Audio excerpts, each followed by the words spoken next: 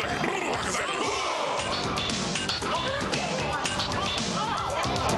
you might pray to God, y'all, but I like Lucifer best of all. Don't keep changing, Sunday school is a place for fools. It's hot in hell, but the devil's cool. Don't keep changing, So don't just sit there, join the club. Sell your soul to Beelzebub. Hey, everybody, it is I, Count Jackula, your favorite satanic streamer here yet again for Satanic Up a Thursday.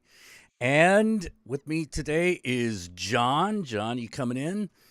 Hello, hello, hello. How are y'all wonderful people tonight? Hey, that is fucking great. I see you. Oh, everyone's with us. Stacy, Mousedon, Taylor, Victor, Richard Cranium, Chrome Bison, and Catherine. That is a good start to the evening.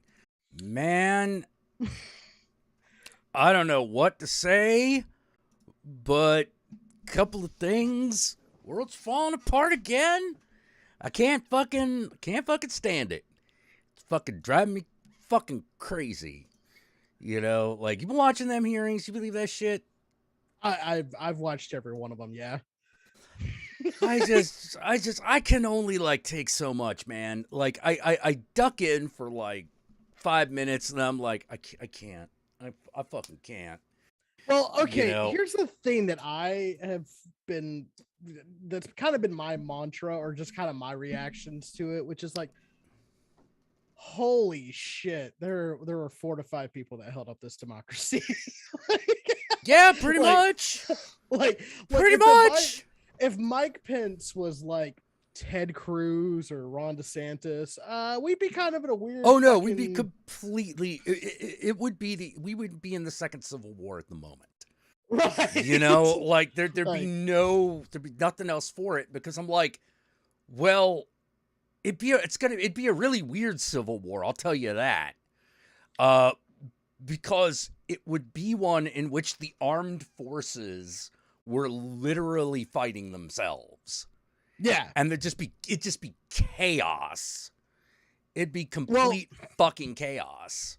Well, it'd be the armed forces versus the chair force. Because remember, the armed forces are only sworn to protect the Constitution, not the president. Not the president. Yeah. That's on purpose. Yeah, that's very on purpose. Like, let me put it this way. I think that the ones that take that duty seriously will outnumber those that don't, but there'll still be a split. Oh, of course there will. It wouldn't be a 50-50, but it would be enough to cause major chaos. Maybe. Or just be enough to, like, get some... I don't know. See, military people are different. They hate every president. They don't give a fuck what side they're on. Well, yeah, that would be the thing. They only like Republicans because, hey, like, every time a Republican is in office, they get a raise. Yeah, well, I mean, still.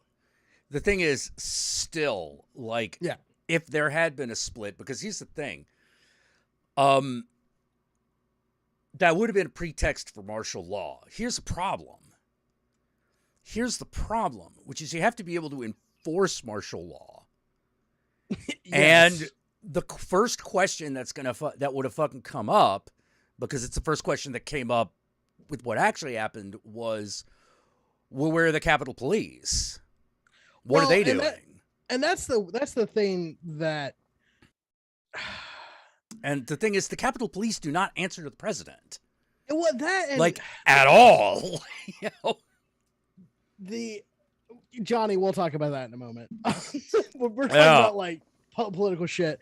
But the thing is like I've been to the Capitol. You've been to the Capitol. I'm pretty sure a lot of people dude, I lived in the Capitol. It fucking sucks. All right. So, you know, like, how Capitol Police, not like the people that surround the White House, Capitol Police. Right. Capitol Police. Different entity. They're kind very of different entity. Like, they're really good, but they're kind of mall cops for most of the time. Often they are, but here's the thing. They're generally one of the first things that you roll out when you're trying to reestablish order in Washington. And that's the thing. the executive branch, they're the ones who kind of decide how people are, how the police work. If you're in the executive branch, like the former guy was, and you're kind of like don't really care whether shit gets fucked, who gives a fuck? We'll put like we'll put like 10 people out there and some like bike rails to protect them. Like here's the thing that at least I've picked up from watching these proceedings. Yeah. Is I'm like, oh, it's like on the day it became real, in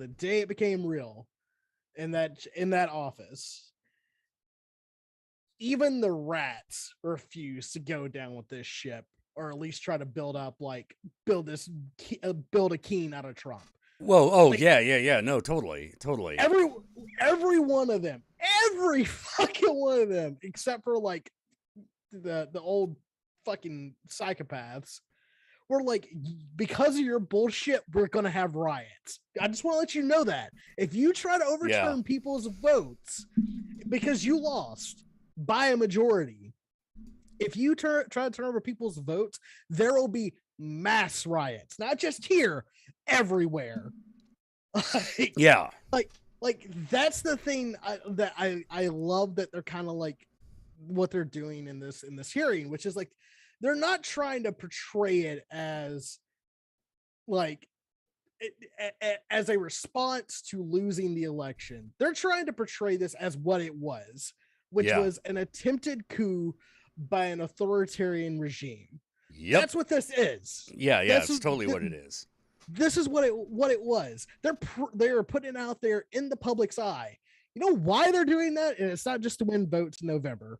They're doing that because they hope, and I hope too, that the DOJ will get off their ass and do something big. I'm not asking for you, like, I don't expect Trump to face time. I just don't. He's a rich guy in America. They don't do prison. Yeah. Okay. But I'm expecting a couple of people that were down that fucking list to maybe eat some prison time. Well, yeah. Well, you want someone to eat shit, right? Yeah. Like, if you can't get the kingpin, then you got to make an example out of all of his like lieutenants. Right. And it's like, this is what'll fucking happen if you follow this guy. Because even if we can't get them, by the way, we can get you. Yeah. You know, like you might maybe whether or not we can get him is a separate issue from whether or not we can get you guys. But we can get you. We can get you handily. You know. But if you don't want to spend the entirety of the rest of your life making small rocks out of bigger rocks, we can maybe work a deal if you got something on him. Again, exactly. This is the justice system as it is. We're like, I understand people are freaking out and going, "Oh my god, I can't believe this shit has happened. I can't believe it was that close. I can't believe that like people really are away with it." Really? Because I watched it. Yeah, and exactly. It's like I saw it happen, and I was like, "Yeah, no, this is exactly what it looks like." Yeah, you know, we were live that day, and I literally said, "Wow, I sure as shit hope there are some brave people in Capitol on Capitol Hill." You know why? Oh yeah. Thank you, Town Eccentric. Thank you for the donation. Because if there's not, this is going to get real bad, and we may just lose our democracy. Luckily, it ended at the night, with some casualties, but not as many. Yeah. We democracy was not a total. It was not a total loss situation, right? But it may be the next time. And look, I love my lefties. I love y'all. I love how y'all want to bitch about how Democrats do nothing, but please, for the love of God, in November, go fucking vote for the Democrat. I'd rather fight liberals in court and in Senate than try to fight fascists in the street. Yeah. Okay. Yeah. Totally. Jesus Christ. Because that's where we're at. By the way, like, that's the choice you have November. I know everyone thought last 2020 was a big election. No. This one's a big election. Oh yeah. And if we show up, we might actually not be killed in the midterms. I'm just saying. Don't do what California did and only have 14% show up. Dude, I can't believe that fucking happened. I was sitting there and I'm like, are you fucking serious? I saw that happen and I was like, oh my God, I'm about to start doomering. I know. I was like, are you fucking kidding me? Yeah. 14%. Really? Like, I was so disappointed in San Francisco in particular. Like, I was so fucking pissed off. I am like, what the fuck? All right, motherfuckers who just came here from fucking Texas need to fucking go. You need to fucking go back to your fucking Lone Star State. Like, right fucking now. Because, like, here's the thing. Here's the thing. I cannot tell you how many, like, young white professionals from Texas are now here. Yeah, because it's insane because you're just like, get the fuck out. Like, what are you doing? You know, like you're like the fucking like fake hippies that show up after the summer of love. Kiss my ass, get out of here.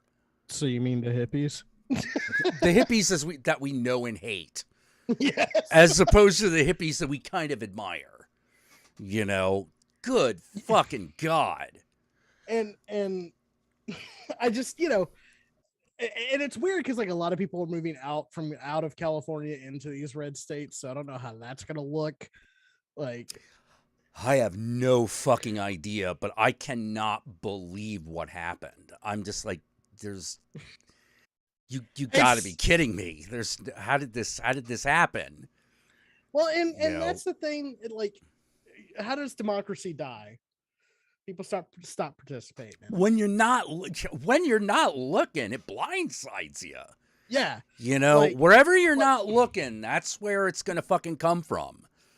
You know, one of my biggest pet peeves, and it is a big pet peeve, is when people say, "What's the point of voting?" And I always come back with, if you don't vote now, you may not get to vote in the future, and you'll want to vote. Yeah. You'll want that ability. You'll want that back. Trust me. Yeah. You'll want that back. You know, oh man, another fucking thing. Like, okay, so like California, huge COVID surge, right? Big ass COVID surge. You know, not necessarily as bad as the places where it's always been worst, but bad. And I'm sitting there and I'm like, the fuck? Did IQs drop in the last 2 years? Like, what the fuck just happened? Well, I hate to say it this way, but it's kind of the truth. That's the liberal smug at taking form. Oh, we beat Trump in 2020. We don't need to vote this time. Trump was the only thing we had to beat. Yeah, well. Yeah, hate to say it, but I wasn't surprised when it happened here in SF. It still pisses me off. Dude, I was shocked. I was fucking horrified. I was like, motherfucker, this is mail-in ballots, bitch. 14%? Are you kidding me? Right. Like, are you fucking kidding me? You know, like, I mean, 40%, yeah, all right, sure. Right. But 14, like, that's one of those, like, yeah, I think I got a B. You get it, F. You know, like, what? When did that happen? What the fuck happened? You know, like, how did this happen? We studied all night for that test. You know, the problem is that you studied all night for that test. Yeah, some people didn't. But yeah, well, like I think one of the problems is that people have no fucking idea what any of these ballot measures are really about. Like, because they just don't read them. Right. Like, the minute you start reading shit, it becomes crystal fucking clear what's going on. You know, like, and I'm like, it's 4 paragraphs. But you have to remember, Jack, these are the same people that won't vote for a president, but they will vote for somebody on America's Got Talent. Yeah. I guess, because if we had the turnout for America's Got Talent, if we had the same turnout for America's Got Talent versus like at an actual election that means something. Oh, dude, there would never be a question of who won ever. Yeah. Oh, yeah. Oh, what happened in San Fran? Oh, they recalled the DA. Which, to be fair, he like the DA wasn't doing much. He would put these programs in and then not like really enforce them. He would just set them up and then nothing happens. Yeah. Well, what you got there is the political machine was completely 100% running against him. Oh yeah, of course. You know, completely. And are you telling me that the justice system here in America doesn't want to get rid of prisoners? Actually doesn't want to like decrease the amount of prisoners they have on a daily basis? Fuck no, that's how they make money. They make money per head in cells. Exactly. You know, like holy crap. Hang on, I got a situation over here. Right back. Apparently Jack has a situation. So lame duck. Kind of.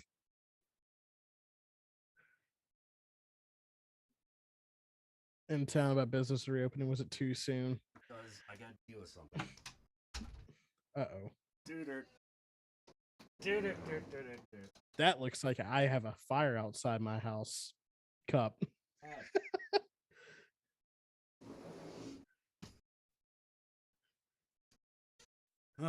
Sorry. Was it? No, it's okay. Was that fire.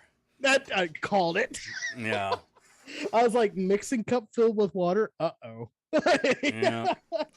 But Turn that air freshener on, or air purifier. The little thing with the filter. Thank you for coming out. Yeah. Oh my god.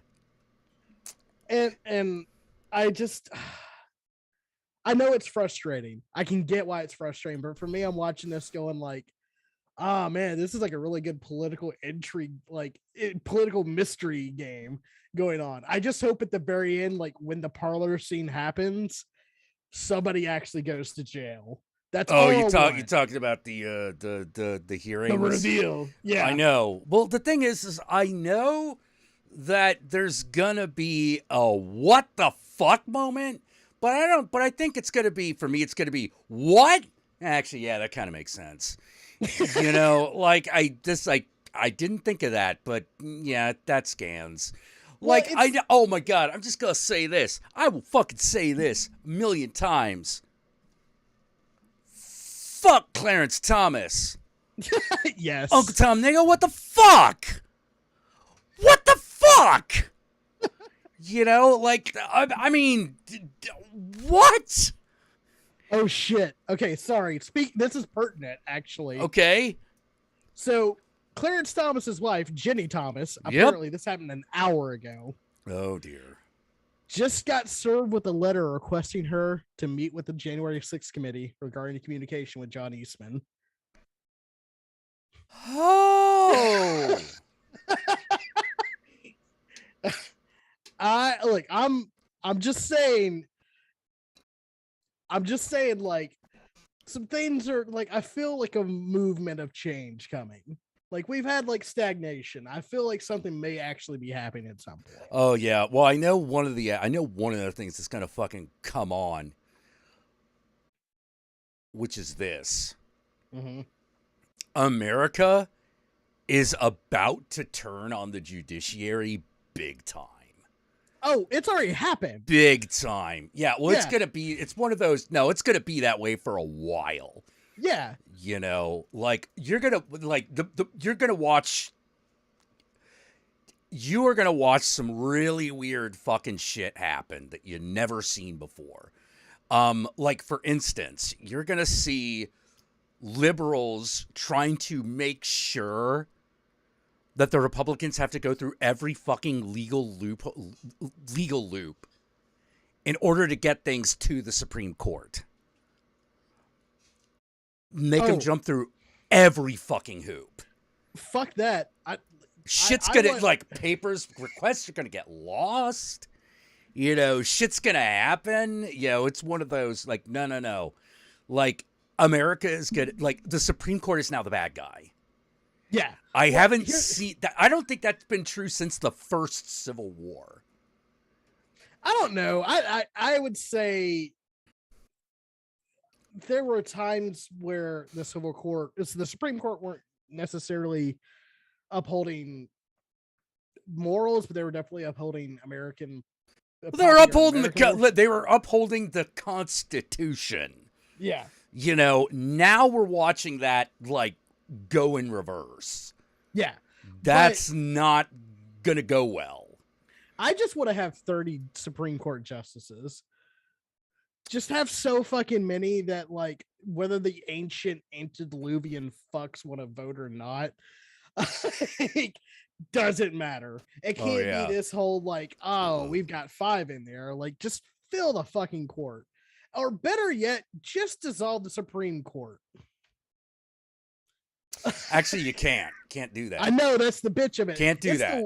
It's the one branch of government that's just untouchable, and it kills me when I killed me when I found that out. Yeah. There's nothing you can do to the Supreme Court justices, except you can change the nature of the court itself. Right. That can happen because the one thing that the Supreme Court is not allowed to change is what it does. Yeah, it can't. Like, the presidency can change what it can do. The Congress can change what it can do. Supreme Court can't. Yeah. It has to follow the rules, because if it doesn't, everything will in fact fall apart. And that's where we're at. You know, if the Supreme Court loses its legitimacy and no one has faith in either the presidency or Congress,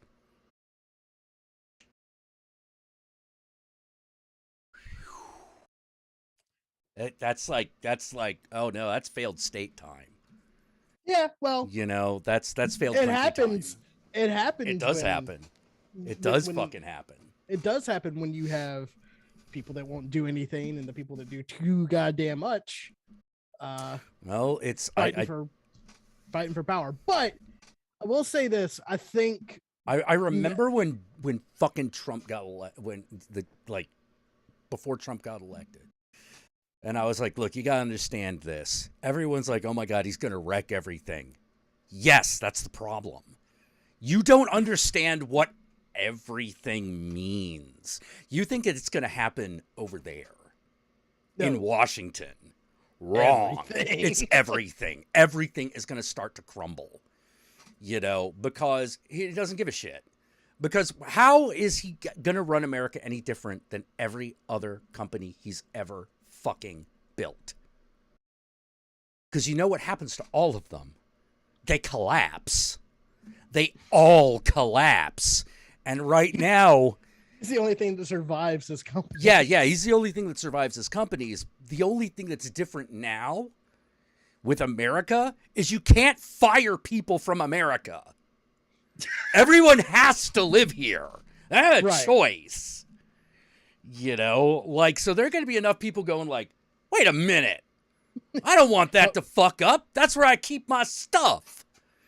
You know, like,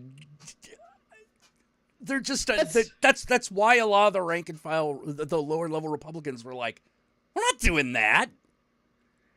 We're not doing that. We're not giving you votes that don't exist. Why not? Because fuck you. You know, like, because just flat out fuck you. That's why.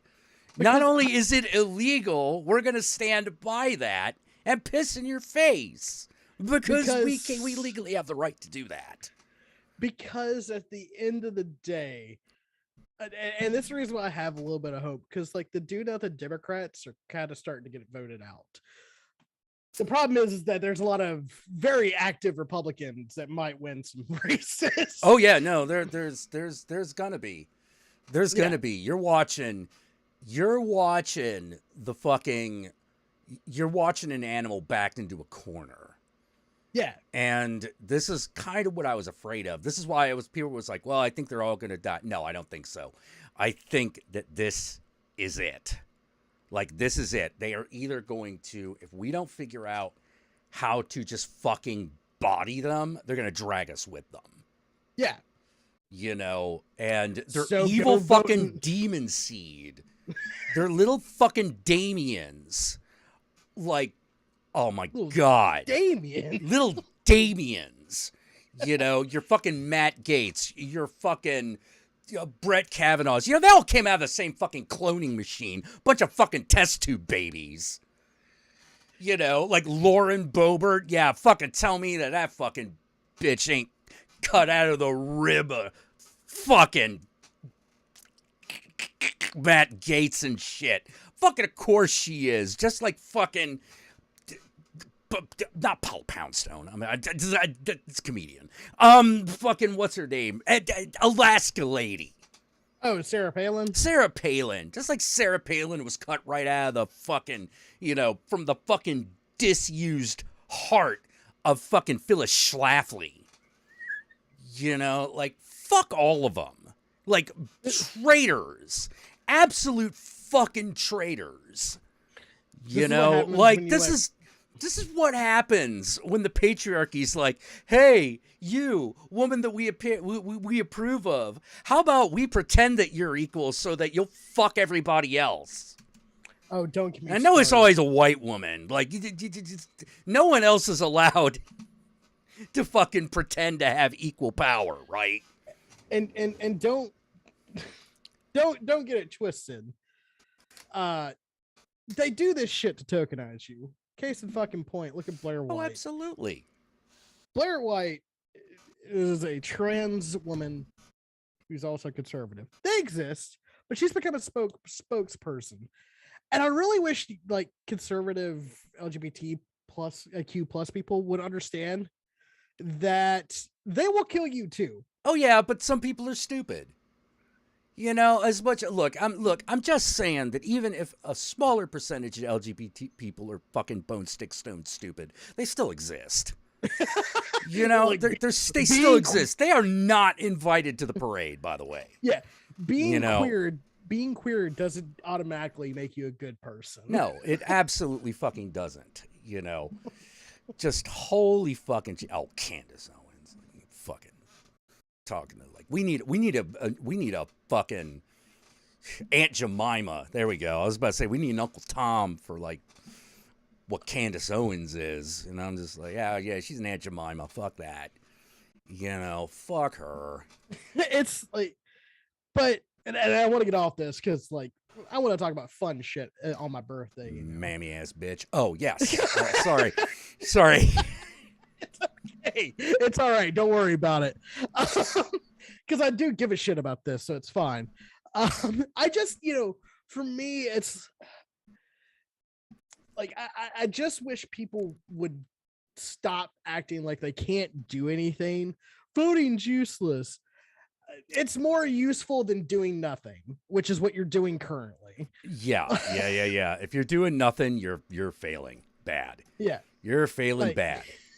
like just do like a little bit of harm reduction out there. Like hold your nose and vote for fucking the Democrat of your fucking district. I know it sucks, but who gives a shit? And if you can't do that, I mean, like, just don't look, vote for the we're Trumper. voting for a fucking representative and a politician, not who's gonna be Jesus. You know. we usually don't get to vote for your Messiah. Yeah. Oh my God.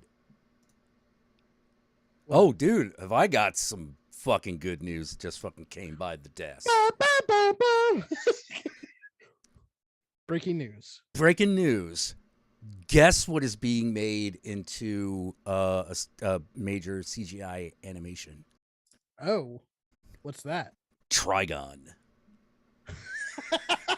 Oh boy, Trigon. there's gonna be a whole group of people They get really obsessed with belts again. Yeah. It's fucking yeah. It's gonna be actually it's gonna be series. It's gonna be the series is gonna be called Trigun Stampede, and it's like Ooh. promising to be the Helsing Ultimate of Oh. Trigun. Oh. Because here's Say the thing: less. the original series does not end where the manga ended, because the manga ran on for 3 more years. Right. They wrote a good ending for the fucking anime. Yeah. For the anime, but like for instance, in the actual manga, Wolfwood does not die. He does not get killed. He lives right up to the end.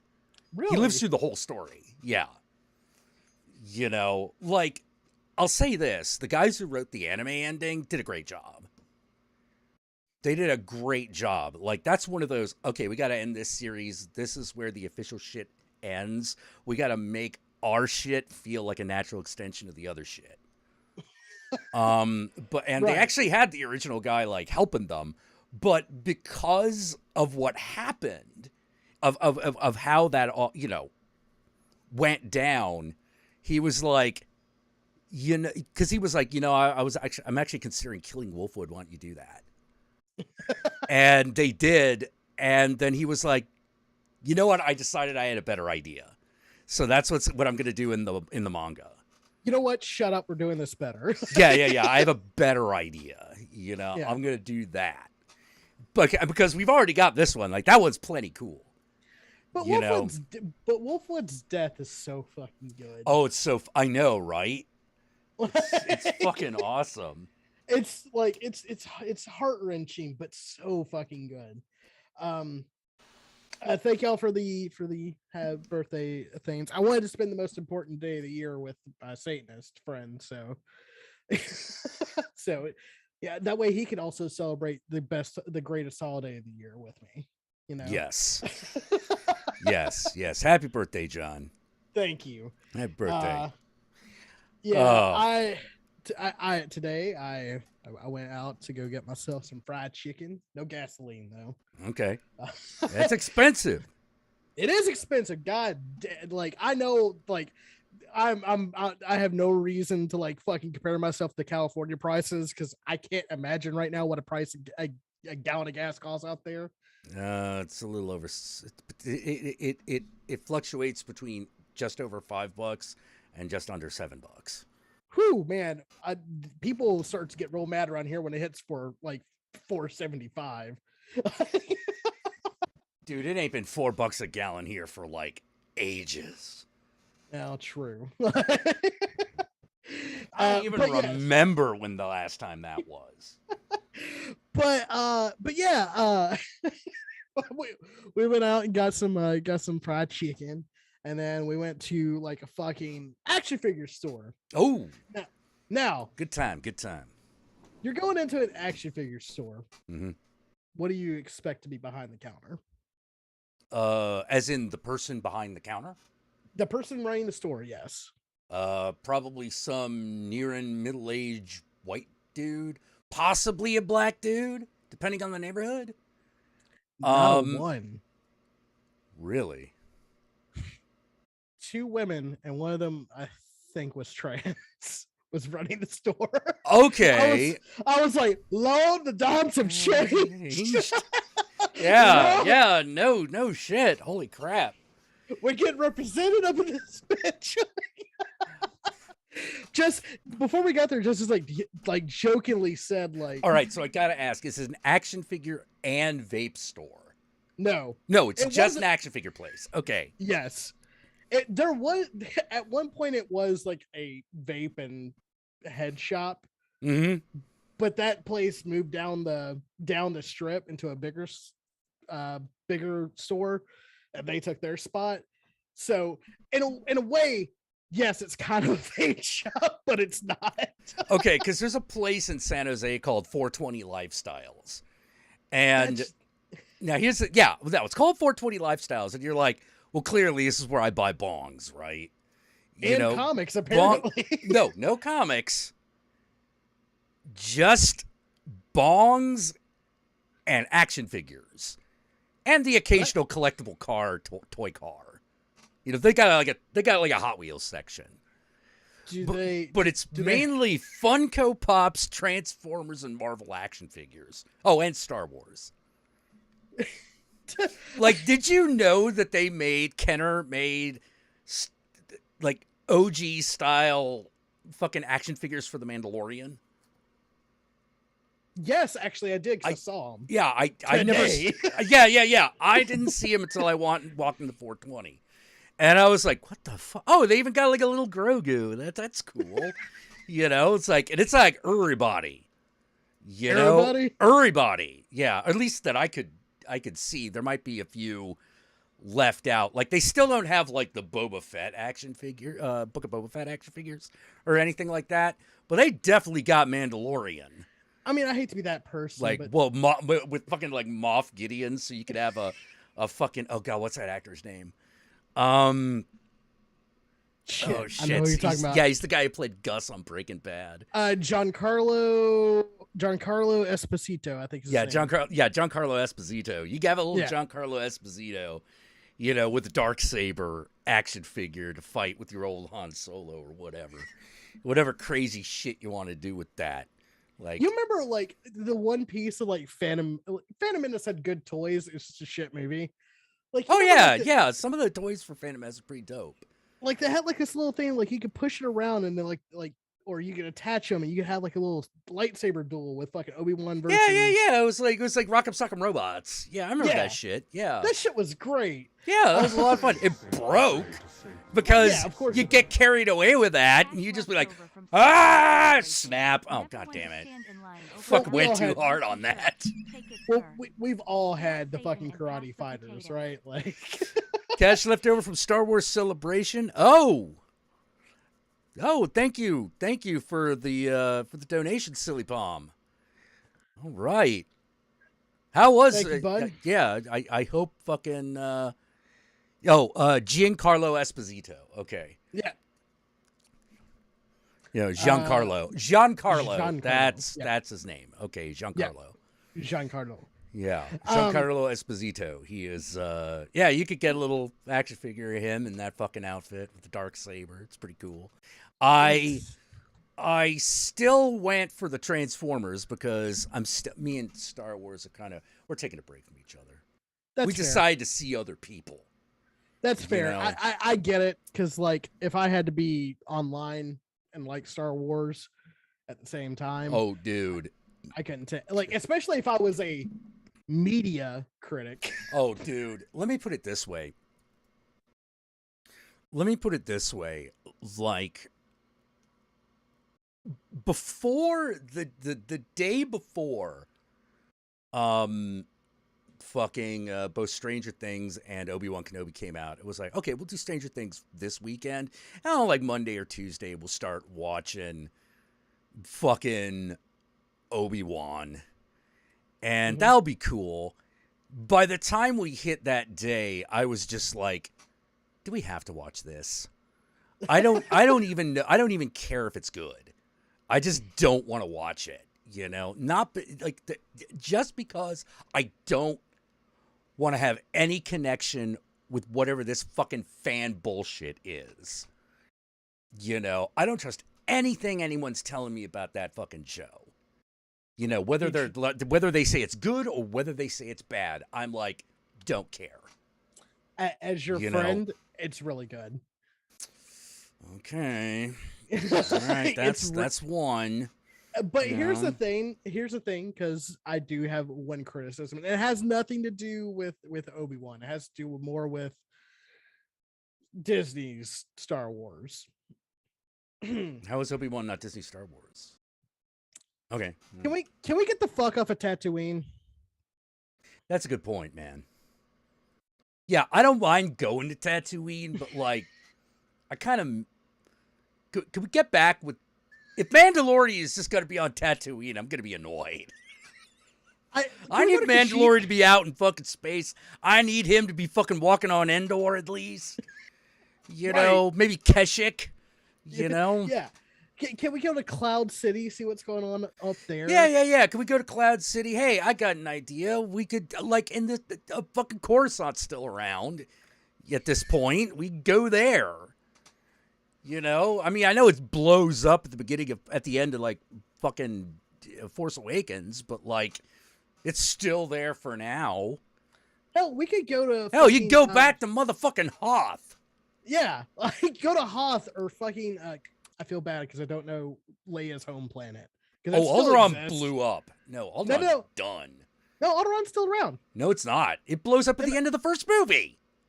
It blows up at the end of the fourth movie by. Okay. Canon. At the end of the original Star Wars, Alderaan is blown up. We are after Return of the Jedi here. Yeah, so we're not after Return of the Jedi. We're after Revenge of the Sith. Obi-Wan. The Obi-Wan show specifically. Oh, okay. Yeah. Gotcha. Yeah. Sorry, I was still on Mandalorian. Sorry, it's okay. We'll get there eventually. Yeah. But like we have a nice pocket where we can go to see some great places. I'm tired of the dirt planet, man. I just am. Yeah, it's like it was cool for like 2 shows. And well, here's the thing. Okay, here's the thing, man. We all knew the Obi-Wan Kenobi show was going to be on Tatooine. It had to be. Oh, eventually, that's where it ends, at the very least. It kind of had to be. You know, we kind of had to start with him there. I wouldn't mind getting off that rock a little more occasionally. Yeah. You know, like occasionally. I know, like Obi-Wan's fighting a defensive battle, but maybe it's one of those like, look, man, let's just get him off this rock for like a couple episodes. You know, like he's got to go do something. You know, he's got to protect Luke, but he's got to fucking go and get this motherfucking thing dealt with. And, or at the very least, we could expand the cast. Maybe Obi-Wan does always hang out at Tatooine, but we got like other guys we follow. You know, Ashura's around. Fucking Mace Windu might still be alive. I can tell you for a fact that at least up until the point I haven't watched this week's episode, that does not happen. Like he doesn't have friends. Oh, it's okay. He has like some allies, but it's mostly he has one ally that sticks with him pretty much for like a good chunk of episodes. I'm not going to spoil it, but there is one person he kind of like hangs around that fans will love. Oh, okay. Is he a character that people know about, like from the? Oh yeah, totally. Universe? Okay. Oh yeah, she is. Okay. Let me put it to you this way: people either love this character or they hate kids. I don't know how else to put it. Or they hate who the fuck? What? You'll see once you watch the show. Because I went, wow, that character's actually acting like that character. I go online. She's ruining the show. I just think y'all hate Star Wars. Like that's where I'm at now with Star Wars fans. I love Star Wars.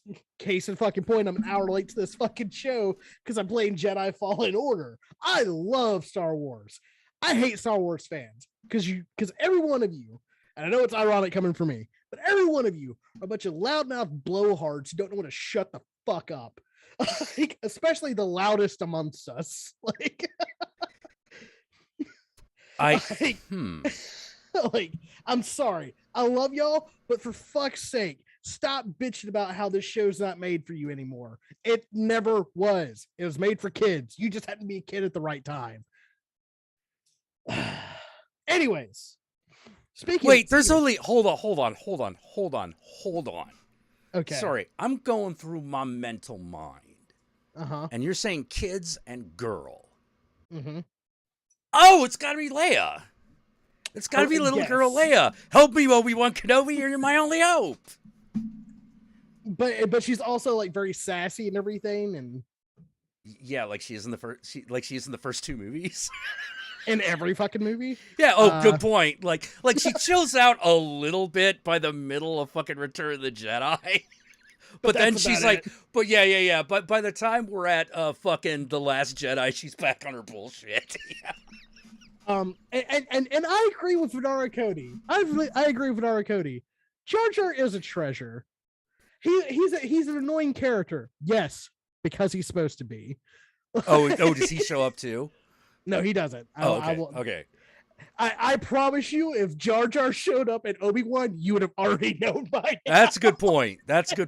Well, like, here's what I think they should do that Jar Jar Binks, man. Here's what I think they should do. What should they do, man? Okay, this is what they should do, man. All right, we introduce a new character. And the guy's like... Barbar Jinx. What? Yeah. No, basically, character... We don't see his face for the longest ass time, and he doesn't talk. You know, and he's just like a bounty hunter mercenary doing shit. You're like, damn, this guy is fucking, oh my God. And when it comes to like the reveal, it's Jar Jar Binks. You're like, what the fuck happened? Like have Obi-Wan like fighting like the Inquisition. And he's starting to get like a little bit surrounded. He can't keep up. All of a sudden, this mercenary drops down, starts blasting people with a blaster.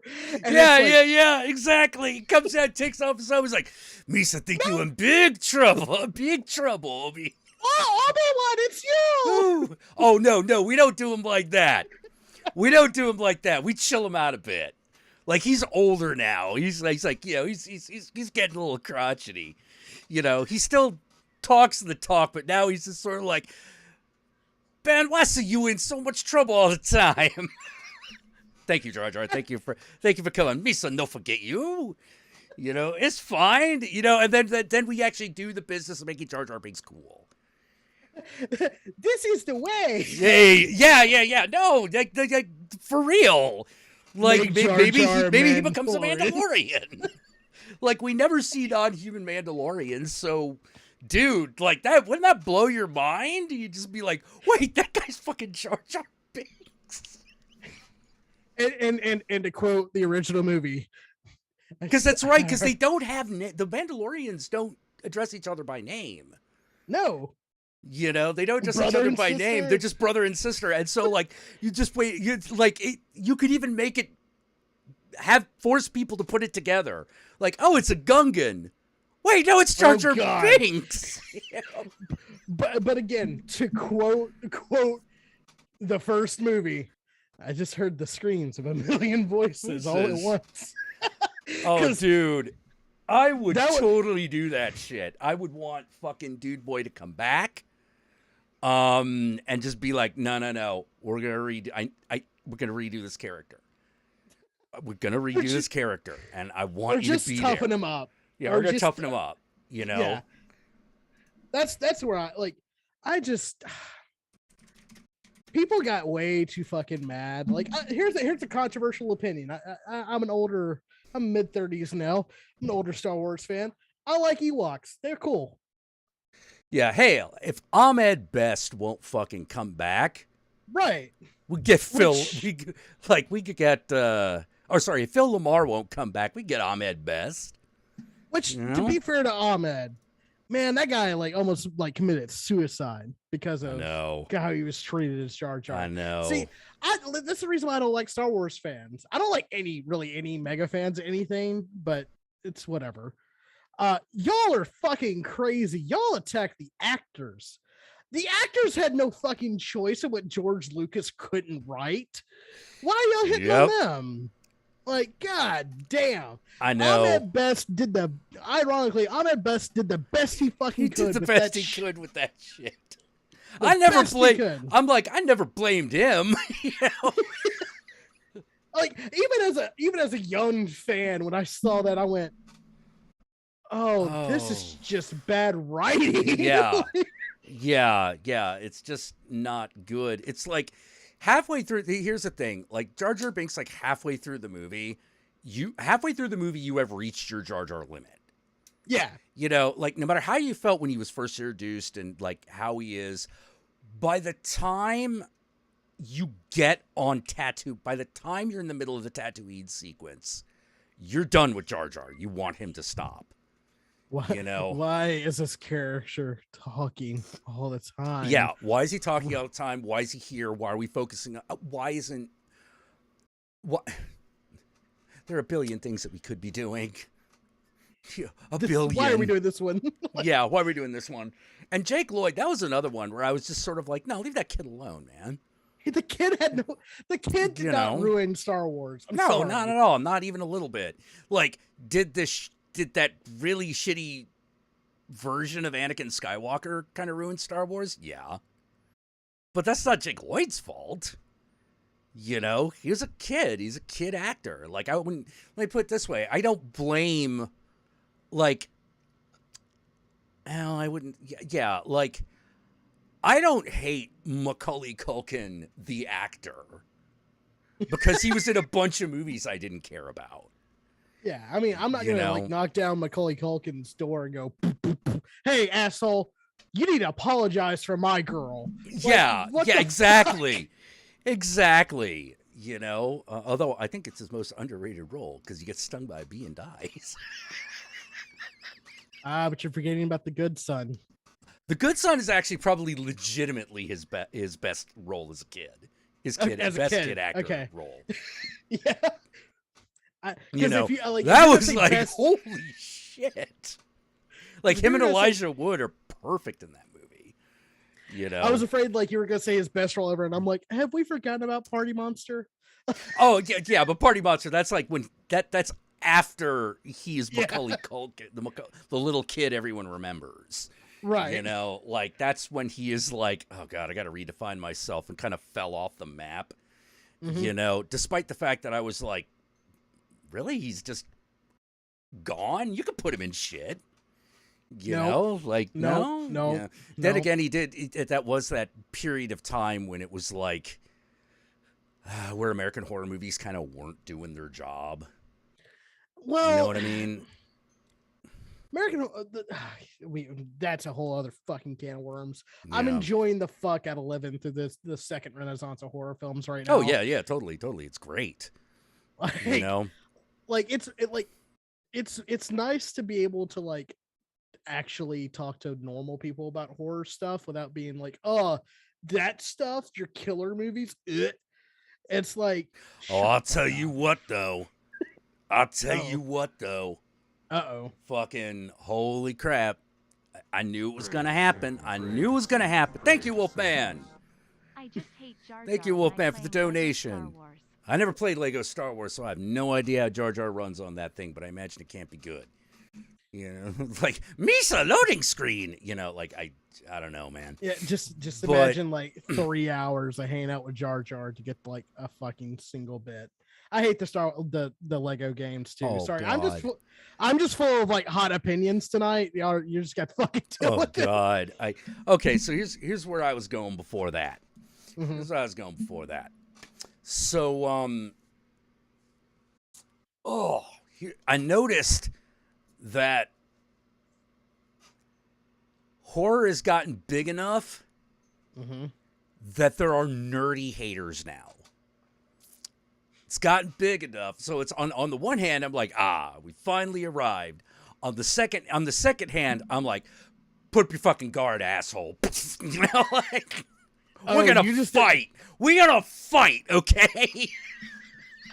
Oh, that means you didn't pay attention to the problematic fans to begin with. The ones that are like, they were problematic fans to begin with, but up until recently, they've always been very easy to ignore. You know. Well, yeah, social media amplifies voices, unfortunately. Exactly. And horror was kind of under the radar on social media for a bit, you know, and a lot of good things happened during that period of time, you know. But now what we got is it's hitting the mainstream. And so you've got these fucking like, you know, I won't conform to nonconformity, man, kind of like fucking cheese dicks. And why is the horror film industry filled with so many queer ideas and directors and stuff like that? And I'm like, oh my God, Because it is, because it always has been, because shut the fuck up. You know, like, when was that the I'm case? gonna I don't need know, since Frankenstein. Yeah, You I'm know? gonna need you to sit down for 30 minutes while I explain to you why horror movies are queer media. Not part of it, are queer media. Queer media, yeah. Like, it's one of those, like, you know, or as I like to say sometimes, motherfucker, I'm gonna start stabbing you in the neck now. I don't know when I'm gonna stop.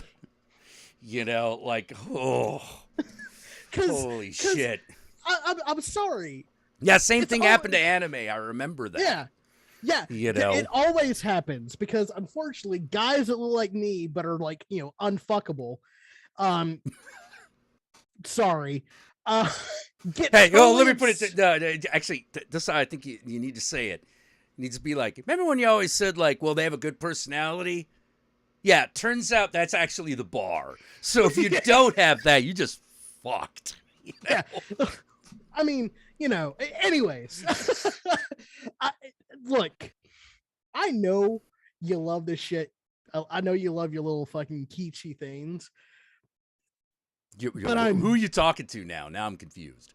No. These fucking chuds that are losing their all shit right, about all right. like a horror anime. Look, I know you love your little genre that you've attached yourself to, and by all means, please continue loving it. But don't think that you have to take away someone else's joy to bring yourself up in this world. Because what will happen is this world will die out, and then you will have nothing. Well, here's what's going to happen. Once this becomes less popular, because they start trying to focus on the chuds, because this is what always happens. They start focusing on the chuds, quality goes down. The hardcore people still stick around, but they largely gather just to remember the good old days. We don't watch new shit. Yeah. And then everyone else scatters, and those locusts go somewhere else. You know, like, that's always what happens. That happens with everything. That happened with punk. It happened with goth. It happened with horror movies in the 90s. It's gonna happen again. You know, it's what happened to anime. It's what fucking happened to movie reviewing. You know, like, it's what happened to YouTube. It's what's gonna happen it's what's happening with Twitch. It always fucking happens. The chuds move in, people react to them, and then everything starts to descend into suck because chuds suck. Why are you trying to make them happy? If they're unhappy, you're probably doing your job right. Well, I'm sorry, but these loud fucking voices that just do nothing. Thou shalt not bitch and complain. disbust. No, the only chud we fucking approve of in this house is Bud the It's Chud. Bud the Chud. Like, He had a theme song and everything. Bud the Bud Chud. Chud. Bud the Bud Chud. the Chud. Bud the Bud the Chud. Chud. Just keeps going. Like, Oh, yeah. Dude, I like... Did they put that on, like... Did they ever get that on fucking Last Drive-In? no, they did the first Chud. Fucking need to get Chud 2 on there. I agree. I'm like, it's like, Joe Bob, I understand you do not like Chud 1. I get it. You made your case. I don't 100% agree with you, but I don't disagree with you either. Right. You know, it's like, it's one of those like, wow, there's a lot of nothing in this movie. Actually, yeah, Joe Bob, you're right. There is a lot of nothing in this movie. But Bud the Chud has nothing to do with that original movie. The chuds aren't even the same. Right. Like, the chuds are just zombies at that point. And it's amazing. There's a theme song. There are zombies being electrocuted in a swimming pool. There's Bud the Chud. There's Bud the Chud. He gets laid, okay? Bud the Chud gets laid. I fucking love that movie. You're like, but is it a good flick? Okay, it's not that. If you're worried about its quality, it ain't that kind of picture. It's like, is it a good film? How do you feel about Ghoulies 2? Yeah. Yeah. If your only problem with Ghoulies 2 is that it wasn't dumb enough, you're in the right place. Exactly. You know, like you are in the right place. If your only problem with Ghoulies 3 when they go to college is that kind of nothing happens, yeah, that's fair. It's the Yeah, Okay, that's I'm fair. sorry. Ghoulies 3 is not that good. I'm sorry. When were the Ghoulies ever like active participants in their films? Like, they're kinda just Ghoulies puppets. 2. They Yeah, Ghoulies I 2, get they it. were kind of in charge of shit. You know, but like in that first one, no. You know, if it wasn't for that one ghoulie coming out of a toilet, that movie would have nothing. Exactly. You know, Ghoulies 2 was kind of the movie that Ghoulies promised you. Right. You know, curbed by with expectations severely curbed because you're like, oh yeah, it's a full moon picture. You know, like you know what I'm saying though. As a full moon fan, Yeah, as no, a full I get moon, it. me too. Like I'm a full moon fan, but you know where that production quality is gonna lie. Like basically, it's a weird problem to have, but their best movies are all really great stories that they just couldn't execute. Like that's one of the funny things. It's like the shit going on has never been the problem. Yeah. You know, the problem tends to come in when they're like, what do you mean we don't have money to shoot that? Fuck. What do we do now? And that's when they have to go like, quick, lowest common denominator, take someone's top off. More blood, you know, which I gotta say, that's admirable. You know, that's admirable. They know who they are. I appreciate those production decisions every once in a while. Exactly. But you mean if you're like, are they as good as Marvel movies? Hell yeah, they are. Dude, that's like comparing Disneyland to a crack house. They are not in the same. It's not. No, they're not in the same. Not in the same ballpark. They might be in the same neighborhood. They might be across the street from each other. They're not the same house. You might even see one from one house go in the other, but they're not technically the same house. And it's always one way and not the other. All right. Yep. Like goes from the crack house to Disneyland. Like, but funny enough, I'm glad we brought up like Ghoulies because like Ghoulies, me and a friend watched Ghoulies 1 very recently, and we were both kind of like, oh, it's Ghoulies 1. I was watching it going, holy shit, this is a satanic panic film. Totally. I've like it's either been so long or I've never seen the first Ghoulies because I'm watching this going like, are they the Ghoulies are from the devil? Yep. Yep. Why are these little people here? They're they little doing? Demons summoned up by the book because the main character. They're not. No, they're not. Somebody at fucking full moon was smoking on a fucking cigar going, I need some fucking midgets in the house right now. No. The demon prosthetics didn't work. Shut the fuck up, Jimmy. You're gonna do what I fucking tell you to do. Fucking poor fucking oh god, what's his name? The guy, the head of Full Moon. Oh shit. Shit, I forgot. Oh god, I'm spacing on his name. Used to constantly be on the tip of my tongue. Chris. Oh god, head of Full Moon Productions. Charles Band. Yeah. There's this poor old Charles and Richard Band going like, we just want to make a stupid movie and make some money, man. You know, like, don't stop, you know. You're killing us. Shut up. Fuck you, unscrupulous foreign investor. Oh, God. Bloodstone. Oh, Bloodstone is like, see, now, there's a concept that you could tell they had some really great ideas for that they just couldn't execute. And halfway 100%. through production, they're like, you know what? We called this thing Subspecies, because we were going to make it another midgets little fucking puppet movie. Whatever. But all the Yeah. puppets fucking broke, and now all we have are these actors and makeup. And we got 5 days left. Quick, shoot something.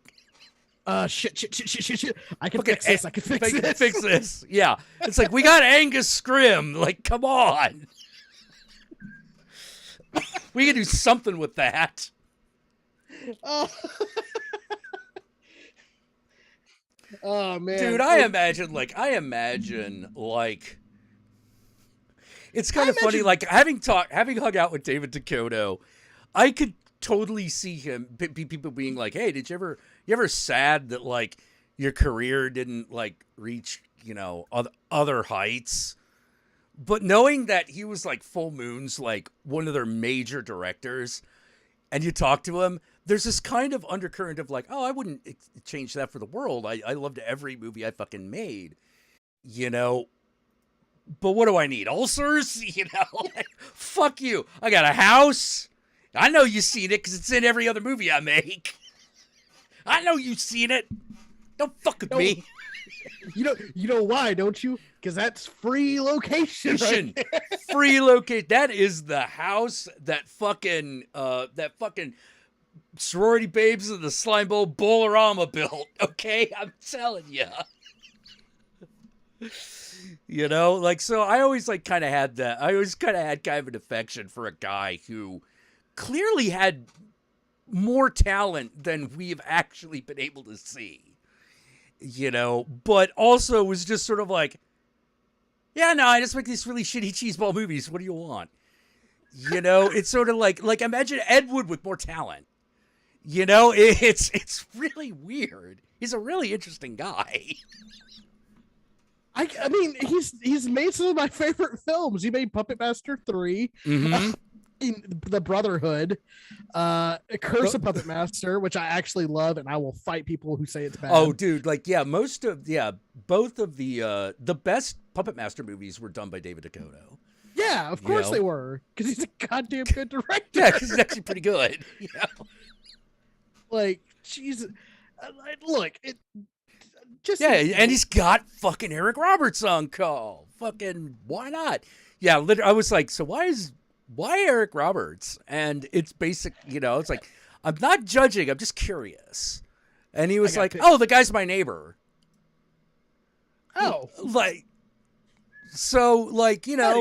was like having a barbecue, invite him over, say, hey, do you want mind hanging out for a week and like shooting a movie on a week? And he's like, where are we filming it? Here, my house. Pfft, sold. Yeah, I'll do it.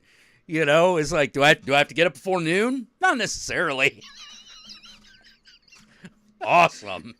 How much are we getting paid? Oh, we can only do scale. That's good enough. Yeah, fuck it.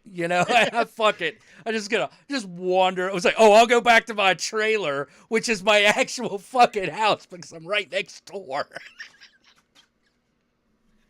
I was fully expecting to be like, I've got pictures of him in a dress, or some shit like that. Well, let me put it this way: it's Eric Roberts. I'm sure he does. Hell, I'm sure he does, but I don't know if you can use that as like leverage against him. I mean, look at him playing the Master. Right. Yeah, I mean, like, look, I don't care what anyone says. A skirt is very freeing when you have testicles. Okay. There's a reason Scotsmen won't give up kilts, man. Just constant airflow on the sweatiest part of your body. Say less. Yep. I was gonna say, Johnny Too Dangerous brought this up earlier. And I kind of want to talk about it. And fuck it, it's my birthday. Yeah. Hollywood Chainsaw Hookers was actually Fred Olin Ray. Yeah, I was wondering why someone brought that up, but anyway, still, it's a classic movie. Oh yeah, definitely. So, Jack. Yes. You ready for a name in wrestling you probably know, and I want to talk about?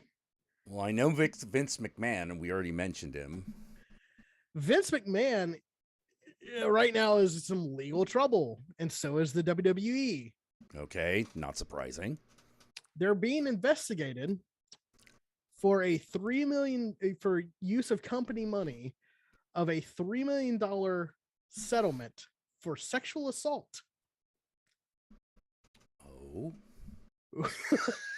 And Okay. apparently there's been a lot more that has been uncovered in this news.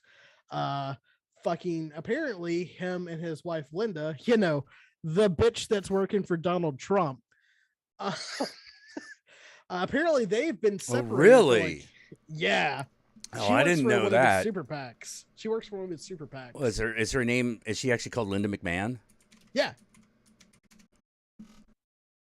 Oh LI. my God! American political executive. What the fuck is a political executive? The Basically, fuck is that?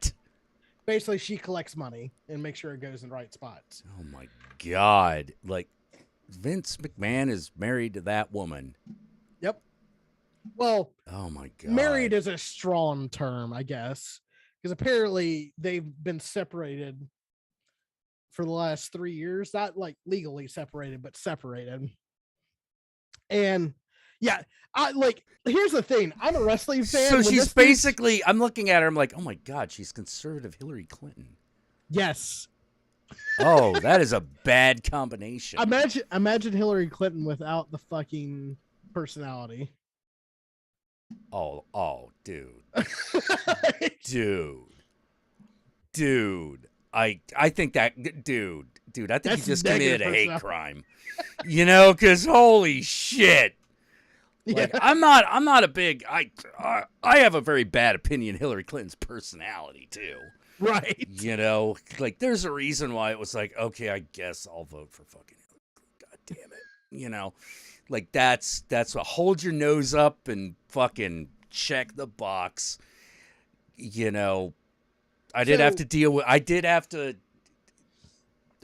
agree with Dave Chappelle on the Hillary on that election though, which is like I should be happy. This is a chance to vote for the first female president, but it's like going down on Beyonce and at the Halle Berry, and then right at the moment of truth, she farted in my face, man. I was like, yeah. That's kind That's kinda kind of how how it I feels felt. It's kind of how it feels to be a Democratic voter in America. Oh yeah. It only good thing is it only got easier from there. Right. But so before all this happened today, the last couple of weeks, there's been a lot of shuffling around on the executive level of WWE. Oh, okay. Not on the cards, but not on the dance cards, but in the offices. That one's kind of been fucked too, but like that was more like talent going, this is stupid. I'm not going out there and doing this. Well, if you don't do it, then you're quitting. Fine, I quit. Yeah. Apparently, Stephanie McMahon stepped down, got fired for from the company to be with her kids and whatnot. Stephanie McMahon being the daughter? Mm-hmm. Okay. Before that, Shane McMahon got kicked out of the company, got fired. Shane McMahon is her husband or brother? Brother. Okay. Her husband, Triple H, the Game. Yeah. Oh, that's the one that fucking Triple H is married to. Okay. Yes. All right. Apparently, and I'm pretty sure someone out there might know better than me. Apparently, his health has gotten worse, and two, his role in the company got diminished to hell. Oh, Like, he's not doing well? He had a heart attack this year, or this year or last year, that sidelined him. And then after he came back, they basically went like, you know what, maybe you're actually, done, buddy. Like maybe you're done. Not even not like he's done as a wrestler. Talent, like he's a talent relations guy. He's like the guy that signs wrestlers. Well, whoa, like he might be too fucked up for an office job? Well, not necessarily. Because see, there was this guy named John Laurinaitis who used to also be a wrestler, but he's had a couple of controversies. We'll put it that way. He seems not be able to keep his hands to himself when it comes to. All right. So who did John play? John Laurinaitis is You don't know him. Okay, I don't know him. Okay. Yeah. Okay, I'm waiting for the names that I recognize. Yeah. He's a failed wrestler. We'll put it that way. Okay. All right. So John Laurinaitis is now head of talent relations, and by the way, just keep it in your brain. Guy's a little bit of a handsy person. All right. Okay. There's another guy named Bruce Pritchard. He's been in charge of a lot of creative decisions that are happening in the company. He also kind of has a reputation of being a little bit handsy and saying some inappropriate shit to female talent. Okay. Are we talking like? Okay? As far as talking, are we talking like Jericho levels or beyond? Talking like in ways that you would punch a guy in the bar if if you heard him talk about women in any sense of the way. Oh, okay. Yeah. Got it. Okay. So he literally called a female talent unfuckable, and that's the reason why no one gives a fuck about her as a wrestler. Okay, so exactly Jericho. Okay, go on. Kind of, but like Jericho without Jericho with power. Okay. Jericho, but he's got business power. Right. Got it.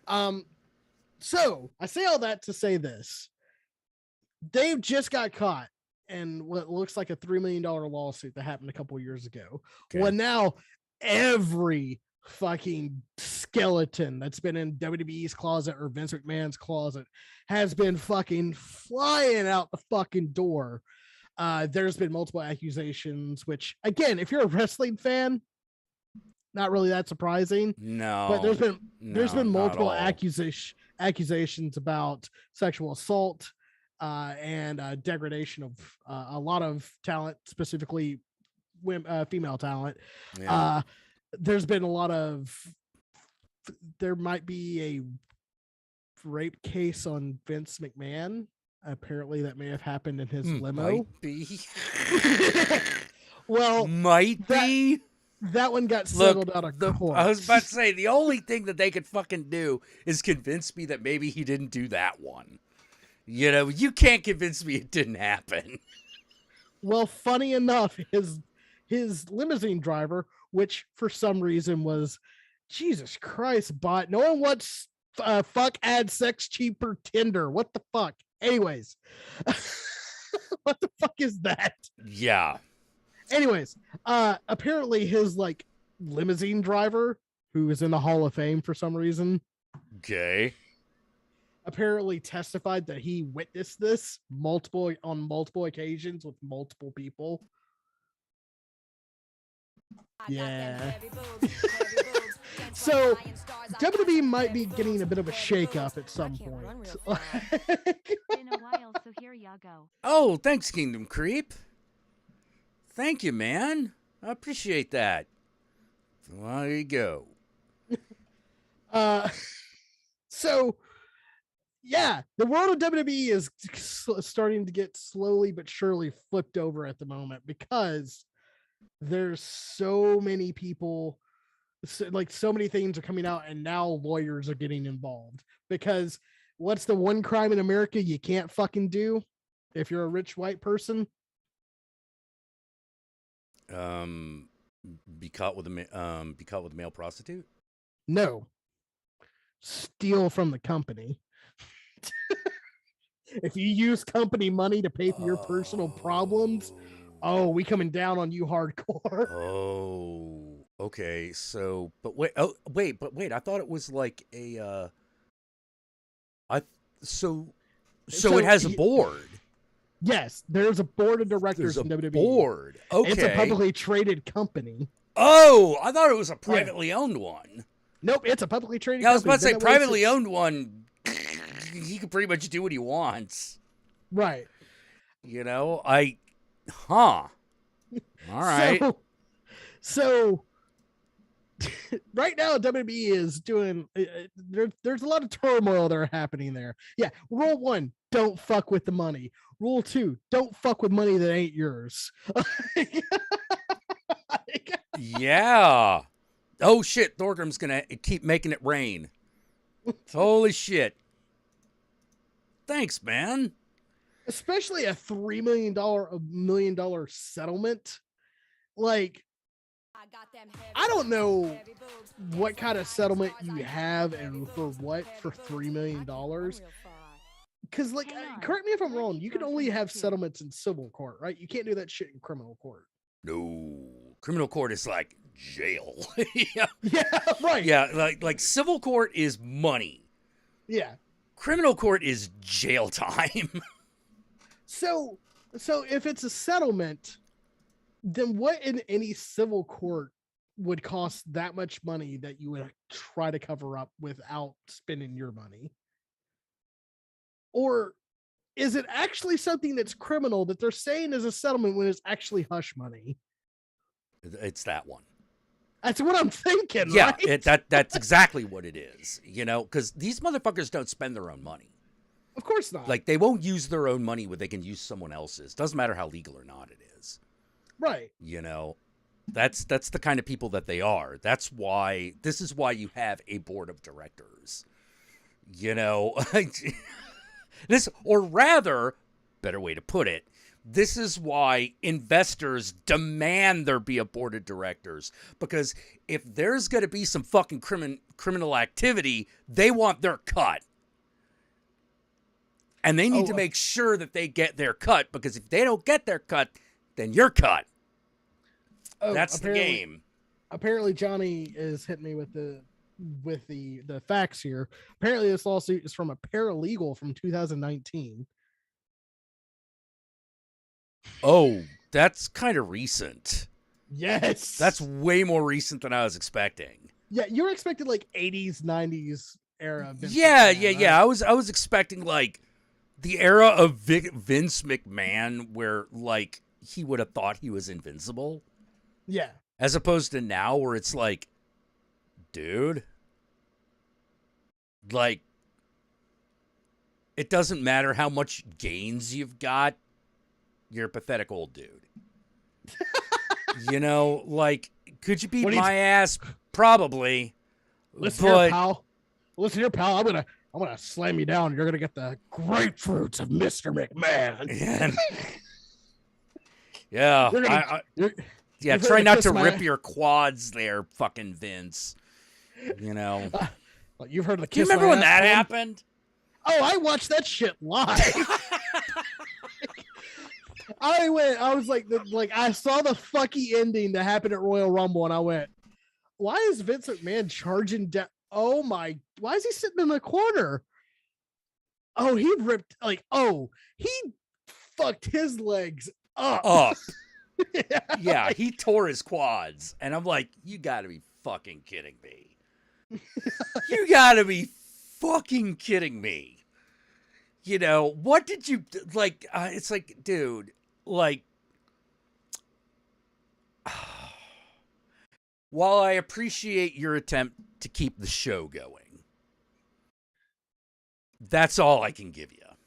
Well, it's okay. Here's the fucking thing. It's John Cena and Batista as your last two. Yeah, that should have just been the fucking. Well, here's the thing, right? Here's how you book yourself out of that. They're the last two of the Royal Rumble. Whoever wins gets a title shot at WrestleMania. They both go over at the same time. Now this match is a triple threat match. Boom, sell more tickets that way. Yeah, exactly. Like, wouldn't that be the idea? Shouldn't that be what they did? That's what I would have done, but it's Vince McMahon, and God damn it, pal, I want it the way it's gonna be. The only difference between Donald Trump and Vince McMahon is Vince McMahon has had one successful business. Yeah, can't say WWE hasn't succeeded.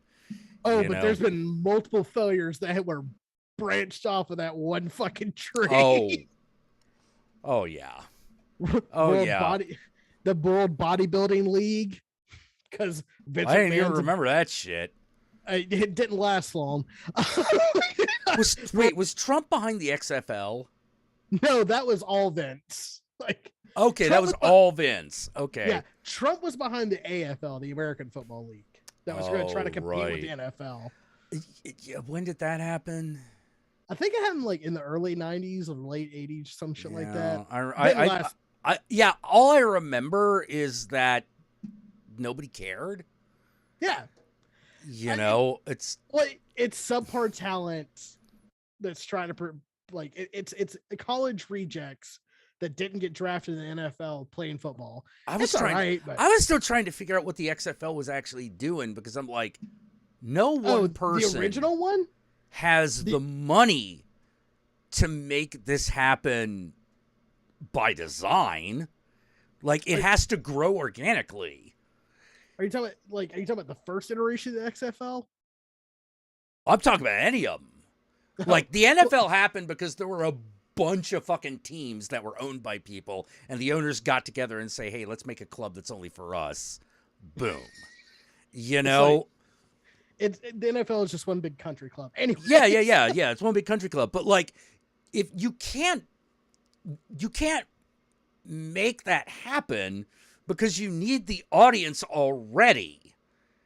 And there's more money to bring to bear here than any one person can conceivably spend. By the way, Flashman's correcting us. It was the USFL. I remember now. Oh, the USFL? Okay. Yeah. But yeah, the XFL, where it's like, you know what people want to watch when they watch football?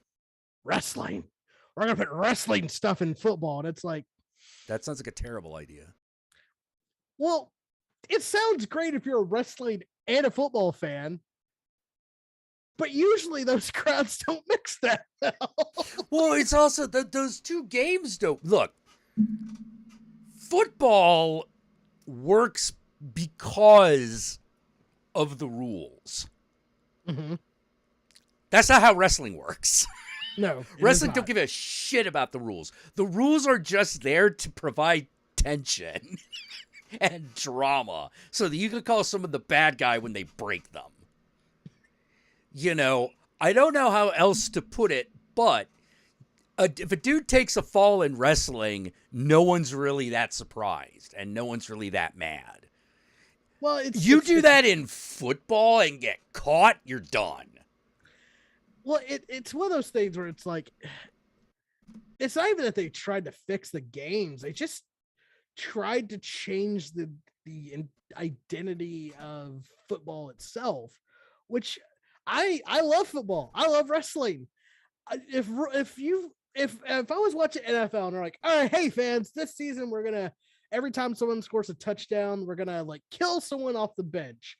I would be kind of like, well, that doesn't seem like football. That doesn't seem like something I'm into right now. You know, like it's like, hey fans, instead of having a kickoff or a coin toss, we're gonna have two people beat each other with fucking bats, and whoever's still alive gets to choose whether they receive or kick.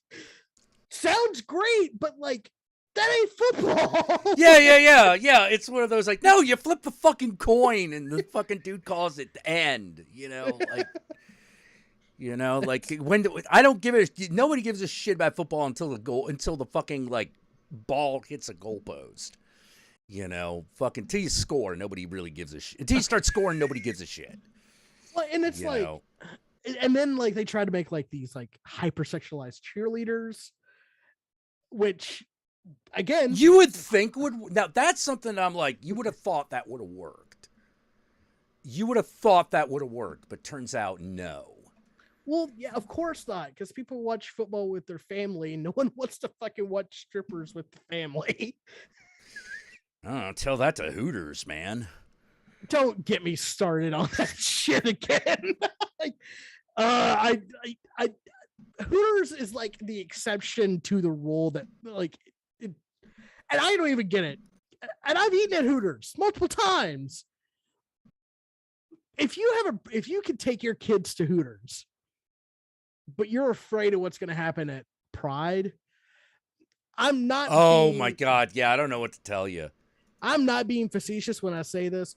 Please, for the love of God, re-examine what's going on in your life. Just like sit down, do some mushrooms, and fucking just sit there and think about what's going on in your life. Get out of denial. But grandma really liked this, but yeah, grandma's a lesbian, okay? You know, like fucking get over it. Grandma ain't straight. You know, like that's the bottom fucking line. You know, because you ever listen like my Is the Asian food even grandma. My Asian grandma watched beauty pageants. I'm not sure she was 100% heterosexual. Well, I mean, You look know, at you. like yeah. Like I mean, as far as I know, she only really had sex with men, but like that just means that she had a preference. Or she got in a relationship too quickly, and that's all she had because she had to Oh leave. no. Oh, I may be wrong on that. She had plenty of Okay, Chinese grandma, plenty of options, okay. plenty of Like, fucking options. I'm just giving that very American perspective of like I'm actually queer, but I got married when I was 18, and I don't know what to fucking do. She did get married. She actually got married. Well, for Chinese culture at the time would have been considered late. Yeah, You know, like I think she She was was- already in her 20s. yeah. You know, for like early 20th century China, that would have been like, oh, isn't she getting kind of old? You know. But apparently she was fine. You know. But yeah, like I'm sorry, Hooters. Like Hooters. Someone asks, is Hooters food even that good? No, it's not. Who gives a shit? Yeah. Like let me put it this way: the shop is around because it specializes in what it sells, and what it sells ain't wings. You know, Wings are there, so you have something to do. they are just acceptable enough. Yeah, exactly. You know, like they go from acceptable to this Hooters is going to close down in a month because the wings can't actually suck. Right. You know, like there's a difference between mediocre and suck because I have gone into a Hooters where the wings sucked. Mm-hmm. That location didn't last long. Of course not. Yeah, because no one. Why? It's like we're here to ogle girls, yeah. But here's the thing: if you're eating shitty wings, now you feel bad. Look, so You know, now you feel bad on a different level, and you're like, man, maybe we should get out of here. the best chicken tender sandwich I ever had was in a strip club. All right. That's not an excuse. Hey, But hey, you know, I'm not saying. Hey, Hooters wings could be the best if they really cared. right. You know, like they could improve the recipe, make better wings. You know, they could totally do that. They ain't gonna, but like No, they totally why would could. they? Yeah, they totally could. They're like, yeah, well, But- look, this is the minimum amount of effort we have to put in order to maximize profit. Anything above this, nobody gives a shit. It's a chain restaurant. Yeah, it's a chain restaurant. Nobody gives a shit. Look. Some places are kept in business by the Midwest. That's really the answer. You know, Olive Garden. Olive Garden. Oh my God. But anyways, before we get too diverted off this path of like people would have bitch about drag brunches with kids, but like take their kids to Hooters. Hooters. Yeah, fucking come on, man. Stop. You know, like stop. Like, Yeah, absolutely fucking stop. You And- know, like you probably shouldn't be taking. Look. Why are you taking? Okay, here's the thing. We know what Hooters is. If we're being real, Mhm. why would you take your kids to that in the first place? Like, I know why it exists. It's because a lot of American dads are really shitty fathers. You're talking about Hooters, right? I'm talking about Hooters. Yeah. Yeah. That's because a lot of American men are shitty fathers. You know, like, and I mean like shitty. Mm-hmm. Like, it would be oh my God. It's like Cliff Steele levels of, oh my fucking God, dude. Are you fucking even kidding me? I actually loved the way they did that in Doom Patrol. Like, they built the character fucking Cliff Steele and like, Yeah. you know, just what a prick he was. Because this is like, oh man. Oh yeah, they took you on that ride, you know. Well, he's an absentee father. Mm-hmm. Too many people know what that's like, but it Yeah. also makes you realize like, yeah, he's an absentee father because he had everything. He lost everything, and now the only thing he wants back is to be a dad. Yeah. Yeah, but everything has fucking everything he's done and everything he's experienced is fucking him up. Yeah, you know, and he wants to be a good dad, but the problem is that he's such a piece of shit. He can't do it. Like, yeah, he's trying. He's trying, but he doesn't know. But he knows what he's supposed to do. Right. You know, he knows what he's supposed to do, but he can't do it naturally every day. Yeah. You know, even though he's trying. He's like a robot running an old program that's trying to change his program. Hence Mr. Robot. Yes. You know, like his will does not want to be doing this, but the rest of him does. And I love the whole like face off between him and fucking Brendan Fraser him. You know, where they just can't forgive each other. But at the very end, like Brendan Fraser just looks at Cliff and goes, dude. Like you're just like, oh man, no, you needed to that Brendan Fraser needed to come through, man. Yeah, that's what made that scene work. You know, so good. Anyway, yeah. Hooters exist because of shitty fucking fathers in the Midwest. Right. You know, or wherever Hooters may be found. Right. But that being said, like a drag brunch with the kids, I'll be real honest, a little weird. Yeah, a little weird, but if you're already doing the Hooters thing, then shut the fuck up. Yeah, and like the vibes are a little bit off, but they're not grooming them any more than fucking Hooters is grooming them. Yeah. Like it's like I'm sorry, but I know drag queens. They don't want to fuck your kids. No. They want to fuck adults. No. They want to fuck other dudes. That's the game. That like they want to fuck other consenting adults. They don't want to fuck your kids. Nope. Well, what if they make him gay? I'm going to tell you right now, you don't make someone gay. No, yeah, they just are. That thing was gay before it got pushed out of your fucking woman's glory hole. You know, like fucking hell, man. It's not that. Well, what about the kids? What are we telling them? What are we showing them? And I'm like, that dude. People. All right, dude. All right. Let me put it this way. And a lot of people aren't gonna like hearing this. Some people ain't gonna like hearing this. But I'm gonna put it this way. Say it. Your childhood is where all your fucking sexual shit comes from. If it didn't, furries wouldn't exist.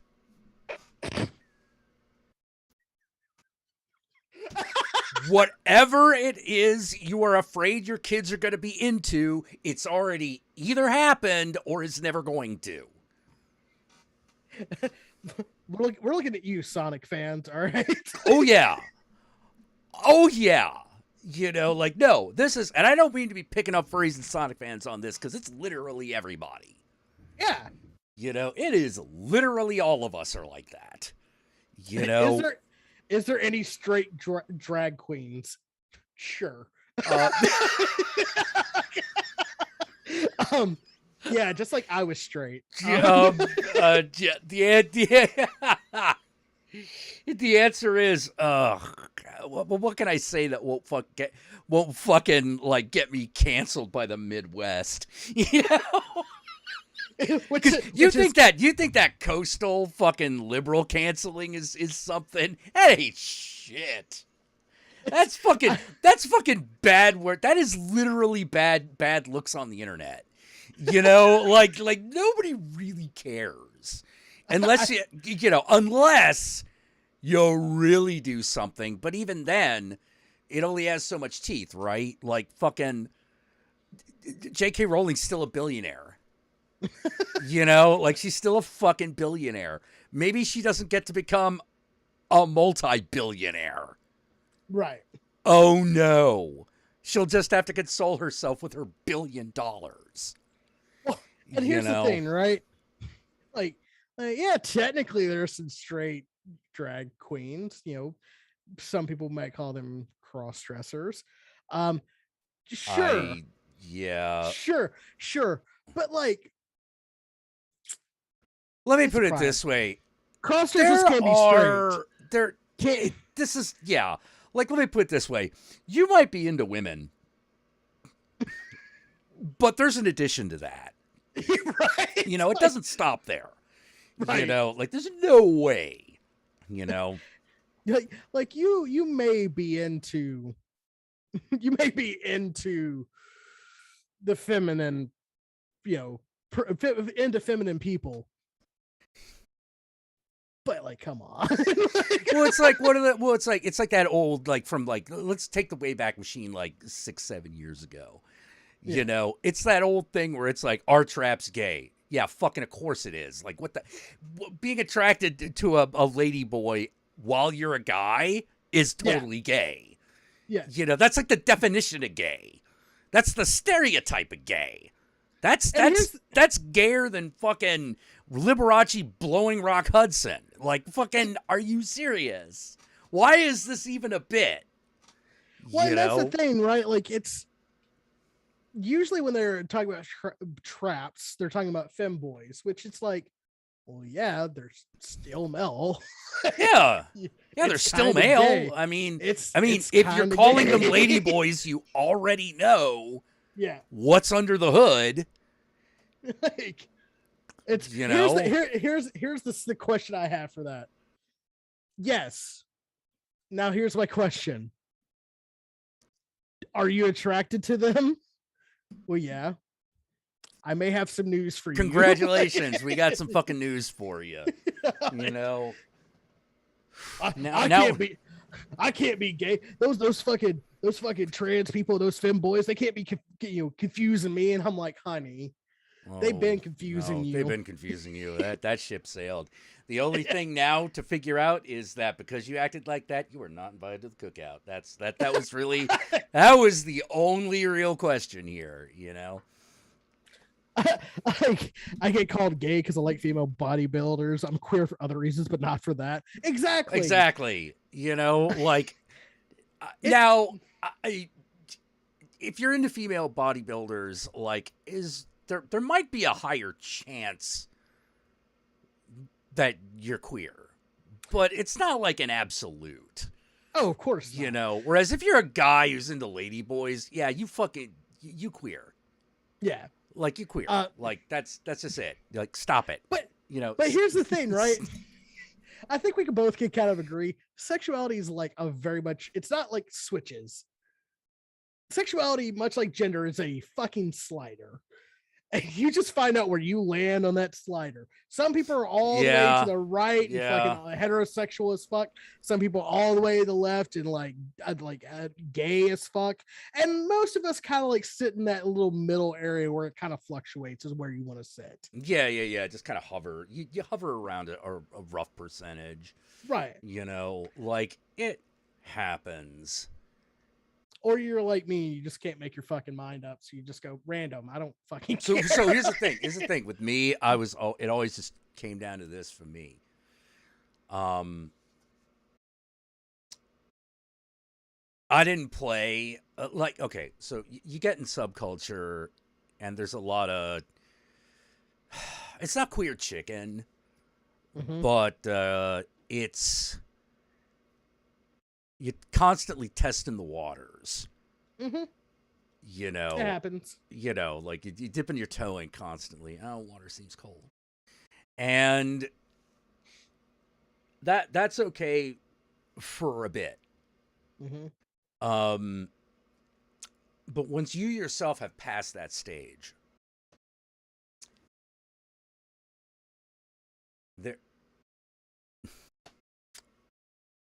I don't know what it was that boys thought. I don't know what it was that boys thought. Where I was just sort of like, so when do you think is appropriate to start having sex? I'm like, first date every time. You know, like that Date. date. Like we're not just gonna fuck. Like what are you talking about? Like date happens afterwards. Um, it's Date- like look, we'll go we on will it. go Like we gotta at least get to second base before we're even talking about date here. Look. We're gonna fuck and then we're going to Denny's. Yeah, fuck, That's yeah, how yeah, this is yeah. And if we working. still like each other by the end of the night, then we can talk about dating. Yeah. You know, and people are like, oh my God, that's really demanding. I'm like, no, it isn't. You know what's demanding? Having to establishing an emotional connection and then realizing you hate the way the other person fucks because you have some sort of control over your, how attached and unattached you get because you're playing that game right now. If someone fucks bad, there ain't no fixing that. Like, if you do not like fucking that person, that is not going to change. That is not going to change unless you really have not figured yourself out yet. Right. Which you might want to start doing that. Like you might want to do that because it's kind of fucking important.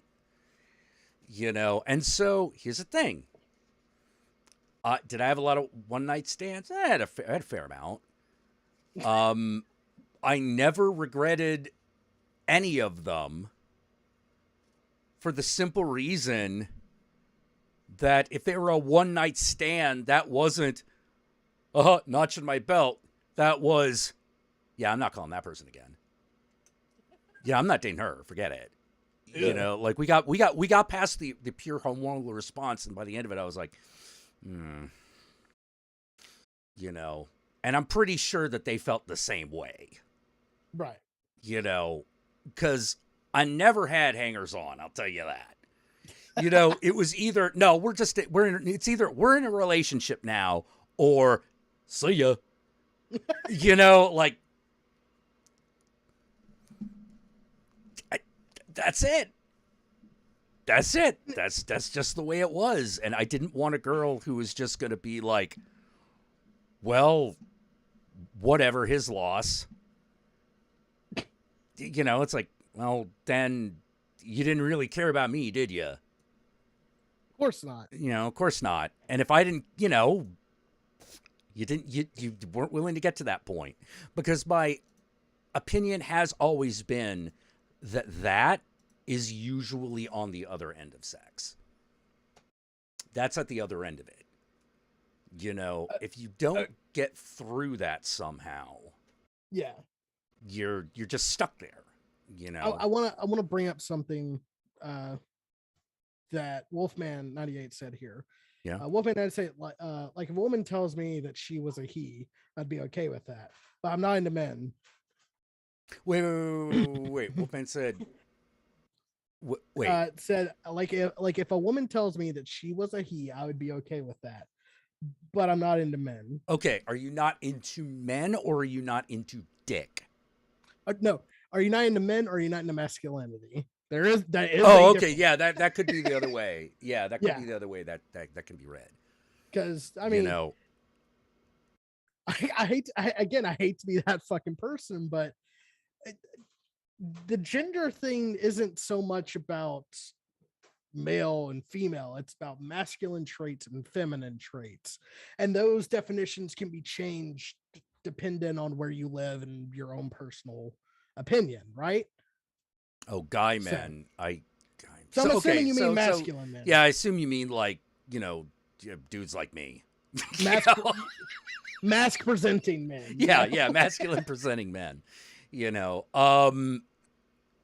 So yeah, no, that's legit. Yeah. Like that's legit. Like, but could you see yourself, and this is a serious question, no wrong answer here. Could you see yourself with a male to female transgender? Right. Borger Thanks, says happy Guru. birthday. Thanks, Guru. Appreciate that. Yeah. My cash app's up if you want to like throw me money on Twitter. I'm joking. Yeah, send John some birthday cash. It's over on your Twitter, you say? It's on his Twitter, John the Joker. Go check it out. But because like here's the thing, and I agree, Wolfman. I was kind of there with you a couple of years ago. I was like, well, I'm not really I'm attracted to female to male, trans people, but I'm not attracted to guys. And then I kind of just went, well, in a way, like if they're feminine, I could get down with that. But I'm also kind of attracted to rugged. Oh my god! And then that's when I went. Yeah, it's like if they look too much like a man, no. Okay. Yeah, that's fine. I mean, I would say you're probably not 100% straight, but like, but you're mostly straight. You're but mostly, yeah. But again, that's the other thing. Like, and that's perfectly fine. And I'm not even going to tell you that you're wrong for not being attracted to. Oh no, people that have genitalia you're not interested. You're into what you're into, and right. That's it. And that's the end something. Of the story. And that's something I really wish, like a lot of, and this is only online queer people could like understand. Just because someone's straight does not make them a bad person, or does not mean that they're a bigot. They just like what they like. No. Yeah. Well, here's where we run into trouble. Right. And it's not a problem with liberals specifically. It's a problem with people. It's a problem with everybody, which is this. My sexual attraction is not a choice, but yours is. Exactly. A lot of people think that way. Whether or not they realize it is different, but a lot of people do think that. And that's from heterosexual to oh yeah, it's all over. That's just blanket human beings. That's gay, that's queer, that's bisexual, pansexual, asexual. Yeah, cisgender, transgender, it's boom. Like there are people who see themselves as immutable, but everyone else should change. Right.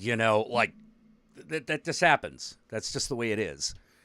People are like that. And while I get it, genitals are pretty much a deal breaker for me. Not gonna. Yeah, exactly. Everyone's got a different limit. My limit. Water sports and shit eating is a hard fucking limit for me. I don't it's kink like just shame. Done. I'm just like, I don't kink shame, but I am not sharing in that. I don't kink shame. I do kink ask what the fuck. Yeah. I kink leave the room. Okay. Like don't ask me. The answer is no. Because I will never fucking forget the first time that fucking came up. And I was like, excuse me? Or came down depending on the angle. I thought, luckily he didn't want to do it to me. He wanted me to do it to him. And I was like, what? I thought we were just going to have anal sex and like maybe blow each other. That's what I was planning. Like I know that's like sounds kind of pedestrian, but I mean like that's kind of what I was expecting. Yeah. I didn't think that we were gonna get that really shit eating. Okay, no. Can I just shit on a glass table while you're underneath it? No, I'm not even up for that. I'm it like, depends on the money for me. I'm out of here. Oh no, I was like, no. I'm out of here because I do not want to take money for that. Do you know why? Why? Because I don't want to find out I'm really good at it. I don't want to find out I'm really good at it, and then that's just something I do now. Even if because I'm not going to like it either way. I'm not going to enjoy it either way, but if I'm really good at it, I'm always going to be tempted to like, oh God. It's like, no, shitting on tables, I'm amazing at it, apparently I'm fantastic at it. Oh, God. Hey, $500 is $500, man. That's all I'm saying. No.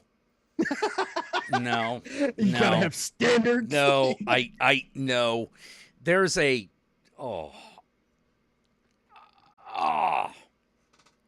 No, it grosses me out.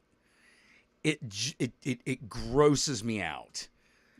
And I know what some of you are saying, like, well, wait, if it's that horrible to you, how could you possibly be good at it? Because it's not about me. Look, It's about the other person. They're like, oh, I really like it when you hurl like you're going to throw up when you do it. Ah! look, I don't know how to tell people this. I hate to be the bearer of bad news, but there's a lot of adult performers that are faking it. Oh, yeah. Yeah. But here's the thing. They probably, most of them are probably not disgusted by what they do. Personally disgusted. Not. It might not be It's what a they job. would do if they had it was their time, you know, but they're okay with it. That's why you sell it. Right. You know, like, but that's why you make a career out of selling it. You know, like on some level you're okay with it, but you don't want to find out like I said, I don't want to find out that I'm like, you know, that I'm like Marilyn Monroe of like fucking shitting on glass tables. Like, I do not want to know that, you know.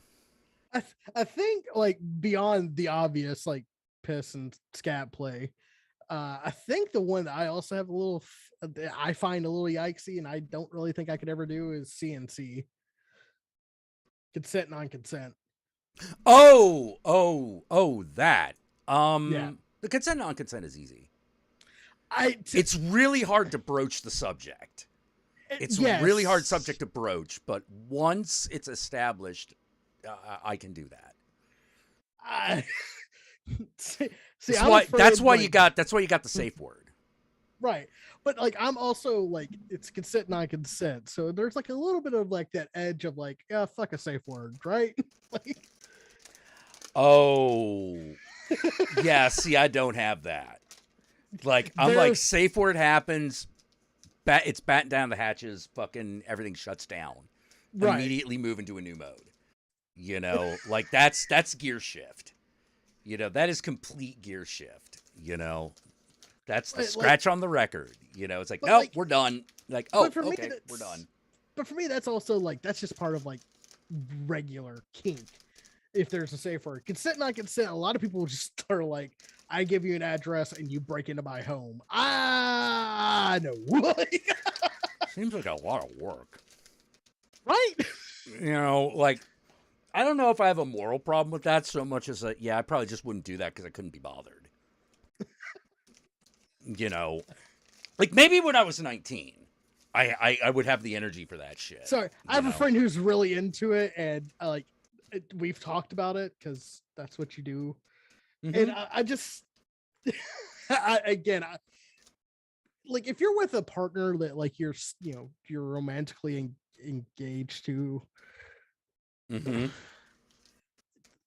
Okay, fine. By all means, knock yourself out. Like if you know like where the boundaries are, but if you're like hooking up, oh God, no. Exactly. Oh God, no. No. That is no. There are steps. There is a lot of gray area. There's a lot of steps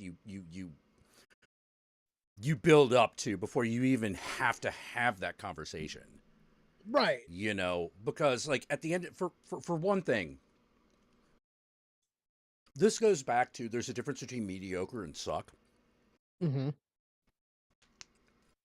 If the person's a bad lay, normally, that's usually a non-starter. You know, that's like, no. If the guy's dick doesn't feel right, that's also a non-starter. Right. You know, if it don't do what you need it to do, that's a non-starter. You know, so you got to build up to that. Like the first thing that you probably, this is why people join like kink communities, because like the most awkward part of that is made easier by the fact that everyone acknowledges that it could be a possibility. Right. You know, that's the first thing. Yeah, you have to build trust there. You know, Exactly. Like, and right now she's kind of in her hookup phase, and she's really into this. I'm like, you're gonna end up getting murdered. You know that, right? No, you don't want these random dudes like fucking doing it. Yeah. Like, Well, and she's also part of she's part of the local kink community and stuff like that. She goes to the club and everything like that. So I'm assuming she's only hooking up with people from there, or at least I hope so. yeah, I hope so. Probably, to be told. If she's doing probably. that, if she's doing that, Mm-hmm. So these might be people she actually knows. right? I hope. This is why I'm always like, nope, sex on the first date. It's the best answer. You know, because, hey, you know whether or not you want to fuck somebody after you fuck them. True. Mm-hmm. You know, and that goes True. both ways, you know. You're gonna know. And Now, some people are like, I have to have an emotional commitment before I even get to that point. which is also That's fair. fine. Yeah. If you find someone else who is also like that, that will work. Right. You know, me myself, I'm like fucking what's her nuts, Kim Basinger from My Stepmother's an Alien. We could have been doing this the whole time. You know, like The whole time. we could be doing this the whole time. We met an hour ago. Yeah, I know. There's an hour where I was just like, oh God, you know. And here's the other thing: you don't want to waste 6 months of your life with someone you don't like, and then you finally get to the fucking part. Oh, oh no, you should be having sex within the first couple of months. I've seen people wait. Like if you don't. What don't. Once you know that you want to do it, do it. Like there's no reason to wait that long.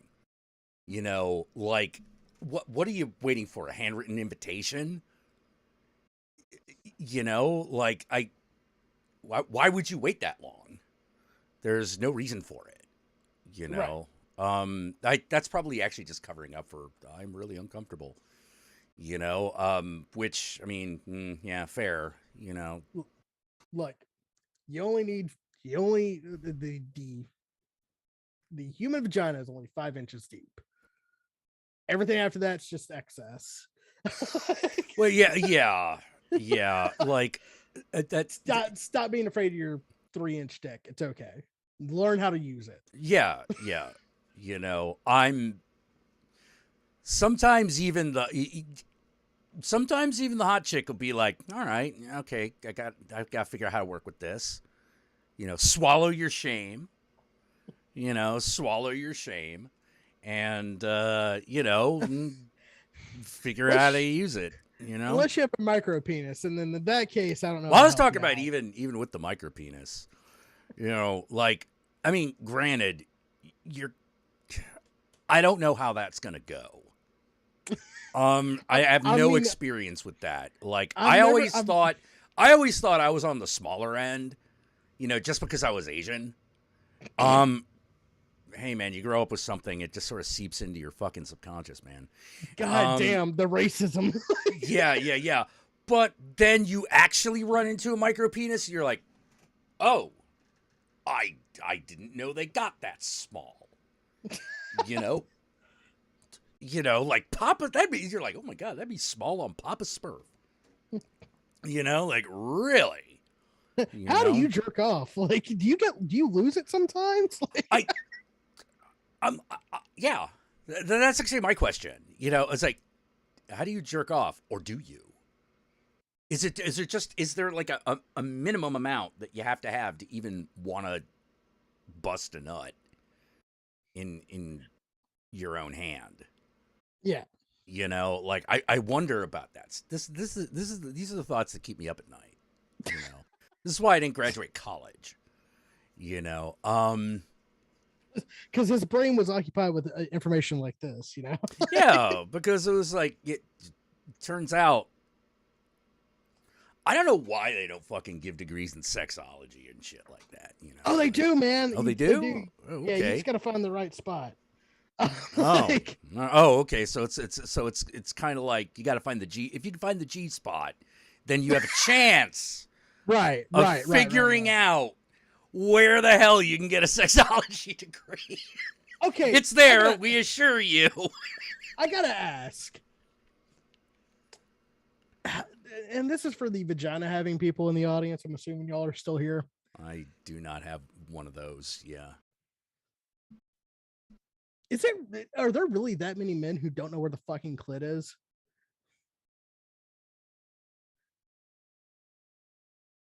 That was the first thing I found. I I could fucking answer that because I have asked that question many times and I keep getting the same answer. Which is yes, I'm assuming. Yeah. Most don't. Y'all, men, for the love of God. Yeah. They have most have no idea where the happy button is. You know, and I'm like, porn is made for like it isn't just for it's not just a masturbation aid, it's also a way to study. All right. yeah, I know. Like you're like, wait, don't you watch porn? You know that thing when the woman is like rubbing that spot? That's what that is. Rub that spot. Rub that spot. You know, like there was literally a demonstration that you have watched many times. But I was jerking off. You did. Can you not engage your brain while you have your dick in your hand? Well, see, here's the thing. I wanted to have sex so much, and so much of it, that I was like, I better get good at this. I want to get good at this because I have a feeling that the better I am at it, the more of it I'm going to get to have. Well, you know, that's a pretty good theory, Jack. Yeah, I mean, it worked for me. I mean, you know. Look at him. Look at him. Had a lot of sex. yeah. Had tons of sex. You know, like it's pretty awesome. You know, like the only problem, although I am starting to have like, here's the one thing about getting older, kids. I'll just warn you about this because it's a moment you know is going to happen, and you kind of dread it. The younger you are, the more you kind of dread it, or you haven't thought about it yet, and I'm about to fucking freak you out. But there is a point in your life, if you live long enough, where it's going to be, ooh, do I want to have sex or do I want to sleep? Sleep wins. Yeah, sleep will eventually win. Like, eventually you will reach a point where you're just like, I could have sex or I get extra 10 minutes of sleep. And that 10 minutes of sleep becomes valuable. You know, because you're not even thinking about like, well, what if I go all night? No, you're just talking about like, can I go for a quickie or I get extra 5 minutes of sleep time. And no matter how much you want that or you love sex, you will reach a point where that happens. You know, life fucking changes. And don't be scared of it. Don't be scared of it because it happens. But at the same time, yeah. You don't need to be scared of it at all. Like it'll happen. It'll you know, ebbs and flows. That's what a Z job's good for. What the fuck is a Z job? Listen, if you have to ask what a Z job is, you can't afford it. Sorry. Is that what is it like when you pay someone to have sex with you while you're unconscious? No, it's from a movie called Beer Fest. Wait, I've seen Beer Fest. Right, but I've only seen it once, so I don't remember the joke. All right, yeah. It's when they pick up their friend who's a prostitute, Jay Chandra. I can't say his last name because I'm white. The fucking the Indian guy that's in Broken Lizard. Right. He's playing the kind of fuck up friend who became a prostitute, and he's like, yes. BJs are 5, HJs are 10, and ZJs are 50. And it's like, what's a ZJ? It's like, Oh, and the answer is if you If don't you know, you gotta ask- can't afford it. yeah. Oh, Anyways, jeez. Das Boot. I like fucking goddamn it. It's like, hey, I'm his twin brother that you never heard about. You might as well just treat me as if I was just him because we grew up exactly the same way and we're basically the same person. and you're like, this is stupid until you realize, Oh, this is a sports film. It's supposed to be stupid. speaking of chunky boys. Chunky boys, kitty. Yep. I'm Oh, bugging you now. Fucked up my nose This is- over here. This Is this now the real Gomez Katniss stream? Everdeen. Just having a kitty. And he's probably going to be playing the Hunger Game in a minute. Feed me.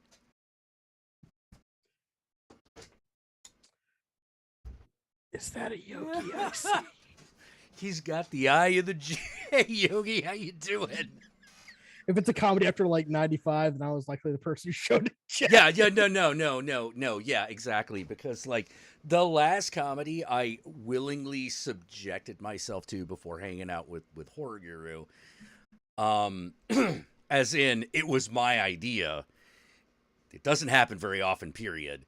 But, like, Right. the one before that, I think the last one I saw, I think, was Little Nicky. And, like, that fucking... I was just like, God damn it. I hate this. I hate this so much.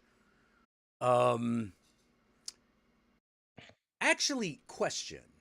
The Kevin Smith movies, do you count those as comedies? Of course, they are comedies. Okay. In that case, the answer is basically it was Jane Silent Bob Strike Back. Yeah, that was the last one. That was the last comedy I went to because I really wanted to.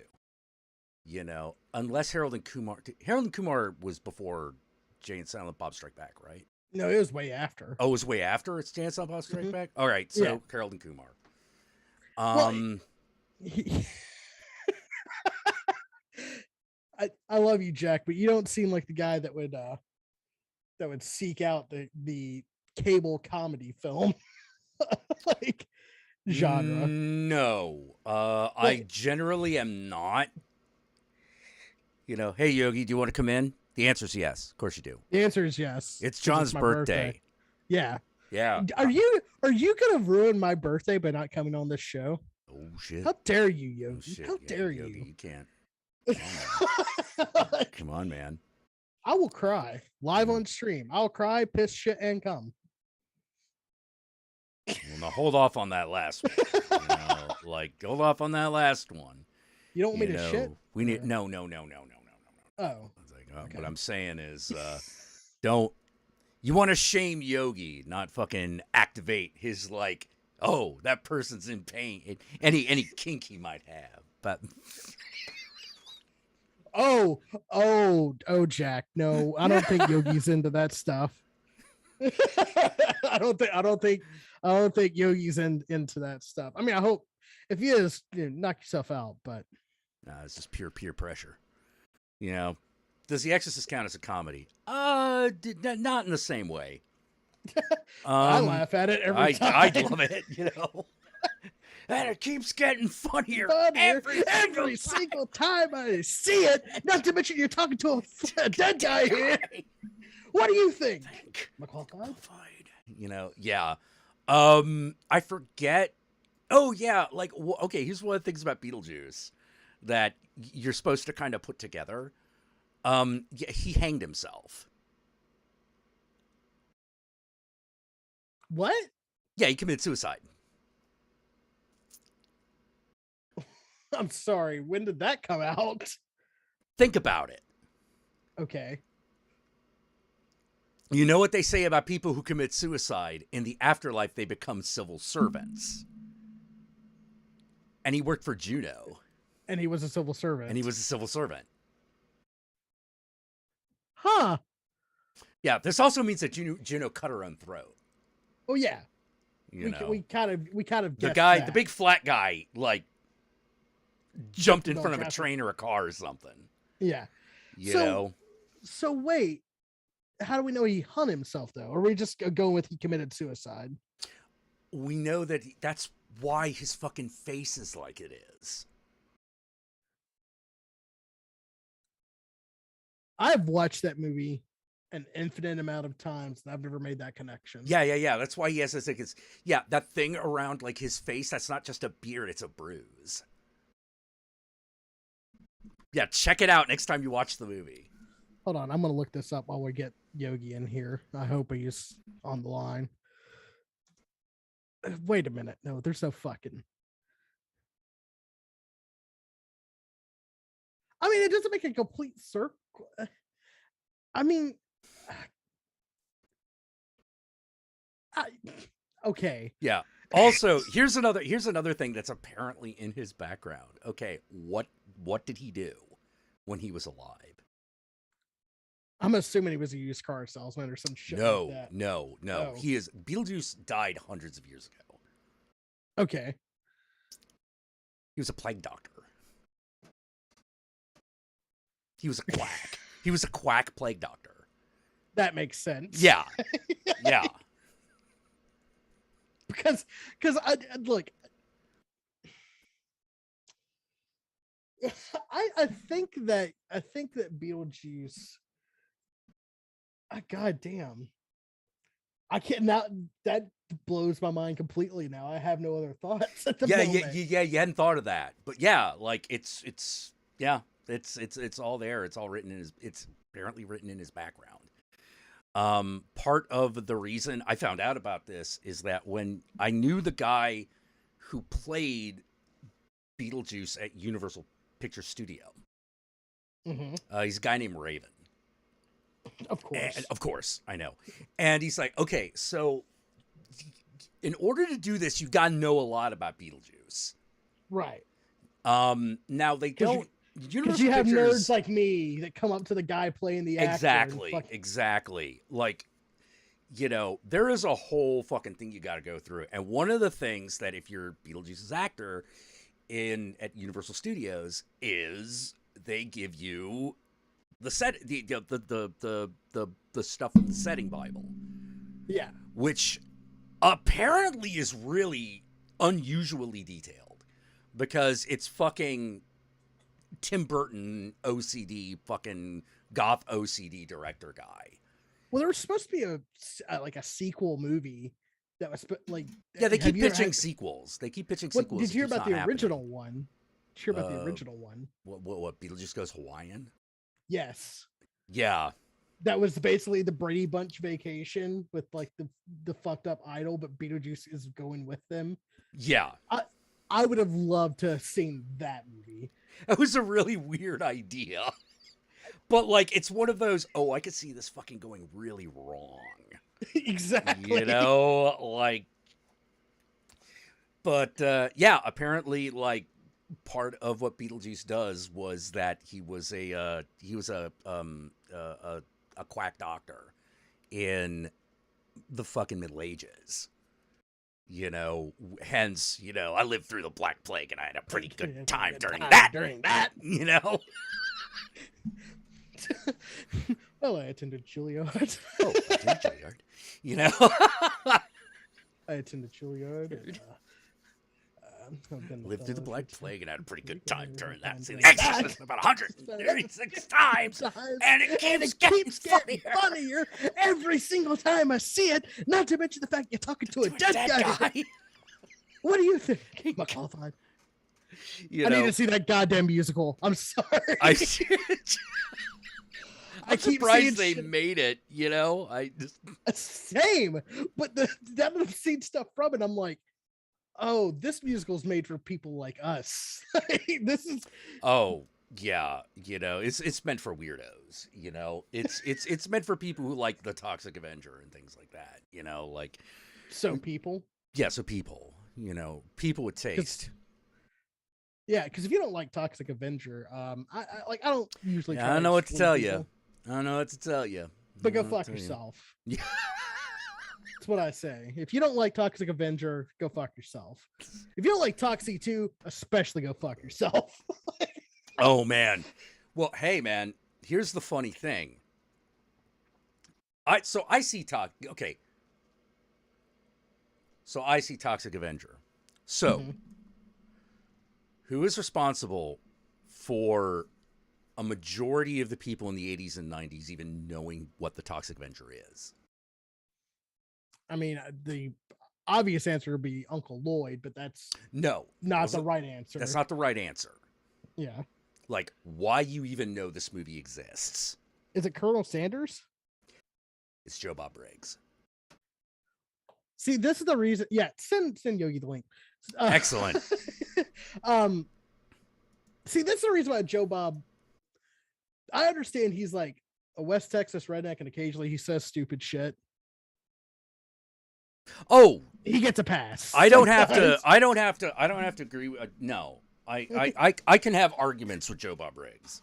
Right. You know, I mean, I don't know about personally because I don't know him. You know, right. I've met him once. I know Darcy better than I know Joe Bob. You know. Yeah, weirdly, same. Yeah. You know, but you know, it would. I can agree to disagree on that shit because no matter what he feels, I don't think he wants people to hate each other. Oh no, of course not. You know, and that goes a long fucking way. That goes a long fucking way. Like, trust me, Joe Bob just kind of wants everyone to chill the fuck out and watch old crappy movies, which I think is admirable. Yeah. Yeah. You know, like, in order to get me to be mad at Joe Bob, someone like John Waters has got to say, that guy's a piece of shit.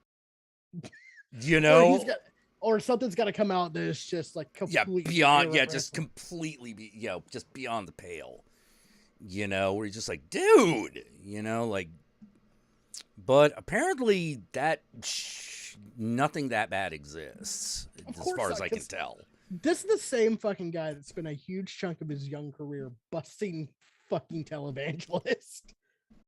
Yeah. Yeah. See, y'all know Joe Bob Briggs from Monster Vision and the TCM show that he did before Monster Vision, which I can't even remember the name of it. Oh, I forget what it was called, but it did have the words drive-in with Joe Bob Briggs. Right. I forget what the rest of it was. It might actually been, it was like Late Night with Joe Bob Briggs or Late Night Drive-Thru with Joe Bob Briggs or, you know, something like that. Yeah. But, like Joe Bob like loves his old films, and he is a film historian first. Like, he is a guy that is willing to step up and go, hey, you're being a dick to these evangelical assholes. And he also is willing to protect art, even if he doesn't agree with it existing. Yeah. He's also a big fan of immigrant rights. Of course he is. Because he's actually from that part of Texas. Yeah. Well, so are a bunch of racists, but like his whole thing, I mean, like he had this whole rant and it was amazing.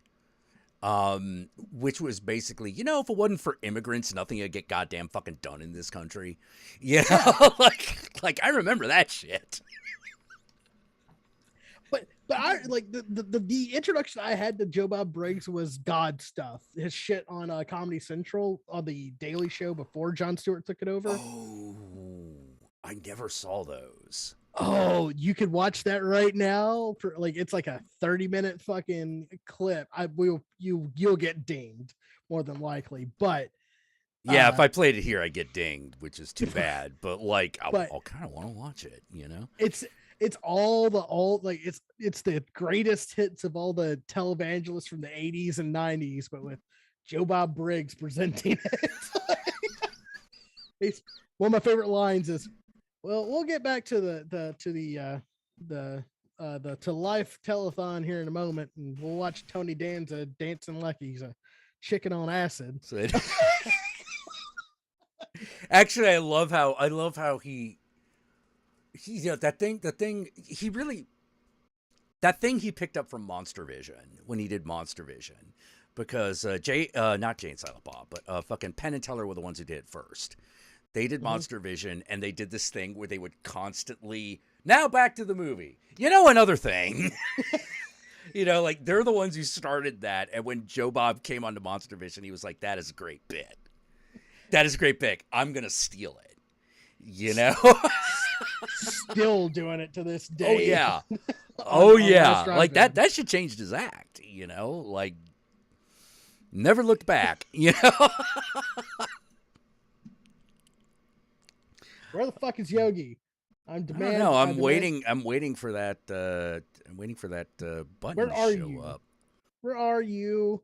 And I'm so sorry. Yeah, I'm seeing fucking emo now. That's where I'm Yeah, at. hold on. Yogi. Why did this happen to Happen to me. I made some mistakes. No. And the scores as well. I mean, every horror presenter or movie presenter has their scoring system. Like, fucking, didn't Elvira have one too? Or did she just go like, this No, one I don't sucks? think she never really had a scoring system. Yeah, she just went like, this film sucks. Yeah. She was just like, oh my God, it looks like a retarded Gumby. You know, like, like, which, I mean, to be fair, oh, I she mean, watched she some wasn't really wrong. bad Yeah. films. It's one of those things. Elvira was never technically wrong, you know? Penn and Teller sits in the same zone as Joe Bob, where I don't always agree with him, but I respect him. I love their work. Yeah. But here's the thing. Yeah. Teller's not an asshole. Penn had his moments. Penn was like me. He was a libertarian back when Ron Paul was a thing. Yeah. Back when old Daddy Paul, as opposed to the current His generation. shitty son. Yeah. But at the same time, he's kind of come around too. I don't think he's went full lefty, but he's definitely become liberal, which I'll deal with that dick when it comes up. Yeah, but he's not a racist piece of shit. That's, like I said, that counts for a lot. That counts for a fucking lot. It's a low bar, but it's surprising how many people can't get under it, step over it. Yeah. Yeah, exactly. But like, yeah, not being a racist piece of shit goes a long way with me, you know, because here's the thing. If you're not a racist piece of shit, probably not a homophobic piece of shit either. Right. You know, your odds of fucking being homophobic are like way, way less. My general rules, don't be a bigot and we can talk. Yeah. Again, low bar. Not that many people go over it. Like, no, there are some people who just can't do it. no. You know, but here's the thing. I think one of the reasons that we keep being kind of like blindsided by this is I think a lot of people who actually think that way, I mean, there are clearly enough of them that exist, but like, they don't necessarily they didn't interact with the rest of us as much until the internet, because they could do it in their homes. Well, here's the problem. The local yokel idiot, everyone made fun of and no one listened to. Now, all the fucking town idiots are connected via the internet. Yeah. Like, Yeah. That like, ain't that a bitch. case in point, look at us here, you know? Like, Yeah. All right, I see Yogi, but you on the stream can't just yet. We're gonna get there. Oh man, dude, you look tired. wow, that's a nice thing to say to your friend. Jesus, Jack. Well, no, I mean, I don't mean like, oh man, you look old. I mean like, dude, yeah. do you need to take a day off? And you look like a fucking bed of primroses, don't you? Hi, Yogi. Hi, John.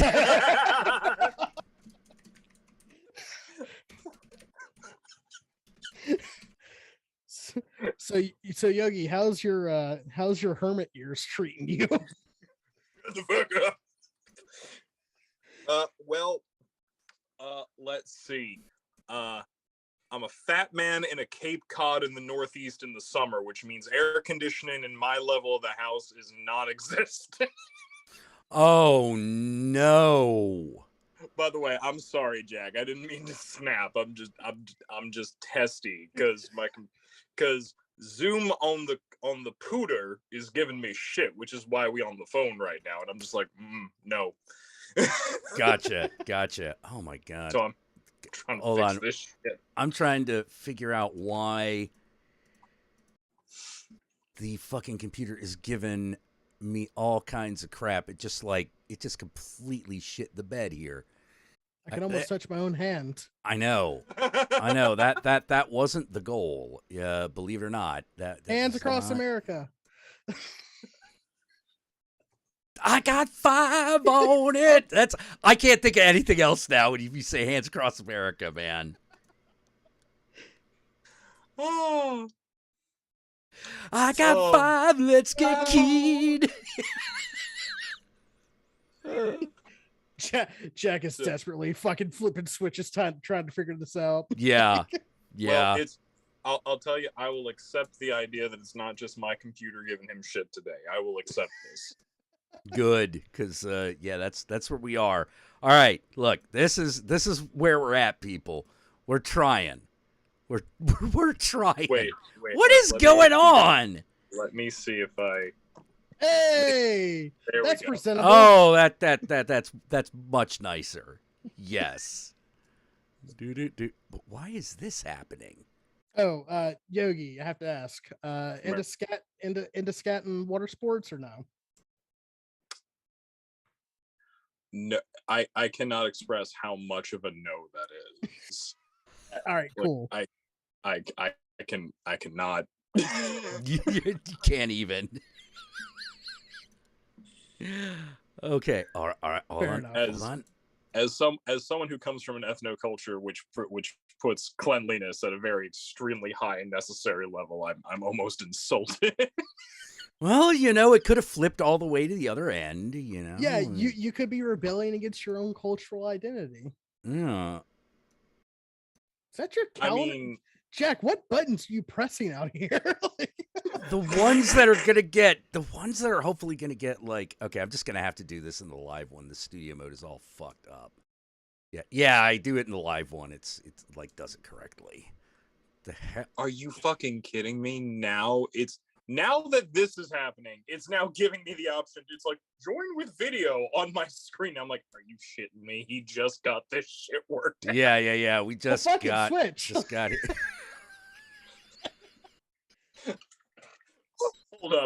Hold up. I'm not gonna hang up, but I am gonna click this button and see what happens. Oh my god. I Oh might no. crash the We're in stream. we're in I might we're in crash the trouble. stream. We are in trouble. Yogi All right. shows up, stream breaks. You know what? I miss these times, fellas. Yeah. All right. I'll let you in.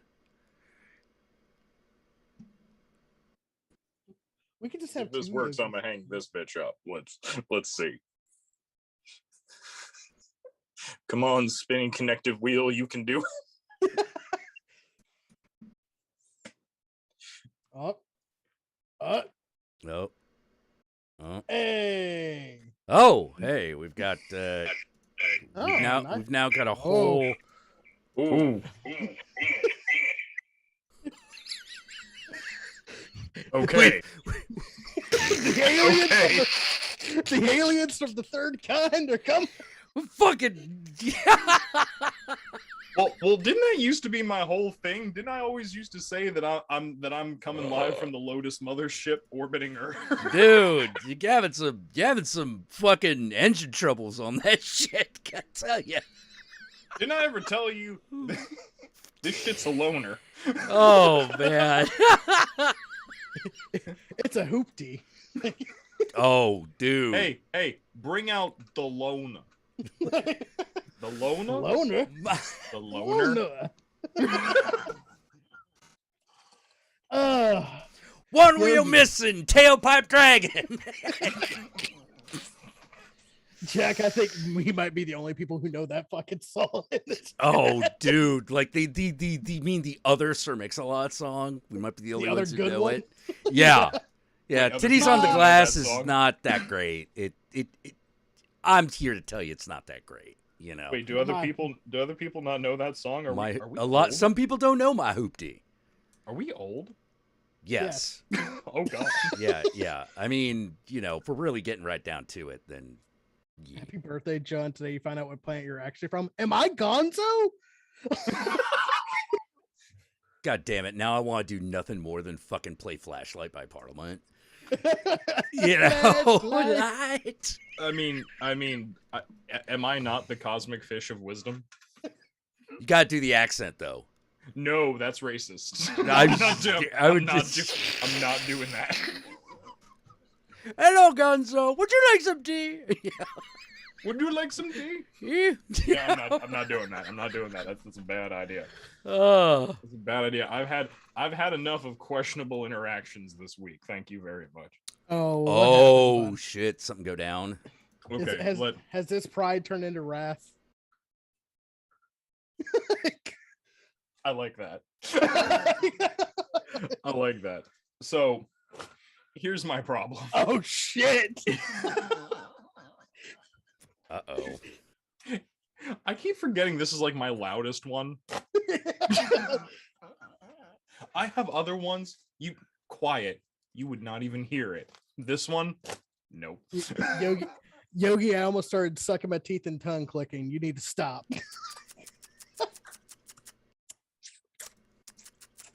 Mm. Mm. In the words of Alyssa Edwards, what the fuck is going on up in here on this day?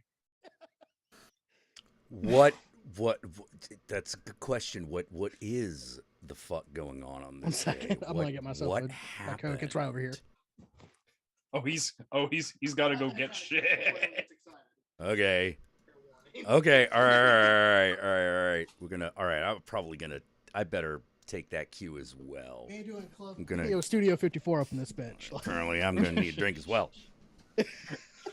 So, no, I'll wait for him to get back because he needs to hear this shit. He does. Because it involves someone trying to get me onto a rather notable YouTube atheists live stream, and I'm just like, please stop. Name names, bitch. Who is it? I technically can't name the person who keeps trying to induce me into this because I know this person in a particular way that would eventually come back to me, and there's professional obligation bullshit involved. I Right. What you Yes, what yes, Sam Van Dam. Back rolls. I missed you, buddy. Oh, I missed you too. and I missed all you beautiful little perverts. I love you. Except for you pee and shit people. Y'all way too sticky. Yeah, I'm just you sticky, you smell in the sun. I can't be having it. I'm sorry. Like I'll let the foot guys hit it, but you weird. This is also okay. If you're a queer man, as you get, this is a sign of getting older. My laugh has just turned into the drag queen cackle. Like, that's just honestly how I laugh now. I didn't used to laugh like this. It comes with the bond reps, man. Wait, are they trying to get you to call an atheist experience, Chogi? Well, here's the thing. I do want to talk about it, but I'll tell you, Chrome Bison, I don't know if I trust a member of the Occult World Initiative. Excuse me. I'm very much SCP Foundation myself, sir. Thank you. We do not have to eliminate the anomalous. Oh no, atheist experience is a real thing. I can tell you for a fact, Yogi. Okay. Oh no, I know it is. Oh, okay. all right. Okay. So, Here we go. Hold on. through I'll take a bottle, through- but I'll still be on camera. okay, Ish. through various circumstances that I cannot completely describe or disseminate because of professional obligation issues. Okay. The young woman who moderates Matt Dillahunty's stream every Sunday. I know what you're talking about. What the? Whoa! Back up! I thought no. I knew where this was going. No, you didn't. The young lady who moderates his stream every Sunday, for the third time, has told me has tried to induce me to call into the show and talk with Matt Dillahunty, and I'm like, please stop. Okay. I want Quick. I know who you're talking about. Quick. I'm not gonna Who say the anything. fuck is Matt Dillahunty? Oh, bless your ignorant heart. Okay, Matt Dillahunty Yeah. was one of those big atheist voices back when there was when Atheist Tube was huge. Not necessarily. fucking Islamophobic piece of shit. Okay. Well, yes. We can get into that later. Luckily though, in recent years, he's kind of fucking pulled the reins back on a lot of that shit, like a lot of really good atheist tubers did. So, right. Okay. So. But he does a call-in show. Okay. He does a call-in show. Okay. Where he'll So debate. less Carl. Are you telling me is he more? All right. If Carl Avocado is over here and Vsauce is over here, where are we? It's kind of in between. Okay. All right. Yeah. He's less like you filthy idiots for believing, and he's more like, I'm going to attack your immoral positions and your religious beliefs. All right. So he might not be invited to the cookout, but you might not necessarily Yeah, you wouldn't hate want him to party either. with this guy, but he makes good atheist. If he showed up, you'd be like, yeah, all right, as long as he behaves himself. All right, go on. I love how Stacy Nunyabiz points out, but you're not an atheist. Yes. I was about to say, yeah. Yes. Which means I'm just like, no. And I've literally told her this, told this young lady this multiple times. I'm sorry, I'm not interested in any of this. So she's like, yeah, but look, I think Hinduism is just as crazy as any other religion, but you don't seem to be an asshole about anything. Why wouldn't you want? I'm like, okay, the fact that you said that, that's why. Yeah, I'm not. I wasn't okay. I wouldn't be okay with fucking Fox News bringing me on just to fucking pillory me. I'm not going to be okay doing it for no money. You know? I'm like, if I'm not getting paid for this shit, I ain't coming on. Man. Yeah. Like there's a certain amount of look, man, if we're talking about whether or not any of this is real, you're just going to have to figure that out on your own. I have no idea. What could we even argue about? Nor do I really think that it matters. Yeah, nor do I think that it matters. So, yeah. And that's the thing. I'm just because my whole thing is no. I remember the shittiest parts of atheist YouTube. Okay, Mhm. I know what's gonna go on if I come on this stream. I'm literally just gonna get made fun of for an hour. Yeah. And I'm not signing up for that. If you're not willing, look, might not even be the guy. You willing to take it from his audience? That's the other issue. Oh, That's fuck the no. other part of the issue. Fuck no. Yeah. Because Fuck his audience. Because again, like I said, Matt has kind of rolled back those fucking personally attacking people's beliefs at least a little bit. He's just kind of like me, where it's I don't give a fuck who you pray to. I just don't want it be codified in law. You know? I absolutely agree with that. But you know. yeah, you wouldn't make a good guest on that show anyways, because you wouldn't make drama. Yeah, no, I would just sit here and go I don't give a shit. It's like so you're telling me that you believe that you have multiple gods to watch over you. Do you have any proof of this? No. No, No. Well, why do you believe it? because I want to. Because I want Because it and it makes turns me feel out- good. Because it turns out the act of having faith does actually bring its own rewards, even if it is just a trick that you play on yourself. And Hey, I I pray to accept that. Yeah, I pray yeah. to Joe Pesci every day. Getting the same That's- results I got when I was praying to Hey. Jesus. That's no perfect. Yeah, like I totally fucking agree with George Carlin on that one. Wait, I'm going blind in one eye. Wait, I'm okay again. Must have been Joe Joe Pesci. Pesci. Literally, the only problem I have with George Carlin's with the position that's in George Carlin's joke for that is, okay, first of all, it's a joke. Yeah, yeah. It's a joke. But even if you were to take that as a position on something, which why the fuck would you? Yeah, But- which is clearly a ridiculous position. But Yeah, exactly. But even if you were to take that position on something, my only thing would be well, my only criticism is that the Jesus canon has a bunch of stories, and stories can help give guidance. Because Have you not watched Goodfellas? I Okay, was there about you to go. say, dude, the Gospel of Goodfellas right there. okay, You know, hey, okay, to say okay. nothing of Leo Getz. All right. Right.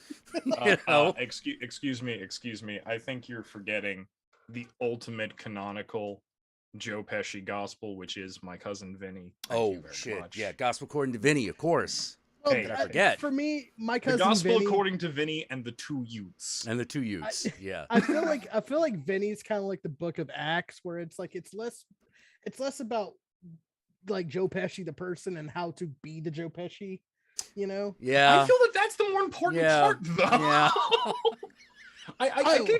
It could be I argued. agree. It could be argued that that's technically more important.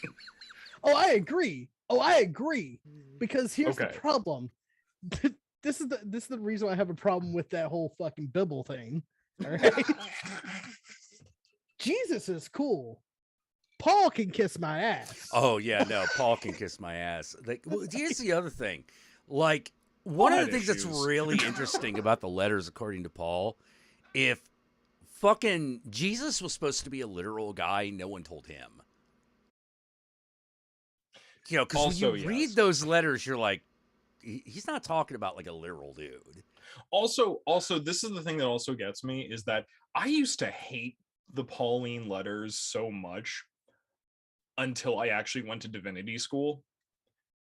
And the reason I say that is because when you actually know what the historical and cultural context of Paul is, suddenly it makes a lot more sense and it's a lot less asinine. What also helps when they actually help you identify which ones were clearly forgeries. Also, yes. You know, you're like, wait, yeah, like that's There another are. thing. Like there are forgeries that claim Hey, to be hey. from St. Paul that made Hey. it into the Bible. Hey, letters to the Philippines. at I have some bad Bad news. news. Yeah. What the Galatians, fuck is a Philippian? You know, like it's like Galatians, Romans, you're pretty good. But Yeah. like, letters to the Hebrews. mm, Um, but it, it's but yeah, no, it's fucking weird. But and the thing that makes it even worse is that this same young woman who tried to get me into this, she's a Ricky Gervais stan, and she had a conversation with me about it, and I'm like, I really don't want to have this conversation. Ricky Gervais was never fucking funny. Atheists just don't know good Ricky comedy. wait. A Ricky Gervais stan. Yeah, because the whole transphobia thing. See, you might not know this because you actually have taste in comedy, so you wouldn't watch Ricky Gervais. I followed Ricky Gervais as long as I thought he was funny. Once he wasn't funny anymore, like all comedians, I dropped that shit. Man, you must have like dropped off after like half a special then. Well, it was, it was like 6 months. Like Seems like the answer's yes, John. yeah, it seems like it's like it was all right. I mean, I stuck around with Dave Chappelle way longer. And she tried to argue with me, and I was just like, look, I don't like Ricky Gervais because Ricky Gervais's jokes are transphobic. and he keeps harping on the trans community. So he Mhm. keeps going after this. I don't like it. Plus, also, I just don't think he's funny. And she Yeah. tried to argue with me that his jokes weren't transphobic. To which my whole point was like, hi, when you're making the attack helicopter joke again, Huh? when that, you know, the whole, oh, I identify as attack helicopter, therefore I am. You know, that old fucking meme, that old fucking, Oh. yeah, Yeah, he was telling Wait, he that- actually used that? yeah, he did. Oh. Yeah. Anyways, Yeah. continue, Yogi. You know, because this is a piece of shit. This is a fucking British piece of shit. I don't give a fuck. But yeah, like I was just like, yeah, no, I never thought he was funny. He's literally always annoyed me. And on top of that, he's a fucking transphobe. Like, why and she tried to make this whole argument about how, well, I have trans friends who don't, and I'm like, no. No. We're not doing playing that. that game. We're Yeah. not doing that. I also have self-hating queer friends. Like, And she It's- tried to do this whole thing. Okay, this is Yeah. the thing, right? This is the thing. I This do, is brand and new. I don't try to make them like things that they don't clearly upset them. Because I'm a No. friend. You know? No. And I want to point out, Like, I mean, multiple times- granted, it breaks my heart sometimes. Sometimes you can no longer. Sometimes you're in a car with a friend and you realize you can't sing Cardi B with them anymore because Cardi B just did something fucked up, and you're like, I still kind of love this album, but okay, clearly next, you know, clearly next, just you hit the know. skip button. But no, okay. So first of all, I said during this conversation that was had at me. It was a conversation that was had at me until I couldn't ignore it anymore.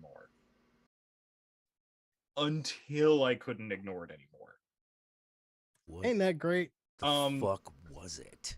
Well, so for this whole thing about like Ricky Gervais and like comedians and blah, blah, blah. Right, right. She did the whole but free speech, and I was like, I need you to shut the fuck up. I really just Stop need it. you to You shut know? the fuck up.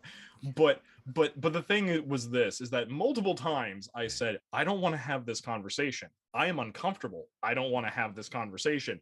And she just kept going, and I'm like, why are Yeah. you trying to convince me of your point? Kind of like you claim that every religious person is trying to do to you. Yeah. This is kind of hypocritical. Yeah, It's why does hypocrisy. a person you don't even know, why is it so important that you correct me? No, exactly. But You here's know, the thing, that like- in the process of this conversation, like, she talked about people like Carlin and Gervais and Chappelle and things like that. And Carlin and Gervais should not be compared on the same. fucking level. I absolutely this- agree. in this woman's should mind, they're they are not on the same level at all. Then this She- woman's she- mind is broken. She referred to them as philosophers. First of all, she That referred might to them be as- fair of like George Carlin or Carlin, fucking Bill Bill Hicks. Hell, that Richard Pryor could also. Maybe Richard be Pryor would also qualify. Not Ricky Gervais and Dave Chappelle. Like Dave Chappelle's not really a philosopher. Oh, he tried. He tried. It didn't work very well. Mm. Like when he's But- just talking about things that he has directly experienced and how he felt about stuff, like things are pretty good. Things are okay, but that's not the same as being a philosopher. Not like Bill Hicks and George Carlin basically grabbed you by the end of the show, and it was very important that you learned the lesson. To be a philosopher, you also have to be a teacher, and Dave Chappelle's not really a teacher. Neither is Ricky Gervais. Yeah, Ricky Gervais certainly isn't. But here's the thing, right? But here's the thing, right? So she started talking about them in this way, to which I said, well, okay, accountability for what you say then. Because if you're gonna argue that someone is a philosopher, meaning that they should be listened to, for they have the love of wisdom. Mm-hmm. you're saying that they should be listened to. Well, that means that their words are meant to affect people. And so when their words do have a destructive or negative effect, they need to be held accountable for that. Mhm. And when I brought this point up, she was like, "Yeah, but they're just comedians, though." And I'm like, "You can't have it both ways. Yeah. You can't have it both ways." And that's the thing. This conversation really made me understand.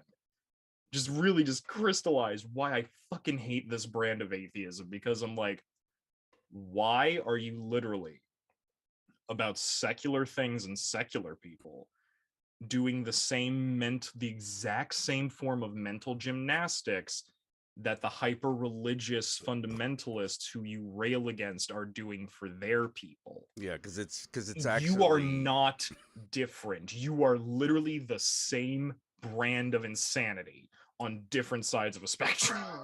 I have an answer Yeah. for you. Oh. Prepare yourself for knowledge. Is it because they've made atheism into their religion? Exactly. Oh, I knew that shit, you know. But think about it. You go from, because a lot of these people that are like this go from evangelical beliefs, Yeah. where every day is you living for God. Every day you had to know, you had to defend your God. Your God's the only God that exists. And then you go to atheism, and then like you get told that you have to worship these fucking people because they agree with you. You're Richard Dawkins, you're Ricky Gervais. Man, they all really do come from Turf Island. fucking Yeah, oh it's God. like we're having a big Who- problem who- with that right now. God, who was that one that Bill Maher was big friends with? Christopher Hitchens. Christopher Hitchens, yeah. Damn, they do all kind of. Well, I thought Christopher Island. Hitchens died. I thought he was dead. Thank God. Oh, okay. All right, cool. Yeah. I say this with all seriousness. If I am right and there is an afterlife, I want to run into Christopher Hitchens and just be like, "Hey, so But like, that's the thing, though. They replace their beliefs with atheism, and then they get so fucking wrapped up in that. It becomes serious business. Exactly. It's You know. like every person that's lost their faith and has become atheist, at least as far as I know. I mean, speaking from experience too, you go through that stage where you're like, I have to tell everybody that God doesn't exist. They're fools if they keep believing and all that shit. Yeah. Years later, I couldn't be fucked who the hell you pray to. It's cool. Just be good people. I think it comes from, and John, please correct me if I'm wrong, because how to put it, my whole crisis of faith that I had when I was younger was less doubting the veracity of experiential spirituality, and more my crisis of faith was, what do I believe about that? Like my crisis of I would never have called myself like a hard a hard atheist, but I was definitely like, oh no, Christianity's bullshit. I did that whole thing. Right. I would say kind of, but here's where my crisis of faith came in. Oh, well, I had a question about that though. Okay. I do want to know about yours though, because you're my friend and I want to know about shit. Fair. But yeah, so I was asking, please correct me if I'm wrong, because I didn't have the same experience as a lot of people. But it kind of just seems like a lot of these people who do the whole hardcore anti-theist atheism, it's like, oh, you expect everyone else who believes in God to be like the shitty fundamentalist Christians you got away from. Yes. Yeah. So you're still projecting their idea of God onto literally all other forms of philosophy and spiritual belief. Yes. Yeah. I can say, sorry, Jack, we're gonna leave you out of this, but I can say, personally, from my perspective, what my crisis of faith came in, it wasn't necessarily that I was already doubting the emotional feelings that you get being Pentecostal, the whole speaking in tongues, feeling the Holy Spirit bullshit like that. Oh, glossolalia, you're fun. I know. I already kind of like came to terms with that. The problem I had was and again, Southern evangelical, every person I met was not living up to what that book's real morality is supposed to be, which is love everybody as you would want God to love you. Like maybe that's just my like fucking hippie interpretation of the New Testament. No. It's you're very much correct. That's kind of the thing. Yeah. That's kind of the thing. Like, and not just in Christianity either, because like literally, oh god, I forget his name, but there was a really big like he's still written about today. There was a Jewish mystic who lived, I think, maybe 80 years before the time period in which Jesus would have existed. Yeah. And he was he was arguing with priests in the temple, and so they said, okay, if you're so smart, I challenge you to teach the entirety of the Torah while standing on one leg. And he said, I can do that. And so he stood on one leg in the middle of the temple, and he said literally the same thing that Jesus would say later on, which I think is where part of this philosophy comes from. He said, love God with all your heart and love your neighbors with all your heart. This is the entirety of the Torah. Everything else is simply commentary. And then he put his other leg down and he walked out of the temple. And then later Jesus himself says, the two most important things are love the Lord your God with all your heart and love your neighbor as yourself. All the words of the prophets hang upon these two commandments. Right. Yeah. So you're not wrong. It's kind of the main. Yeah, Right. it's kind of the big deal. But yeah, nobody, the religious fight has always been between those who took that to heart and those that did not. Yeah, especially in Christianity. Oh right? yeah, in Christianity it's real stark. That was where my crisis of faith came, is I couldn't find one person that was supposedly a leader in this religion that lived by that ideal. There was always some type of outside interference, some type of personal human drama that could not be, they occurred at every fucking church because we're humans. And I was like, if there was a God that existed and this was his commandments, you'd think at least one person that claims that faith would probably would exist, right? Like, or at least like that would be the only people that run churches. So that was where my crisis of faith came in.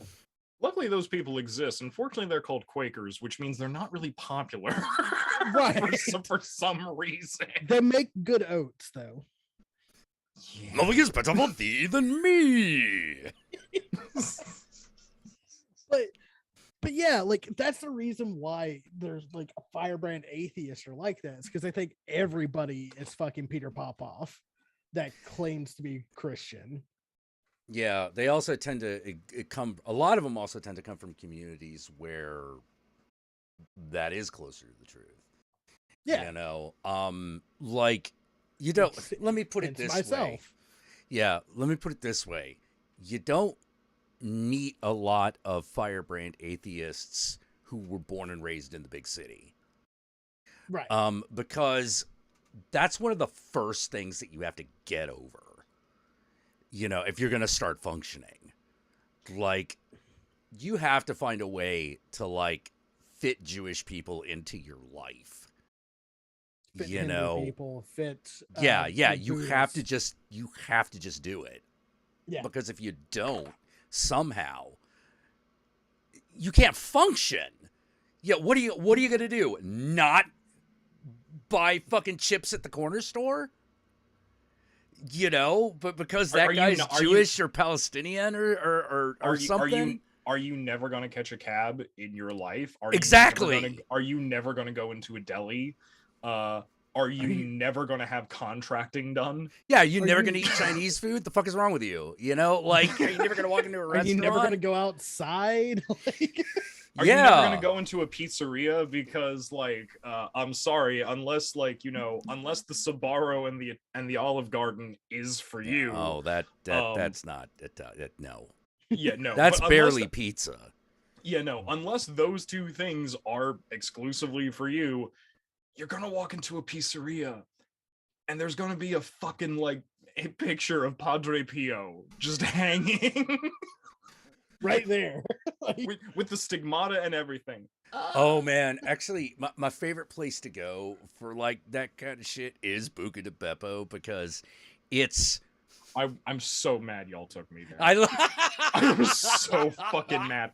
I did it because it was Arthur's fucking wedding. I but actually, I I know it's was so a chain Italian restaurant, but I actually kind of dig it because there's just something about the fact that it is. I don't know how to say it. You can hear the like. You walk in and you can hear the. It's me, Mario. And for some reason, I'm like, yeah, okay, all right. it was so weird because like these because fucking like they, West Coasters, man, they they don't fucking- get it. They don't What? John, These- they lied to me. These fucking West Coasters, they don't get it, do they?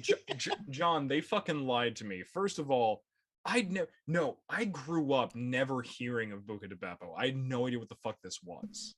Mhm. Because you know, You have Italian.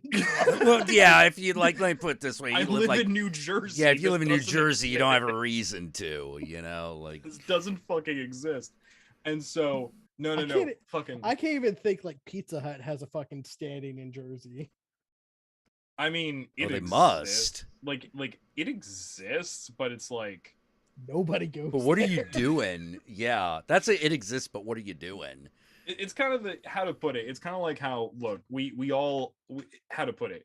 Does Papa John's and Domino's also exist in New Jersey? Yes. Are they Sure. almost exclusively patroned by people like college students and interns who are literally too broke to buy a real pizza? Yes. Yes. Anyways. Without the extremely impoverished, these these restaurants would not. I'm like, do me Lombardi's at least, you know? Like, come on. You know. But John, these fuckers lied to me. They were like, no, Yogi, we're taking you to an actual pizzeria. It's fine. Oh, It wasn't fine. What pizzeria did I take you to? Well, no. Well, okay. I say y'all. I'm talking about California in general right now. Like, oh, you. All right. Like, because I was like, it couldn't have been in L.A. because there's no real pizza joint in L.A. yeah, I know. That's what I thought, and I was just, and then because this was for Kevin's like wedding, and then we pulled up to fucking Buca de Beppo, and I was like, what the fuck is this? I've never heard of this in my life. What the fuck is this? And we all walked in the doors, and Jack knows this. I had a meltdown. Yeah. I said, what the fuck is this shit? I don't know what was worse. The fact that I am not drinking Merlot. no, that's what it was. That's what it was. I don't know what was worse. The fact that the red sauce that was on this pasta was, I'm like, this is ragu that they mixed water in to pass it off as marinara, isn't it? No, it wasn't that. It's not that bad. You know, okay, it's that bad to you. It's not that bad if, look, hey, all I'm saying is, like, you know, I'm sure the Italian food you're eating on the reg is way better than mine.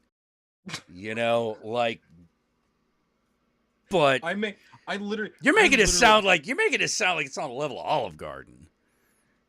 Okay, it's a half a step above Olive Garden.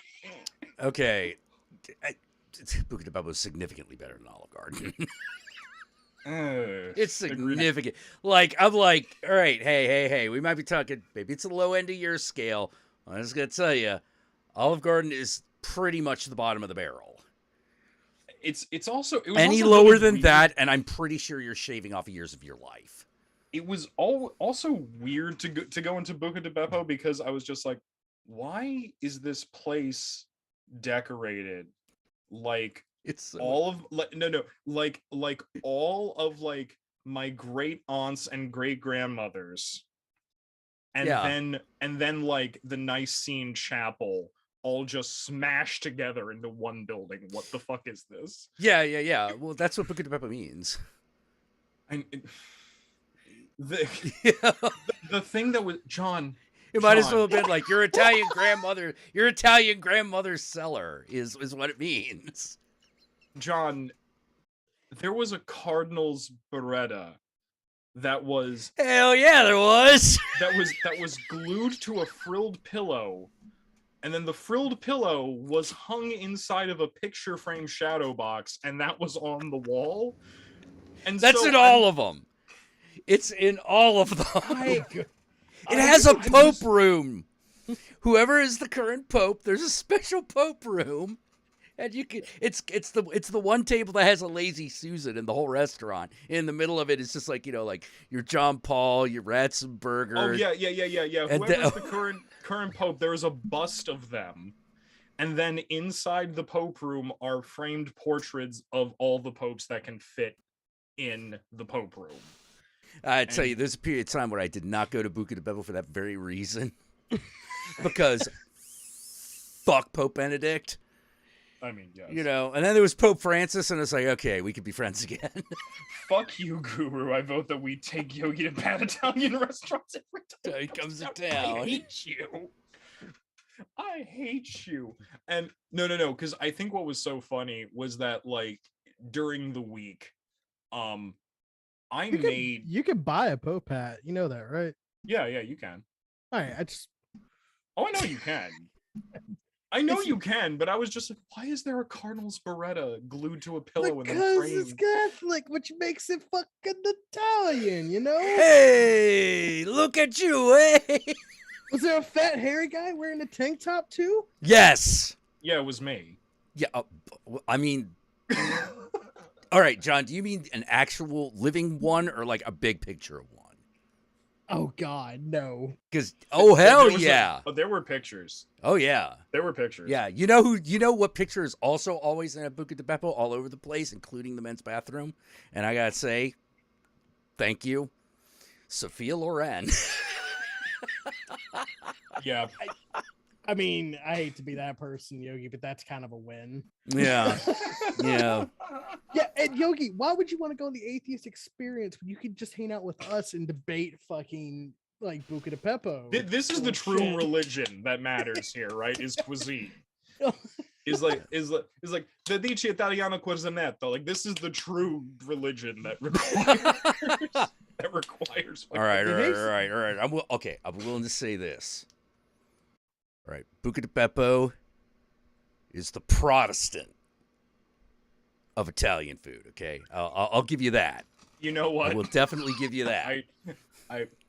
Oh, Stacy asking, do I have Fazoli's? I have a story about Fazoli's and why I don't go back to that motherfucking store again. What the fuck is Fazoli's? Shit. Oh, bless your fucking northeastern heart. Like again, I have real shit. Like what the fuck is Fazoli? All right, imagine if someone tried to make Italian food, but they had a Captain D's. A what? They had like a Captain D's or Long John Silver. Like What all the they fuck have is a cat? Okay, you say Long John Silver. That's horrifying. What's Captain D? Captain D's? You never heard of Captain D's? No. Oh, it's like better Long John Silvers. It is. All right. If Long John Silver's, that's the bottom. Mm-hmm. Because if you It's go lower between than Red that, Lobster. you're It's between Red shaving off Lobster. years. Okay, it's closer to Red Lobster. Not really, but it's between Red Lobster. Okay, I was like, Red Lobster is on the edge of acceptable.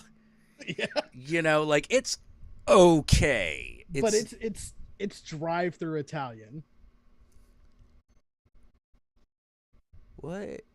But you get unlimited breadsticks if you eat inside the store, and they come around with breadsticks. Just put them on your. Wait. literally- Drive-through Italian? What the fuck?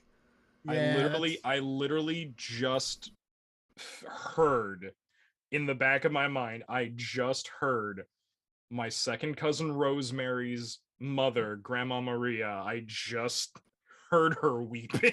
Yeah, It's You know, pretty like- disgusting. that dude. So you may be asking, John, that sounds like a fantastic deal. And No, it's it a doesn't. perfect. It's a fantastic deal, and it's a great place for you and your fiance at the time to go when you only have like $50 to your name. And I'm like, you know what? You're right. We're going to go to Fazoli's because I can't afford that Olive Garden. Anyways, Oh, we're there. Okay, go. this is college years, okay? Okay, I was about to say. Okay, we're there. Go. All right. We eat Fazoli's for like a date night, and we're gonna go walk around the mall and look at things we would buy if we had money, like you do when you're broke. I eat, and like I get in the car to drive to the mall, and like, have you ever eaten something and your belly immediately starts to like Curdle. punch? It starts to punch in the fucking launch codes. Yeah. That moment of Mm-hmm. we're going to shit right now. Okay. So a little later than I was thinking.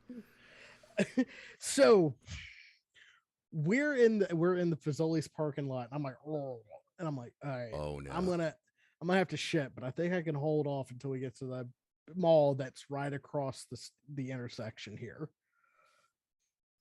We get to the mall, and all of a sudden my body's like, T-10.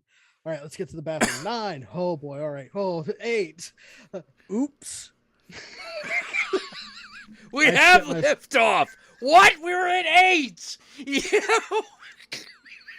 I shit myself on a date with my fiance, who later Oh. became my wife. Oh, while running.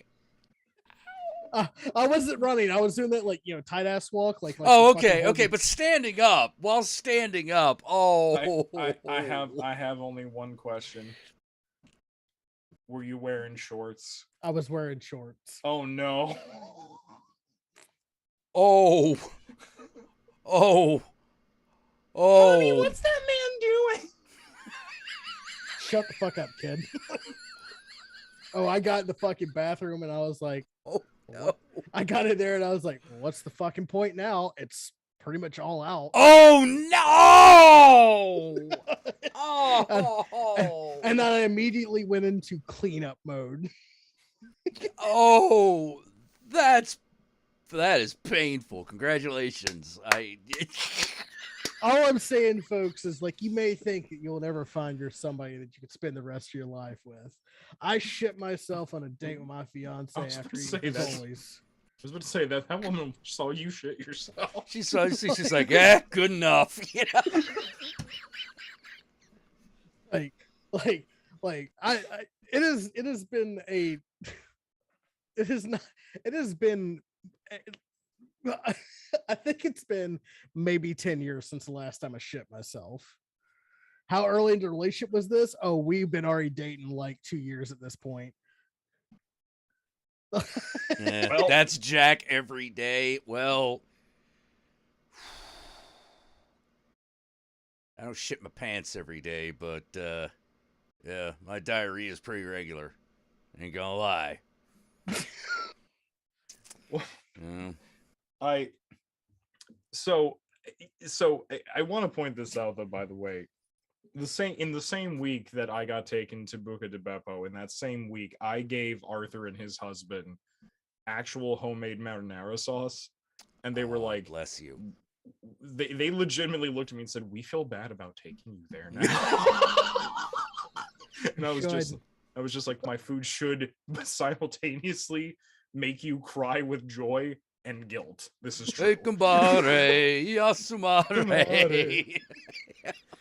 Sosa, Dai, fruscoletta. tutto. E come sei sora, o friscoletta. O friscoletta, tippity tippity. Tippity-top. Anyway, yes, I I do love- know that. Yes, I I do love- know that entire song. I love this episode of the Looney Tunes. I hate Yeah.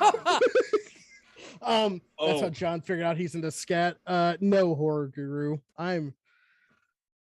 That was the day I figured out I never could do that. Because when you showed yourself as an adult, not a good time. Wait till you wait. Hey, look, I gotta tell you, when you're over 40, don't trust a fart. Do not trust farts over 40. You gotta vet that shit. If you French fry when you're supposed to pizza, you're gonna have a bad time. These words are true. By the way, Oh, beyond man. Beyond a Gumbare, the other song that you've heard way too much of, if you either grew up in an Italian, either yourself being Italian, having Italian extended family, or friends who are very Italian, goes C'è una luna mezza mamma mia da Yeah.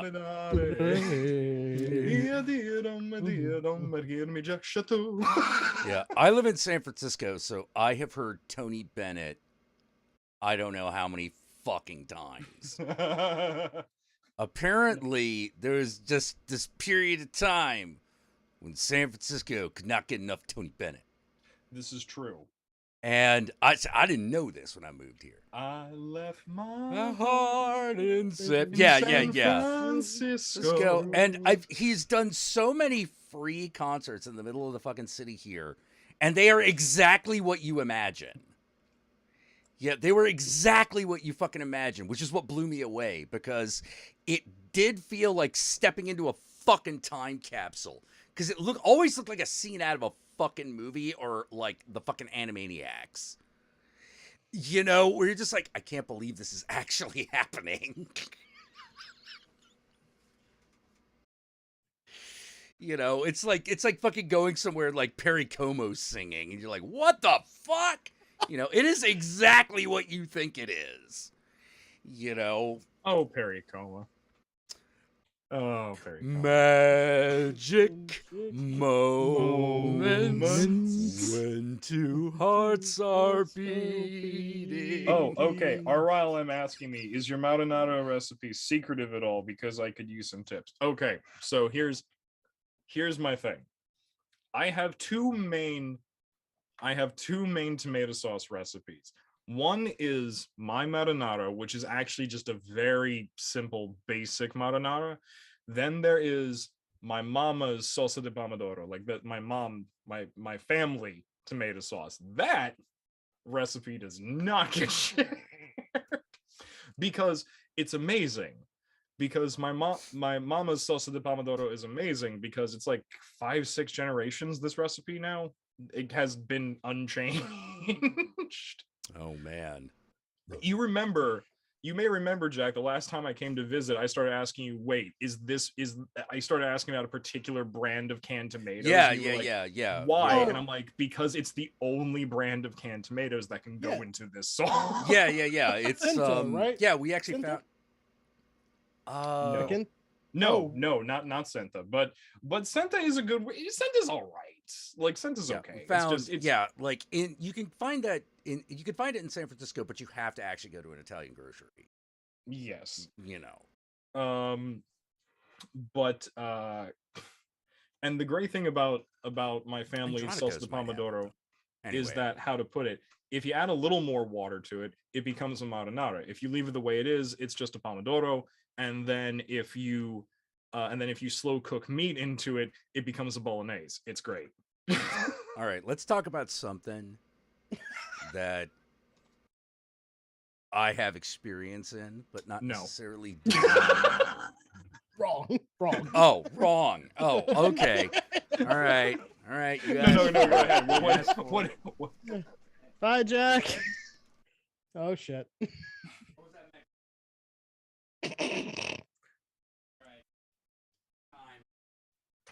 Best Mexican food is random Mexican child's birthday party. Yes. All right. We'll keep it to restaurants. No, I was just kidding. What did you want to talk about? Oh no, we're talking about Garibaldi's Mexican restaurant now. You familiar with this? No, I'll stick around. You familiar with this place? I mean, I'm familiar with Garibaldi, but not like probably the person you're talking about.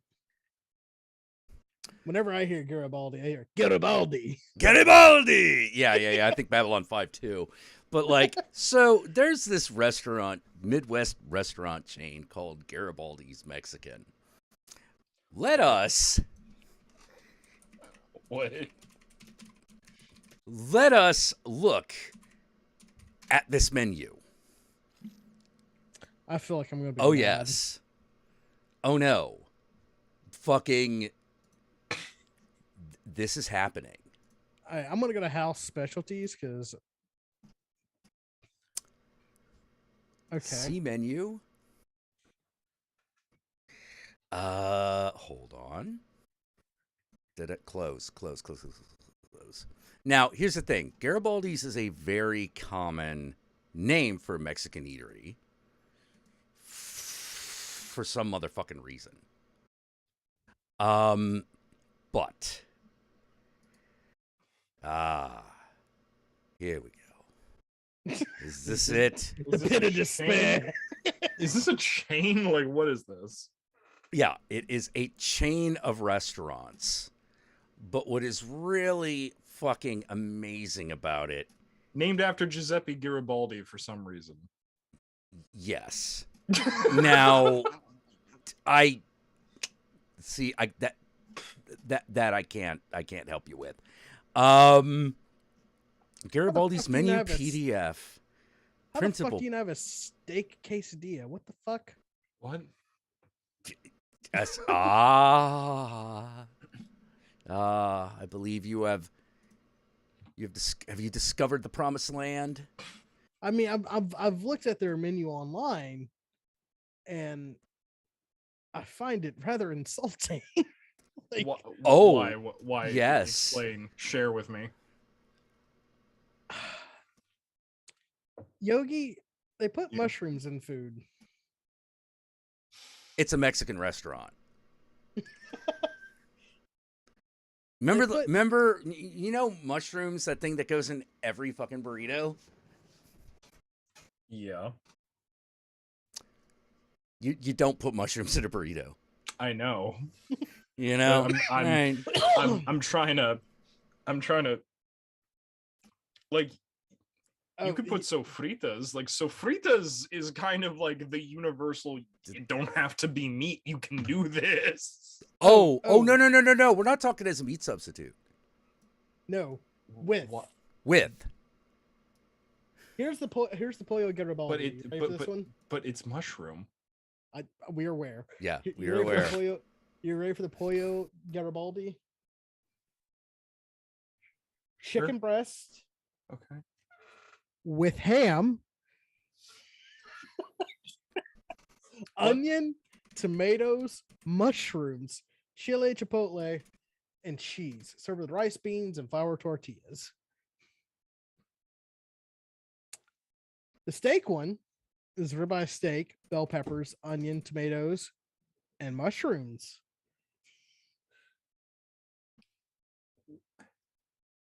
I mean, like, there's a lot of stuff on here that I'm like, you could get away with that. Mushrooms. That's a bold choice to put in Mexican food. It is. ¿Qué es esto? Oh. ¿Qué es esto? Nada. Let's see. Let's see if I can no find. say. Let's see if I go to the drink menu. Oh no, this is gonna make me mad. Oh, isn't it? dude. From the bar. Yeah.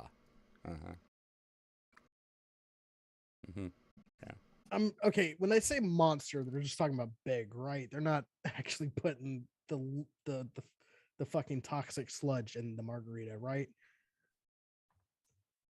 It's just a big one. I'm just gonna. Take a second look. There's no, that can't. No. Dude, share the link. I'm having problems finding it on Google. Okay, all right, yeah. I'll put it in the fucking chat. Yeah, There you go. because I like the chat needs to see this, and for some reason I'm having trouble finding it. They have a margarita loca, which is a big margarita with an overturned bottle of Corona served on the rocks or frozen. That's perfectly all right, in my opinion. Right? Like, that's normal. I'm still mushrooms. I'm still. They have a Mexican mule. What the fuck? Have a what? You know Yes. Moscow mule? You know Mhm. Moscow mule? They made a Mexican one. Yes. What makes it Mexican other than the word? Tequila. Okay. I would like to I would like to say this. I would like to say this on behalf of in toda mi familia. I would like to say this on behalf of all Spanish speaking and Portuguese speaking people of the entire continent of South America, the subcontinent of Central America, and especially all Gitanos. I would Oh, like they have fresh ceviche. That's cool. I would like to say this to Garibaldi's Mexican restaurant. Pesame mi culo, tu te pinche gringo gozados. Fuck you. The tequila better be silver. Oh. Hey Yogi. Hey Yogi, I found the Te worst pinche one. gringo cerdos. I found the worst one. This is queso fundito. Melted cheese with Mexican chorizo, guacamole, sour cream, and pico de gallo, and flour tortillas. They put the guac and sour in the fucking queso. No. Es finite, no. No. Yo no sé. It's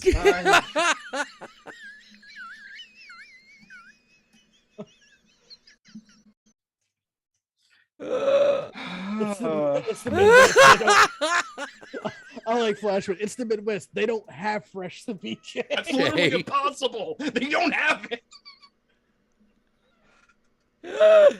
Oh my god.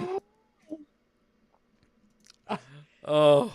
I mean, I hope they don't mix all that together. If they do, this place needs to be put out of business immediately. Oh, dude. Because that would make me Ralph like nobody's business. Garibaldi's restaurant. Please stop. Chinga tu madre. Chinga tu madre, tu te pinche gringo cerdos. Gracias. Oh. Yeah. Anyways, Jack, what would you like to talk about? That was it. Because holy shit, we discovered that restaurant. So the Countess runs a tabletop game called Gallows Road, and where the whole idea is you're a bunch of guys on like this insane supernatural road trip. Really cool setting. But one of the things that she likes to do is whenever we go to a city, she tries to find a restaurant that actually exists. You know, because like just to kind of get across that like a horrific places you find if you're on a road trip. You know, one of those like, the fuck are we looking at? And she found that. She found Garibaldi's in like Phoenix. In Phoenix, okay, Arizona deserves it. They're or trying sorry, to like no, not Phoenix. It was Iowa. The characters are in God. Iowa. There are no Mexicans. And yeah, and it was just like she was like describing the menu. We were like, "What the fuck is this?" She's like, "Actually, this is a real place," and we were like, "Prove it." And then she did, and we were like, I don't know how to feel right now. Who the fuck puts mushrooms in your goddamn burritos and tacos? What the fuck? God. Exactly, fucking exactly. You know, you're just like, what? No, That's Domini like, Patri, Filii, Spiritus Sancti, that Dios te yeah, salve yeah, Maria, because llena eres de gracia, el Señor de conjitos, bendita tú eres entre todas las mujeres. it's not just because it's not just bad. It's completely wrong. Right. You know, you're like, what? I forget. I forget which drink it was that like that's the one that fucking killed me. Where, oh god, oh yeah, it was like one of their margaritas, and it was like it was like made with vodka, and so I'm like, so not a margarita. Oh Like, wait, no, I have to find this. This dude, cannot yeah, be yeah, yeah. See if you can good. find it. See if you can find it. I forget what they called the stupid thing. You know, but it's one of those things where it's like, hey, do you want a margarita made out of like Red Bull? No. You know, like that level of shit. And I was just like, this is horrific. You know, why is this going on? You know, Oh, they or like a must have got- mojito with orange juice. Then it's not a mojito. Santísima muerte de mi corazón, atravisa mea nel protección. Yeah, it's lemon juice and mint. You know, like it's rum, lemon juice, mint, and fucking seltzer water. Like that's all a mojito is. You know, like, oh man. Oh, and simple syrup, but like, you know, basic sugar. Oh, Stacy, none of your business, Yogi. Your no, my Latin is not too good. That was in Spanish. Yeah. They must have gotten rid of this motherfucker because good on them. Someone probably called them and told them it's a hate crime. You rattled that off like my ancient grandmother. I let me, you know, I'm just gonna say this. La Virgen de Guadalupe has a shrine in my home. She is very welcome in my home, and from time to time, I will look at her and say, "Mama, ¿qué es esto? Hey, ¿Qué es hey, esto?" Yogi. You know another thing they got? Fajita nachos. Isn't that just nachos? Which is it? You know? Is it fajitas or is it nachos? Is it just nachos that they bring you a hot plate for? Like, is that all there is? I to think it? that's it. I think that's it. I think it's like fajita fixings just on top of nacho chips. Which, no. You know? A fajita is supposed to come on a flauta. You know? Jack, get us out of this white people shit. Oh my god. I've run out of Oh tolerance. no, I'm for fine. this. I'm finding this gringo drink. shit. Hang on. This gringo shit I cannot abide by, man. Is it called- Este pinche gringo mierda. I cannot. is it culture appreciation or is it normal abomination? Yes. Like Everybody's twin fall. Okay. So two twins, they take a die. Okay. oh, we're talking about Casa Bonita? All right. All right. Casa Bonita. La la la la la la la. Casa Bonita. And I was wrong. It Casa was Bonita. Idaho. Oh. It wasn't Iowa. It was Idaho.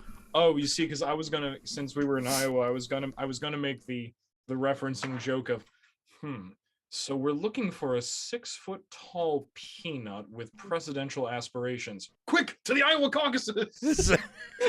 Yeah. Okay. So they have blackberry, blueberry, and raspberry mojitos. So, you know, not a mojito. But That's white people shit. oh yeah. Oh, we haven't even gotten to the worst. This is the one that broke me.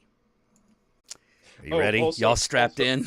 Wait, hold on. Before you do, Stacy, so go and see the thing that I just said you recognize as Spanish. My apologies. My Spanish is it weirdly mixes between Castilian Espanol and like Cubano Espanol. So I'm sorry, like it kind of fluctuates. Plus also I'm Romani, so I have like a lot of Gitano cousins, so like our words get mixed in there. It's fucking weird. I apologize. Anyway, yeah, sure, Jack. One what of their is it? specialty drinks is the garichata. Now, guess what this is? An abomination. No, no, no, upon no, no. God. Beyond an abomination. I'm gonna say this right now. Mhm. I'm gonna say this right now. Jack, if this is these people fucking with horchata, I'm done. You might be ready. You might be done. No. No, don't. No, You cannot no. fuck up horchata. You're not allowed. Oh yeah, you can. No. Yeah, you can. Do you want to know how you fuck up No. horchata? Why? What is in it? It's horchata and Hennessy. I know. Yes, exactly.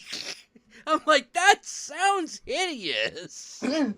Excuse me for a minute. Who made this shit? Horchata and Hennessy? Are you fucking like maybe horchata and Kahlua? Maybe. You know?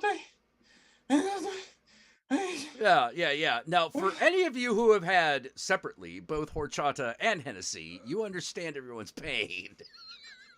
These are two things that do not go together. Guys, what? Can I No. just say, I don't represent all of my Jill's people. like, I was so wrong. No. Can I just say from my people? I don't represent all of them, but I figure. Oh no. Like I'm like, sorry. I'm sorry. We went too dude, far. this is look. I'm gonna be honest, man. This is not the way Southern people fuck up Mexican food.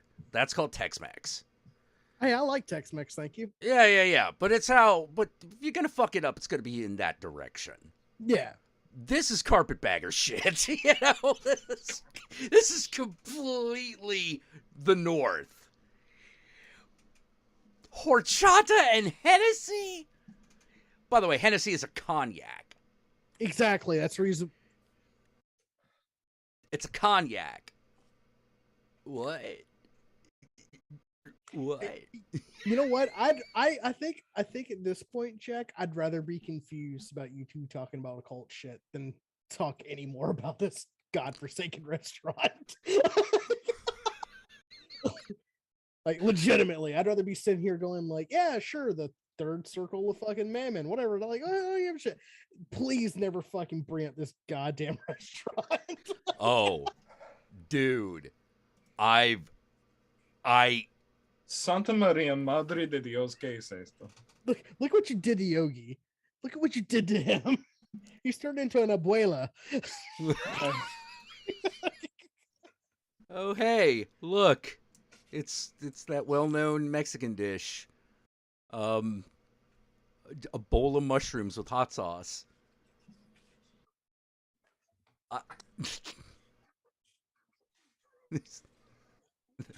But wait, there's more. This is hell. Yeah. This is hell. This is the only Mexican restaurant that exists in hell. Oh. It's we can also get the queso fundido. That's what I read. It's- That was like it's all of it mixed together. Chorizo and fucking 'Cause- Monterey Jack cheese and green onions. Simply delicious. Why did you put onions in the fucking cheese dip? I do. When- I think Yogi's about to start being possessed. Over I think there. Cuando He's de giving up mi life, Cuba, de mi corazón y sanidad. Oh man. Oh man. Yeah. No, like I gotta tell you, for some reason I'm in Twin Falls, Idaho. I have gotta go into this place with a plan B. Like there better be like there better be like, I don't know, like at least at fucking least a goddamn fucking no, not Denny's. That'll just make you feel worse. A Perkins. Just a fucking McDonald's across the street, so I can fucking get something. You know. What? The... Oh my god, no. Just so you Sam, know, you can find okay. better Mexican food in Japan. I'm not doubting it. Oh my god, no. Sam Devam saying Yogi mi vida, just grab some Vicks, you'll be okay. No. Vicks ain't Okay. gonna fix this. Okay.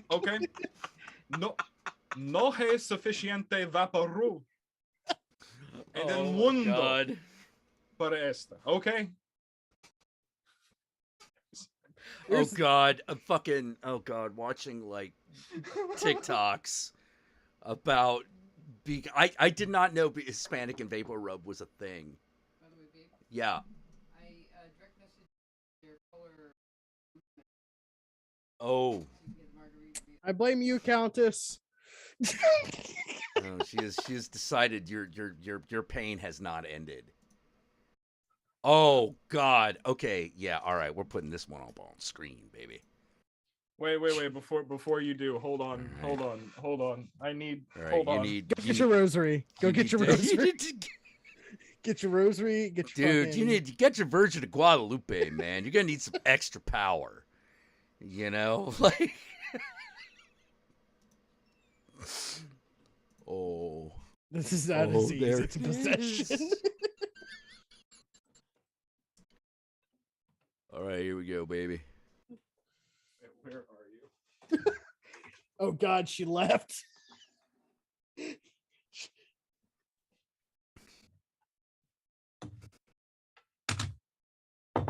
Okay. I have. All right. Mira. I have my Vaporu. I have el Jesus Christ. And I have San Lazaro. Okay. Dude, you're gonna want the Fabuloso. Oh, son of Right. a bitch. Like, Here we go. Garibaldi's blended margaritas. Drink it in. what the goddamn fuck? I need to see this on my main screen here in a moment. What the fuck is this shit? What are you doing?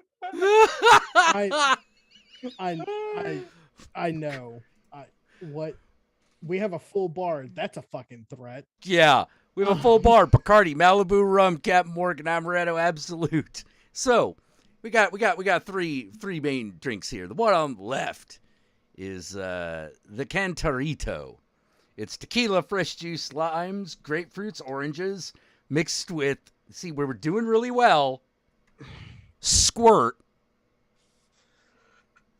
Squirt is a literal ingredient. Orange juice, grapefruit juice, splash of lime juice, salt on the rim, and garnished with a lime wedge. What the fuck is that pottery they're serving it in? What is the purpose of I that? know what that is.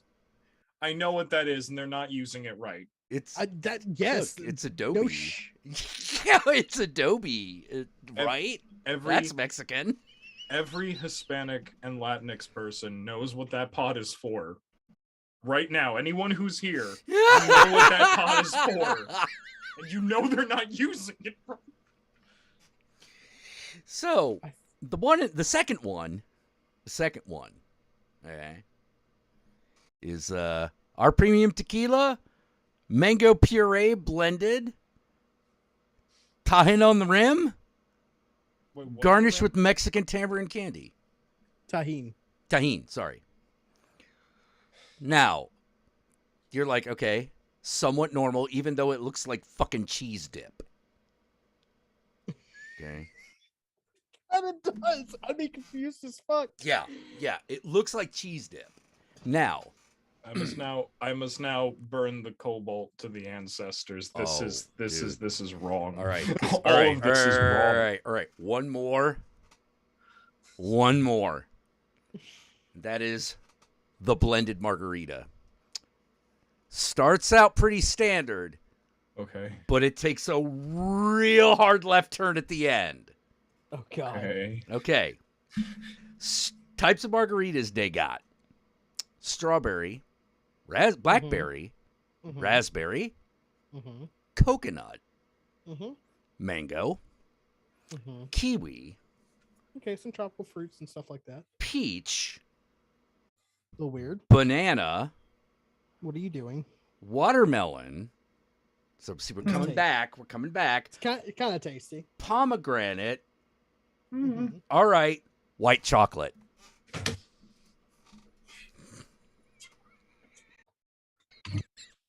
I gotta prove it right. It's right there. It's right there. White chocolate. Do you see that? You see that? You see that? White chocolate.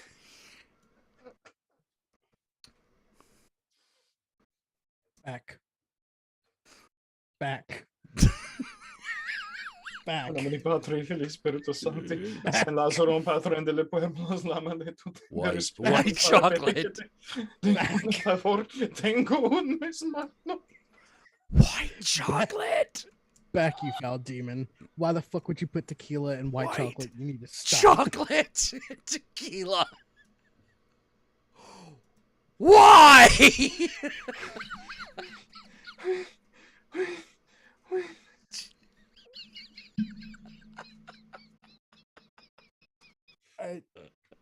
I Oh my god, Guru just said, I say we all switch religions and Religions start and worship worshiping this this place place instead. instead. Quick, no. Grab Guru, he's been compromised. His brain's been taken over by the old ones. The great old ones live in his mind. He's been compromised. There's just madness. Guru, I swear to God. You flirt too We're much with fucking entropy, my putting man. Hennessy with horchata and white chocolate and margaritas. This place is off the fucking chain. Where are we gonna go next? Is there anywhere to go? No. I think if I went there and ordered a Grand Slam, I would get it. Oh, of one kind or another, definitely. Of one kind or another, I can you put- would get it. I can put some pancakes in your Grand Slam. Yeah. bitch. No.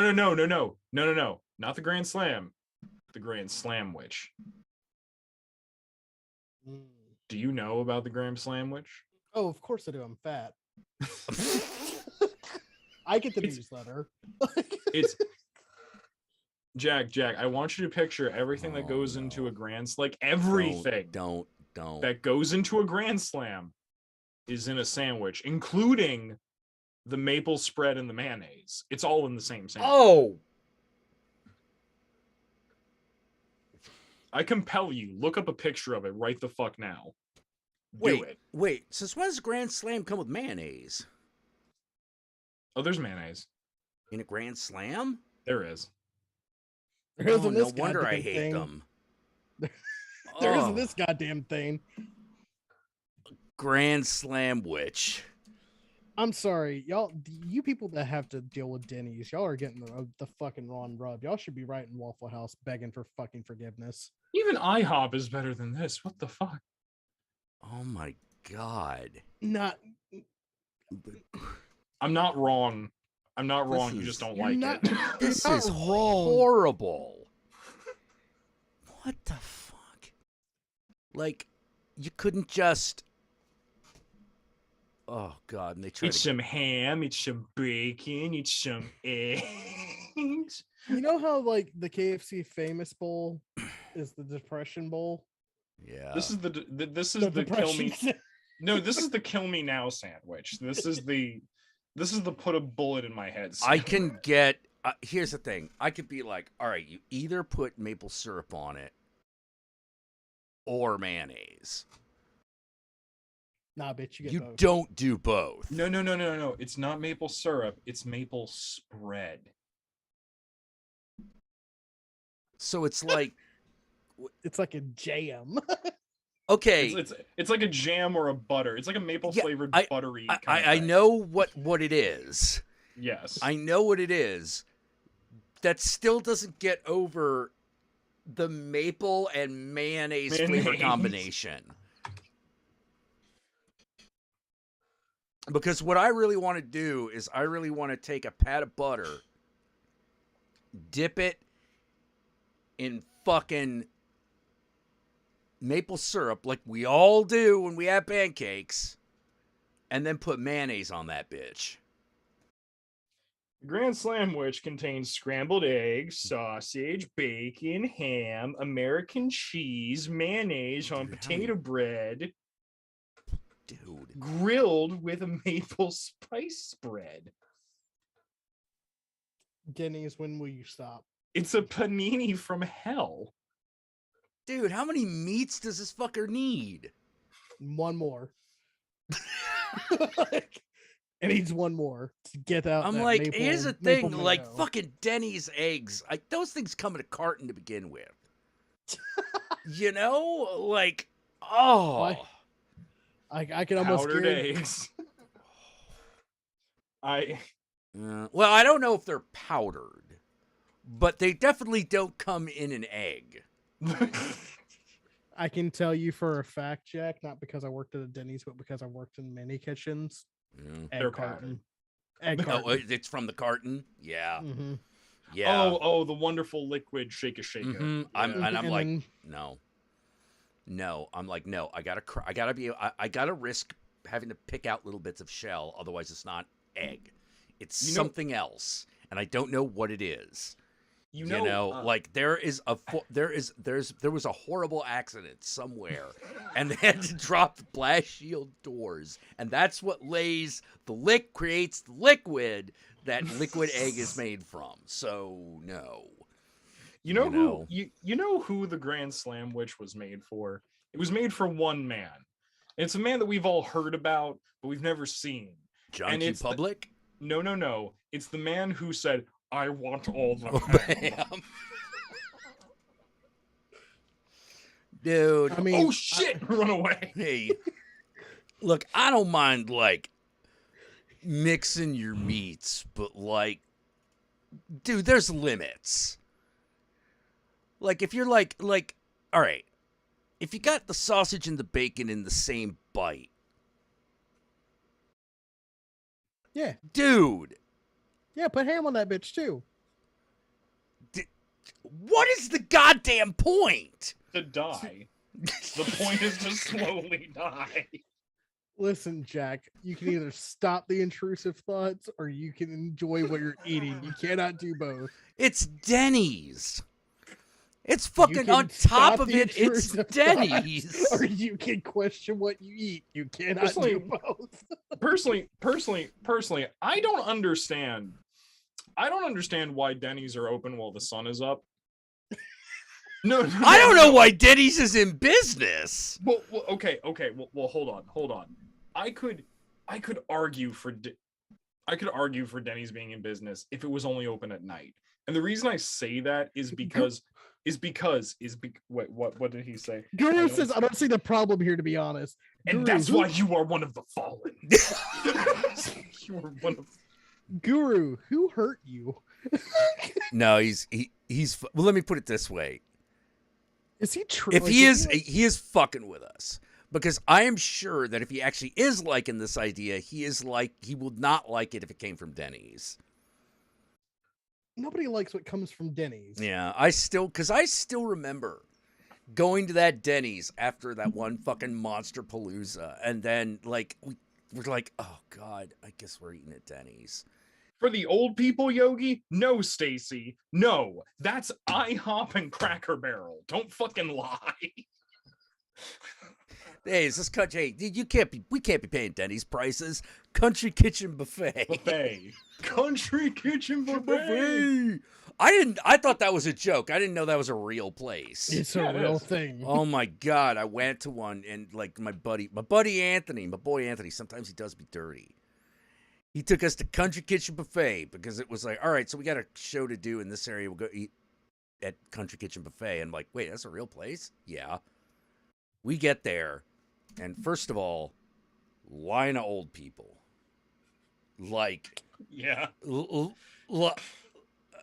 like you're not used. You didn't know that old people could stand in line because you're like you've never really seen it before, you know. I mean, if you've worked in a nursing home like I have, then yeah, you have, but that's for the pills. Yeah, exactly. You don't generally see this like out in The wild. in the wild. Yeah, you don't see it in the wild. But there it is. There's like 20, 30 of them all standing like single file waiting for this restaurant to open in the middle of the fucking day. Or sorry, for this motherfucker to open up. And first of all, Country Kitchen Buffet apparently only does breakfast and lunch. Yep. Yeah. Okay. It's for senior citizens. It's for senior citizens. It's very like we got to stop this elder abuse, man. Like I fucking get there and I'm like, okay, well, yeah, it's okay. It's for old people, but like, you know, I'm sure it'll be adequate. It'll be okay. Boy, was I wrong. You were wrong. Yep. I'm sitting there and I'm like, they're handing me French toast, and I'm like, you know, if this is the first time I ever had French toast, I would hate it. Like, I would hate French toast. I would never like French toast ever again. Ever. I would never like it. You know, and it's one of those, all right. Now, you know how if you have like real maple syrup, you never go back? Oh yeah, I'm sorry, but fuck Miss Butterworth and Aunt Jemima. Oh yeah. Aunt Jemima and Miss Butterworth can fucking lick my nuts. Like fuck them. They're terrible. They're fucking terrible. Especially Mrs. Butterworth. That shit. Mrs. Butterworth is literally Mrs. Butterworth is the worst, like, mascot wielding, like, maple syrup substitute. It's awful. Yeah, it is horrible. Like, it's fucking. You will not do worse if you go to the bulk section and buy the shit that you have to put in the plastic tub yourself. If you remember that crap. Anyway, yeah, no, it's that bad. Anyway, so my maple syrup come from Vermont. Exactly. Good for you. Also, I ain't got no damn Vermont for my maple syrup. All right. And look, I'm still annoyed that when I go to an IHOP, it's maple substitute. Yeah, it's pancake syrup. Yeah, it's pancake syrup. It's not. They're not allowed to call it maple syrup because it isn't. You know, that's one of those things. Like, yeah, just hand me the fucking strawberry crap. You know, I know and that's not strawberry either. Yeah, but it tastes better than the pancakes. I'm a blueberry man myself. Yeah, yeah. Like that one's also okay. You know, it's like not. Is it the best? No. Is it real blueberries? No. But like, it's all right because apparently motherfuckers stopped carrying boysenberry. Which how fucking dare you? Yeah, which how fucking dare they? You know, that was like, yeah, all right. I mean, granted, it was like the blue raspberry of choices, you know, but like. I've met people who thought raspberries were blue. I knew that was going to happen. I will never fucking, like,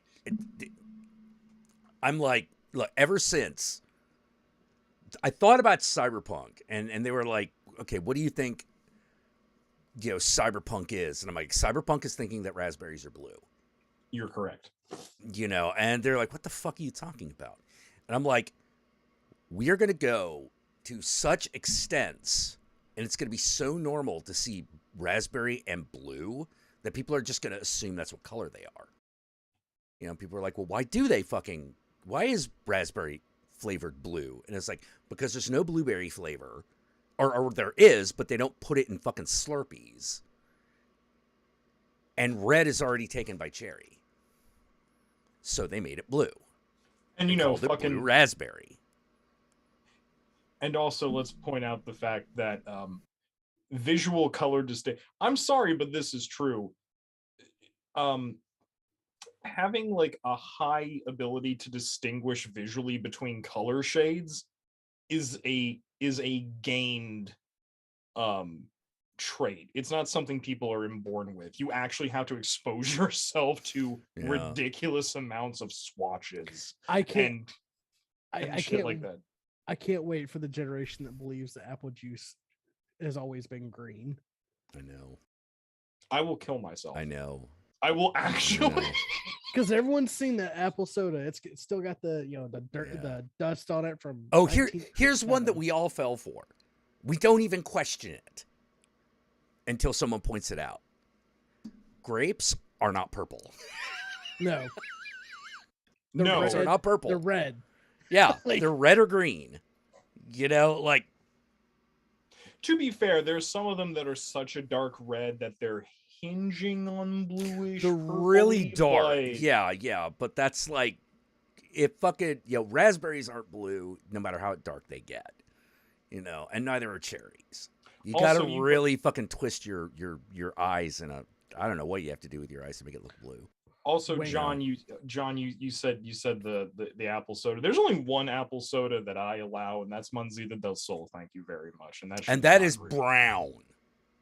Well, it's Which is gold. brown. It's like an auburn gold. Well, so- I mean, it's a color that is recognizably actually related Well, to apple juice. Excuse Yes. me for only having fucking Fago and Fanta fucking apple soda. I will that's- excuse you. Happy birthday, by the way. Hey. Oh my god. Thanks. So yeah, I was Feliz Here's the thing. cumpleaños aquí, Here- feliz okay, cumpleaños aquí. all right. So I was on a stream watching somebody, and there's this one girl, and she had a blue beret on. And this one guy in the chat starts talking about raspberry beret, and I lost my shit. I could not stop laughing because I was like, okay, you're right that that's a beret, but that's not raspberry colored. And he argued with me, and I course he was does. like, Because okay, motherfucker, do Go you Google know? a picture of a raspberry. Yeah, go look at a picture of a raspberry. But more importantly, please, more importantly, have you not seen Under a Cherry Moon? You know where that fucking song comes from. It's Prince. Yeah, it's Prince, baby. You know, you need to know this. Prince knew what color a raspberry was. Yeah, GL Knight's right. Prince calls it red in the fucking song. Yes! Yes, he does! The guy fucking argued with me. And I'm like, dude, you're not winning this fight, man. You know? You're just factually wrong. Yeah, you're just incorrect. You know? Man, Like, it's stupid people are so sure of the things they believe. It's Mhm. like they don't have facts or knowledge or research in their head. They just have a pure unadulterated ego. yeah, how does someone No, not know that it's- raspberries are not blue? They never seen one. Yeah. That's why that's why I'm like, it's a cyberpunk thing where it's like your knowledge of what something looks like is entirely fucking based on advertising. You don't know what the reality is. You only know the advertising. I can forget how to put it. I can forgive people for not I can't. realizing. Hold on. Hold on. I can forgive people for certain things. Like if you don't realize that blackberries, raspberries, and mulberries are all in the same family and they're actually just iterations of the same bush, I can forgive that. I cannot forgive thinking that raspberries are actually blue. Yep. I will not forgive this. Yeah, the girl in the fucking picture of the fucking LP has a red hat. Yeah, but Jack, that song's about busting someone's hymen. So what are we fucking talking about here? All right? Well, I mean, yeah.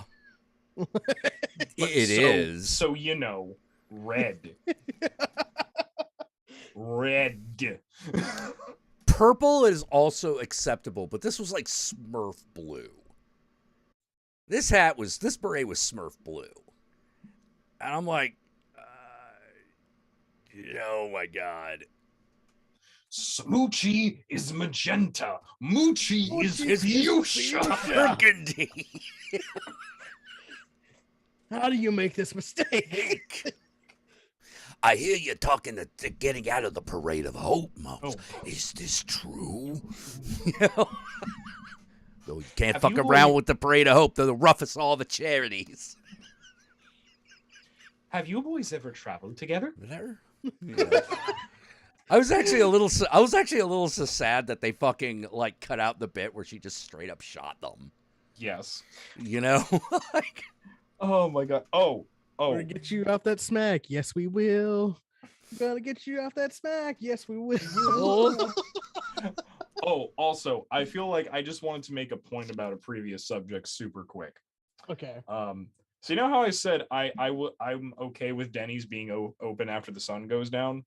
Mm-hmm. mhm. There's a reason. It's because, and you cannot fucking argue me with this because I know it's true. Denny's primary function is to serve drunk people at 3 a.m. Consider Yes. the fact that if you've ever been into a Denny's and been handed the grease covered piece of plastic that is their menu, you know this to be true. You can order anything at a Denny's without saying a fucking word. You can literally just go.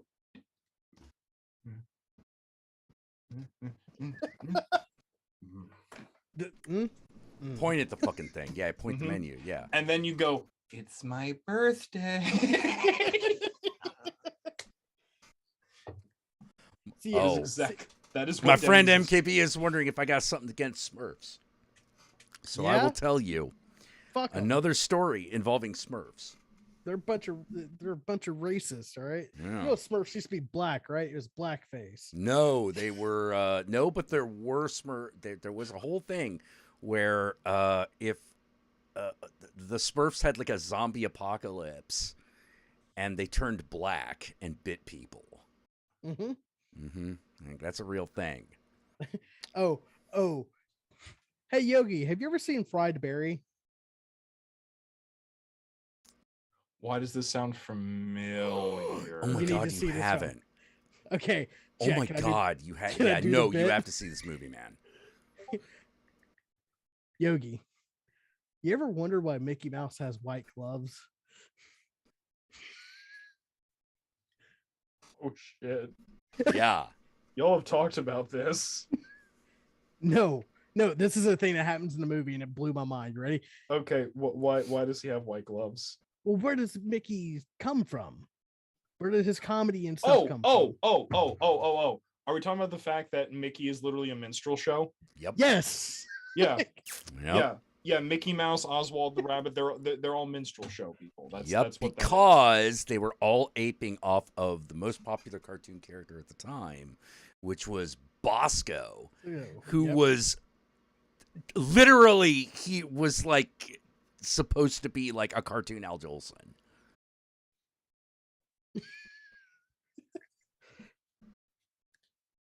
Isn't it weird that one of the most famous cartoons is basically blackface? Yeah. Also, can we talk about the fact that Al Jolson is actually a white man who dressed up as a black man? Can we talk about that? Oh no! Oh, I thought that was understood. Yeah. Wait, Yeah, it people is. Don't. No, that no. I think there are people who think Al Jolson's actually black. You know, Yogi's right. We may have to actually inform people. Like, one, There- it's old. There can't be. I don't care how- Swanee River. Yeah. Yeah. I don't care how old it is. You can look at Al Jolson and go, that man is not black. Like, Does Bugs wear gloves for the same reason? Yes. Kinda. Yeah. Well, kind of because Bugs Bunny is actually, and I want to point this out, like, but Bugs Bunny is technically from Black American folklore in a very Mhm. positive way he's because Brer Rabbit. Yeah. yes, Brer because Rabbit. Bugs Bunny is Brer Rabbit, and Brer Rabbit is actually an American iteration of the Compe Ananse stories from Benin, Africa. So Yep. So there's a direct relationship. You know, it's so weird. Like, that was one part of the so really, if you think about it, the very bizarre 90s and into the 2000s choice of t-shirts with Looney Tune characters dressed in urban attire makes a lot of sense. Yeah. Not actually too far afield. The funny thing is that they kind of split. Looney Tunes kind of split two parts of Anansi into two different characters. One being Bugs Bunny, the other being Daffy Duck. Yep. Yes. And then pitted them against each other. Kind of like the man Who's fucking pits the represented black man by- against himself. Who's represented by Elmer Fudd or Yosemite Sam. And the best times are always when the two of them realize at the end of the cartoon, wait a minute, we can both just fuck him up. Yeah. Yeah. I thought it was speculated when Brer Rabbit reminded me of Bugs. No. That's on a purpose. direct connection. Yeah. Yeah. You know. But Yogi, to sell you fried berry, since if I said Oh, fried no, berry, I've heard Jack talk about it. It's already sold. It's on the list. there's the one specific scene where he's in the nightclub Okay. God. and the guys walk around and, like, did he say he had X or did he say he had like I forget LSD or what he something? called it, but it's essentially ecstasy. He He's might have got- called it Molly. I can't remember. Yeah, he was walking around with a bowl, like fucking like an M&M bowl filled with ecstasy pills, Mhm. and the main character just grabs a handful and eats all of them. Like it's fucking popcorn. Because to somebody it is. Yeah, and then they have that scene where a guy is like, "I feel like I could really talk to you, man." You know that's Also- you know that scene we've all lived. Oh yeah. Also, like, for real, we've all known one, right? We've all known one chola or chinga who has that Tweety Bird shirt that she loves. Oh yeah. We've all known one. Yeah, right? yeah. Where's that shit to like every family function? See, it ain't a chola or chinga to me. It's an auntie Yeah. or a fucking cousin for me. Which I always find funny because, Tweety Bird is a guy. I always find that funny. One of the Yeah, look at- one of the things I thought was really fucking funny is how much like Mexicans kids actually liked Speedy Gonzalez. Well, he's the hero. So Yeah. But it was course just they one of will. those like, oh, that's okay. You know? Yeah, well, he like, might- let me like put it this way. Like, no matter how the hero looked, if you fucking did that like chinky face on a character, it'd still suck. Mm. Like you'd still be like, oh, fuck you. But apparently Speedy Gonzalez is different. I don't know exactly how, but Well, it's because apparently it is. It's because it's because the villain in Speedy Gonzalez cartoons is always Sylvester, and Sylvester is quite clearly Border Patrol. Like he's clearly Oh yeah. Clearly he's La Migre.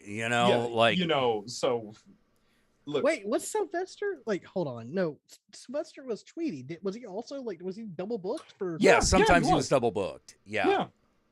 Man, Sylvester taking all the goddamn jobs. Yeah. Hey, same thing with Wile E. Coyote. He also doubled as Walter the Wolf. Did you ever notice that? That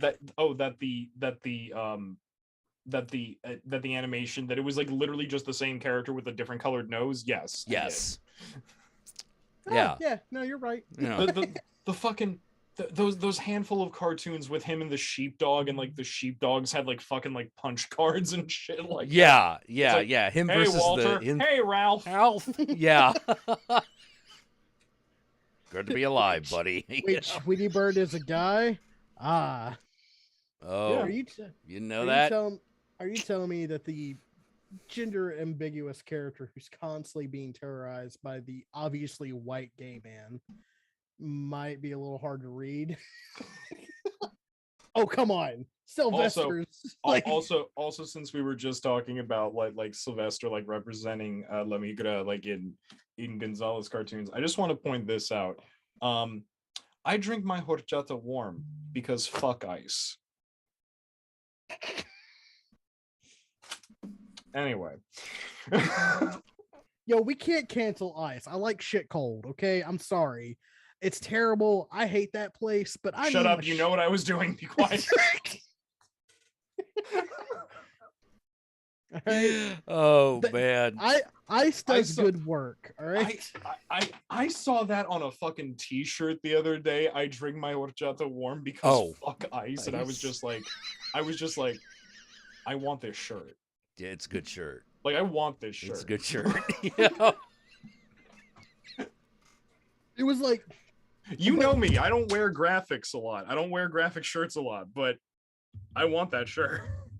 Yogi. May I interest you in an Elvira, Mistress of the Dark, Every Day's a Beach shirt from Fright Rags?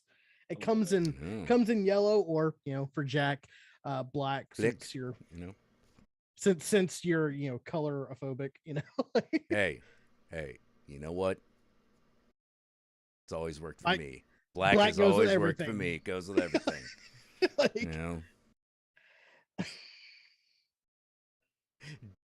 Damn, I miss. Oh God. Yeah, I think speaking. Sylvester is clearly coded as a wasp due to his connection to Grant.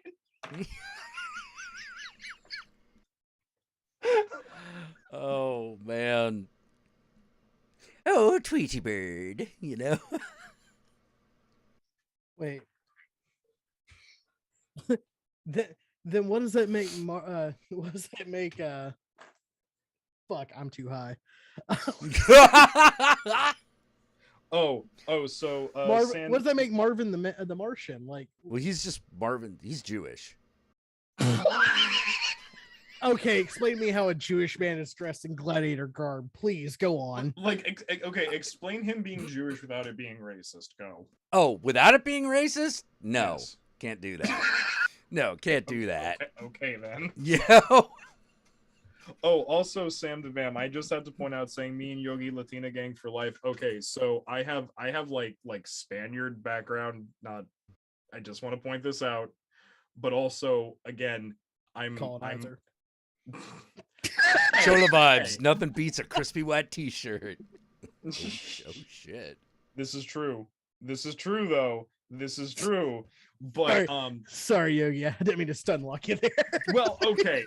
So to be fair, on my mother's side of the family, we are Romani. More specifically, we're Hungarian Romani. And on the way out of Hungary over to the U.S., we spent a couple generations in Andalusia in Spain. But that being said, the Gitano community, both in Spain and in Latin America, is fucking huge. There are so many Romani people. And and also, like, I grew up in a neighborhood that was mostly Hispanic. So Well, yeah, like one of the really kind of I think it's weird when people don't speak Spanish. Yeah, Like, yeah. I think it's Yeah, it's a little odd. Like one of the things I always thought was really weird, being part of roughly Asian diaspora, but not being in the category of crazy rich Asians, which I'm going to be perfectly honest. You crazy rich Asians. That's one of those like, no. You white people with epicanthic folds, shut the fuck up. Y'all from Caucasus Mountains, aren't you? Yeah. Like, fuck this shit. You live in a mansion. Sam says I'm still invited to the carne asada. Okay. Oh, hey. Okay. Hey, you know what? I'll bring the beer cooler. I will bring, one of the several. Well, I was about to say, not actually being 100% white, you would be amazed at how far that goes. Yeah. How to put it? Am I part white? Yes. Am I also part Romani? Yes. So it's just kind of yeah. Yeah, But, it's there, you know. Also, how to put it? I've been to Corpus Christi. I have put roses on Selena's grave, and I have cried. Would you shoot that bitch if you had the chance? Not You Selena. fucking know I would. Good man. Oh, I would. Good oh, yeah. Holy Fuck crap. that bitch. I saw a video of a little girl dressed up as Selena beating the fuck out of a pinata that looked like her, and I was like, "This is the Oh closest yeah, they're yeah, ever gonna have no, to that justice." scar, Yes. that scar runs deep, man. That scar runs deep. You know, like I still couldn't believe it. Like I was, it's weird. You She's don't lucky she's in usually- jail. She's Yeah, lucky You she's in don't jail. usually get to witness like ethnic trauma happen right in front of your fucking eyes. Hmm. You know, like, but yeah, Selena's death was one of those moments where you're just sort of like, what the hell just happened? You know, like what's going on? Like the vibe is different now in like the Mission District and shit. The vibe is different. What the fuck happened? Selena died. It's like if you were, it was like if you were in L.A. when Kobe died. Man, I was even in fucking LA and I felt that shit. Dude, Me, me and the LA black went guy- into mourning, man. Like it was fucking nuts. me and this random black guy that like walked in my store. We were both crying outside. Yeah, yeah, because he was wearing his Kobe jersey. yeah. I was like, now times that by all of Los Angeles, I know that's and you're like, what? Whoa! It's one of those. Whoa! I know you love the guy, but holy crap! You know? Oh man, like it's like they killed Jesus, you know, like that's kind of how it felt. It Also, was weird. Also, Sam, yes, Tejas Latina per vida. Selena es vida. Sí, mama, sí. Also, yes, I'm sorry, but that in that state, there are two versions of that state. Much like how there's America and Murica, there's Texas. There's Texas, which I don't like. Tejas. I go to Tejas. Tejas. Okay? Yeah. Very different. Yeah, I know what you're talking. You're talking about like, oh God, what's that? South of San Antonio. Yeah, definitely south of San Antonio. San You know, Antonio. oh God. Although I will say this.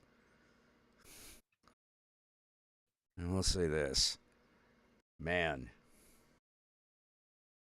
I was actually talking about this with John earlier, where I was just sort of like, you know how usually people are like, you Californians get the fuck out of our state and stop raising all the rent. Mm-hmm. Okay, turns out there is now developing a California version of that, which is Texans. And it basically, but ours goes a little bit differently. It goes, Dear Texas, get your fucking programmers out of the goddamn city and you're making everything suck. We do not want to have, we are tired of fucking having to fucking, and failing, to be totally honest, to re-educate your kids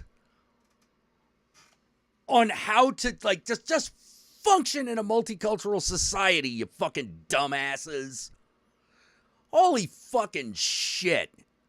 I cannot believe how many how many frat boys with fucking beer cans and fucking white girl tears. Oh my fucking God. The Karen quotient just fucking went ridiculous. It's fucking ridiculous. And like they bring dumb white people problems with them. You know, like here's the thing, because we're not what talking have my about people like, done to you? oh dude, No idea. dude, like here's the thing. This time, yeah, because like we're not talking. Here's the thing, we're not talking about like rednecks, right? We're not talking about rednecks. We're talking about like the grandchildren of like Duck Dynasty motherfuckers. Yeah, the fucking suburban. Yeah, the suburban Texans. the upper class suburban Texans. You know, who still for some reason who will still go around in fucking Stetsons and belt buckles, even though they live that in like they a don't do. 6th-floor house. That they don't do. Oh, Not but- here. Not here. They fucking do back then. Yeah, they don't do here. They don't do that here. But what they do is bring their whiteness. Usually you move to San Francisco and that stuff kind of gets left at the border. You know, you're like, yeah, I'm white. And, you know, whatever. Because you're already gay. Who cares? You know?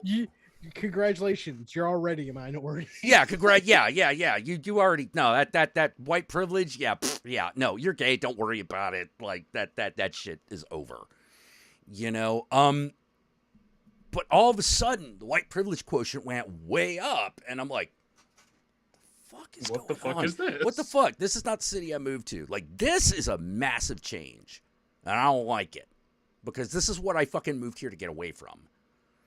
You know, and it worked for about 2 decades.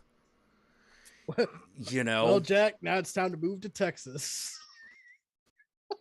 dude, I am not moving to Texas. I am not moving to Texas. Oh, come on. Houston's weird enough for you. No, it's not. No, it's not. And neither is Austin. Keep that shit. Keep that shit. Save it. You know, I got another thing for you. New York is not like LA. No, it's not. No, it's not. Yo, No, it's yeah. not. And Chicago is not like New York. So shut the fuck up. You know, it is not. Been to all those places. No, it isn't. You know, I will say this, though. The one place that is exactly as you imagine it is Florida. Yeah.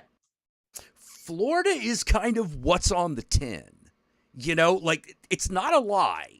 If you're like, wow, this looks like a place where way too many aggressive people, like, fucking get drunk, work out, and own alligators. No. Bing, bing, 100%. Not a lie. And not an exaggeration. It's fucking nuts. But no, with the fucking Texans coming in though, man, I will say this. An old piece of Romani wisdom. Чищай пакел парногажи.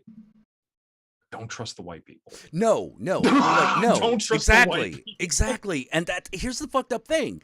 Is No, that no. John, you're not white Yeah. people. You're someone who just happens to be Caucasian. There's a difference. Okay. Much Yeah. like how I'm I sorry. like red bean. I like red beans and rice. Well, who the fuck Fuck doesn't? doesn't. They're delicious. You know, that's like fried chicken. Everyone loves that.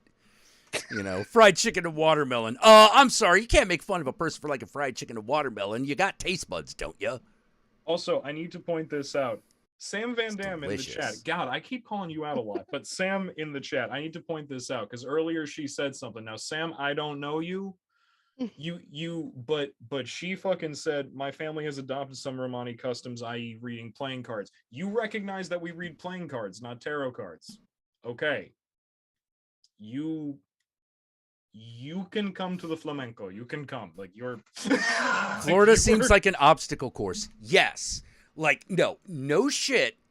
Oh, you might be too young to get this reference. But like the way I used to describe being in Orlando, Florida was like you're playing Frogger for real. Yeah. No, it's No, it no is. one knows how to drive in fucking Orlando. Yeah. Florida is the one place where I agree no one knows how to drive because you're Not just like, what the fuck is happening? And the Not other one thing, fucking person. yeah, especially in Orlando, because here's one of the things. You know how like Disney has that like special thing where it gets to run crap, you know, in Anaheim. Well, Florida's got a very obviously it's got a very similar. Actually, we know it has a similar situation because that's what the whole controversy was about. They do a really good job of everything except one thing that they have fucked up beyond all recognition. The highway. Mm-hmm. The highway's ridiculous. Like, It's because they put toll roads on the highway. yeah, it's completely nuts. And there's no such thing as a straightaway. Everything's a curve.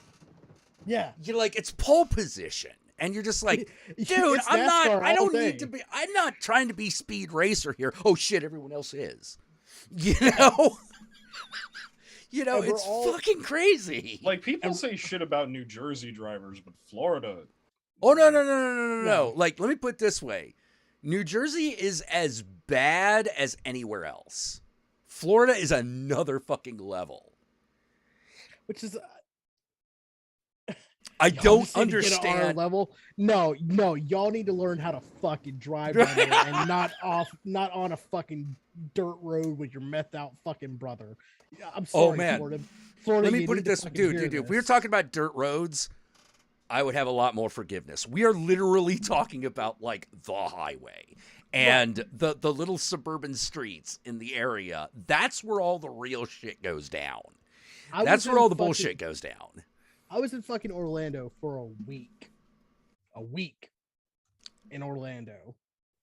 I saw 10 fucking wrecks the Yep. entire time I was there. Yep. And I'm not talking about like fender benders. I'm talking about like hit someone, their fucking the front of their car that comes off. Yeah, shit. yeah, like 4-car pileups. Yeah. Yeah. It's fucking crazy. Like I've This- never seen it's all right, let me get a little I'll be a little racist against myself.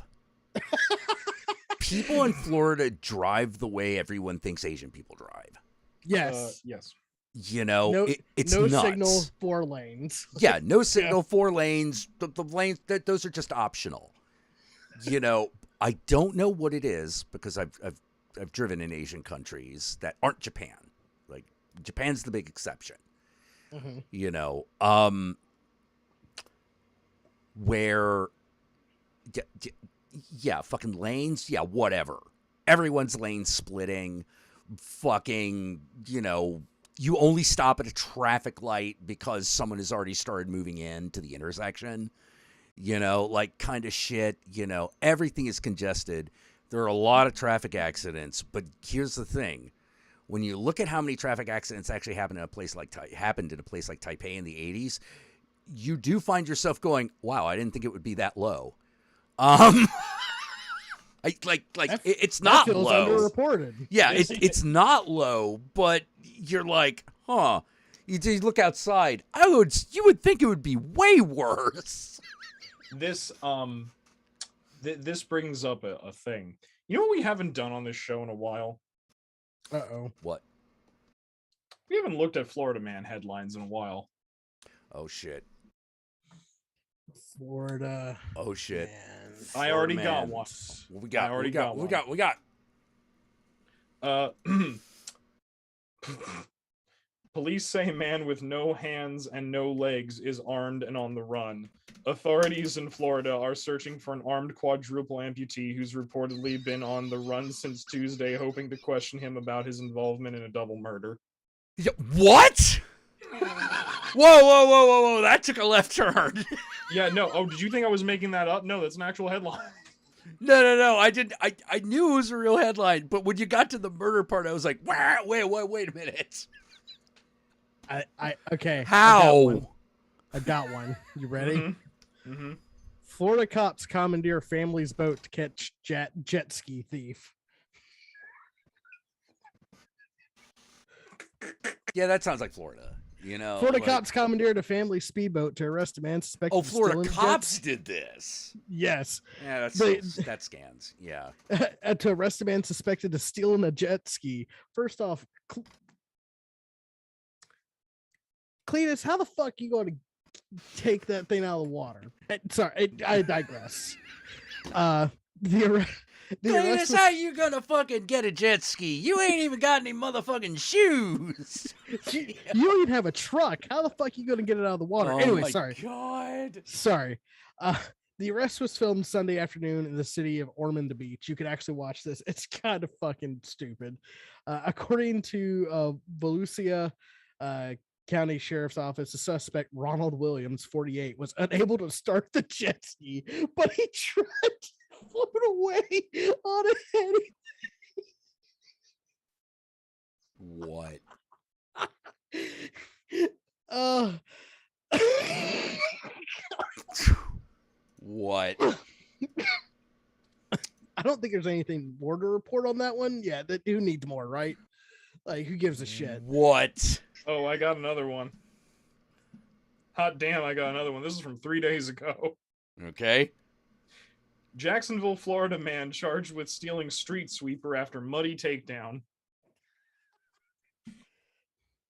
All right, by Gotta pee. street I'll be right sweeper, do they actually mean the vehicle?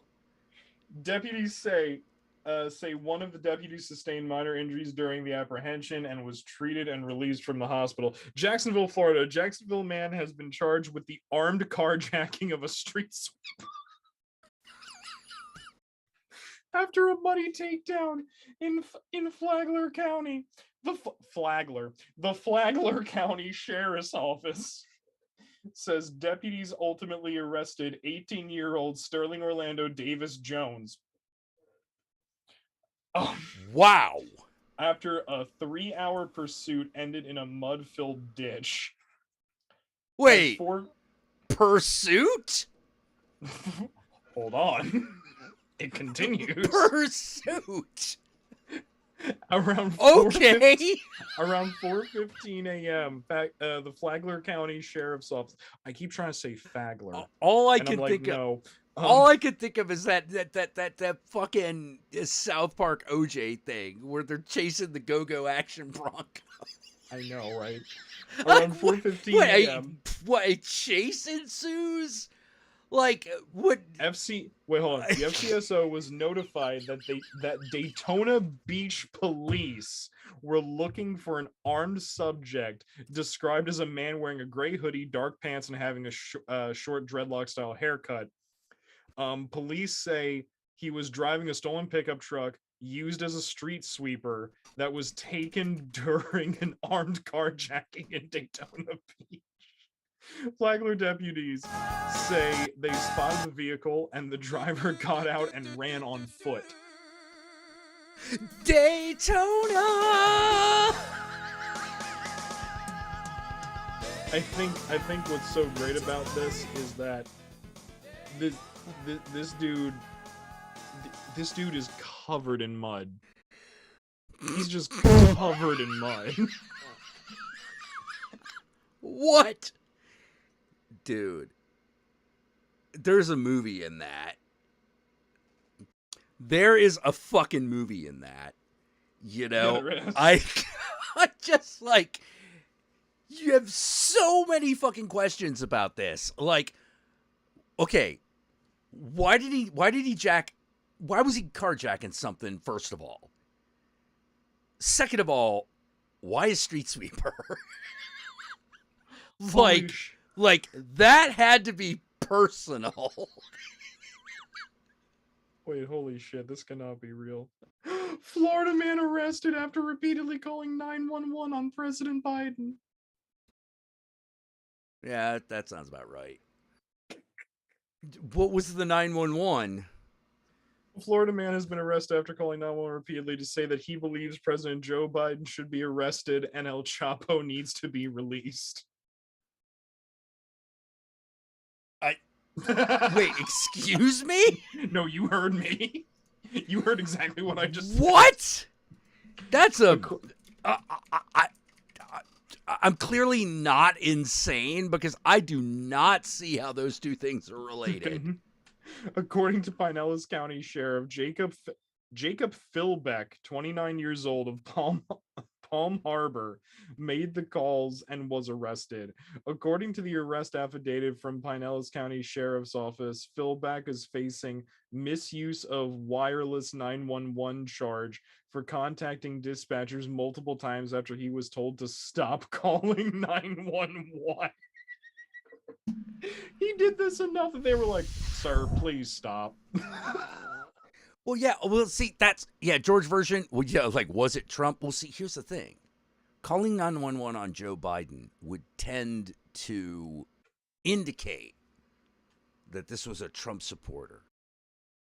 But the fact that he wants El Chapo released indicates not. It's an enigma. You know? Deputies say Philbeck was told the information he was providing was not an emergency and he was advised not to use 911 for non-emergency situations or non-criminal activity. But according to the affidavit, David Philbeck refused to comply. He called again and said El Chapo needed to be freed from prison and President Biden needed to be placed into prison. According to deputies, Philbeck contacted the E911 service line approximately 3 times within a 1 hour time period. There is no such thing as a straightforward plot in Florida. Florida is only twists. Philbeck was arrested on May 8th, just after 6 a.m. for utilizing E911 system to report non-emergency and non-criminal matters. He was released on a $150 bond shortly after his arrest. I love this. This article ends with, as for El Chapo, he is still in prison. Serving his life at the Supermax prison in Colorado, and President Biden was not arrested. No shit. Holy fuck. What? You know, like that's one of those, Joe Biden needs to be arrested. We need to put Sheriff Lobo back on the air. What? Yeah. Are those Holy two shit. things supposed to go together? You know, like...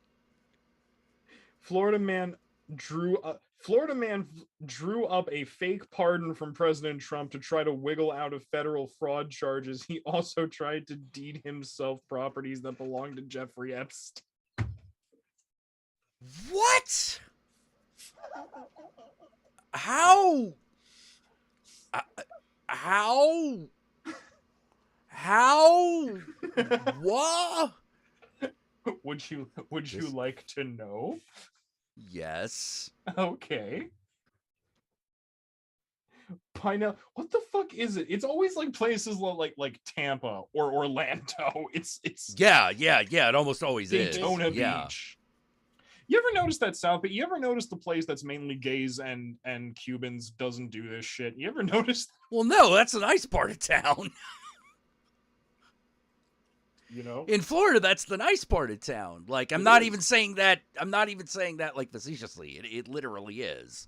Okay, I'm already like, what the fuck? Because the dude apparently has a Slavic name, Alexander Leszczynski. But I'm sure he doesn't know how to pronounce his own name, so he probably says it Alexander Leszczynski or some shit like that. All right, but even if he doesn't, we're in Florida, and fucking Slaw and Gopnik are just about to collide. This is okay. Go on. Yes, they are. Okay, all right. A man from the Pinellas Beaches fabricated a fake pardon from former President Donald. Yeah, no, this was May 18th of this year. Like a month ago? Yeah. Oh my God. Okay. Fabricated a fake pardon from former President Donald Trump as authorities investigated him in connection with a number of fraud cases. The U.S. Attorney's Office in Tampa reported this week. Alexander Leszczynski, 22, of North Reddington Beach, is facing charge. Is facing charges of wire fraud, bank fraud, and money laundering.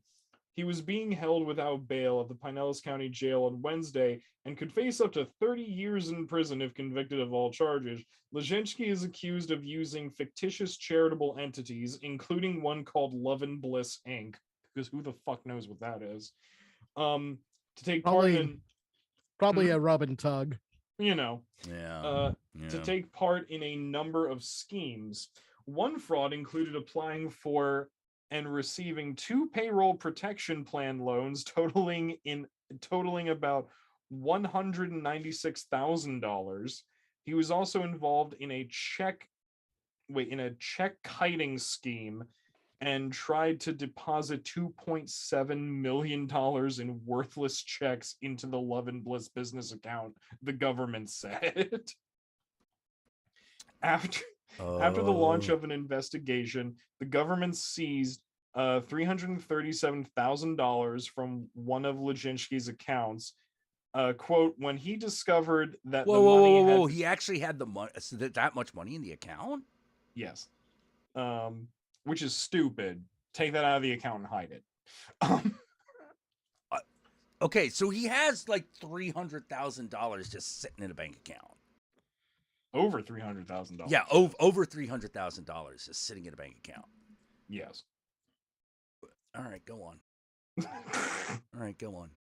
When he discovered that the money had been, quote, when he discovered that the money had been frozen, he attempted to have it released by producing a fabricated pardon purportedly signed by former President Donald Trump, end quote, the U.S. Attorney's Office said in a news release.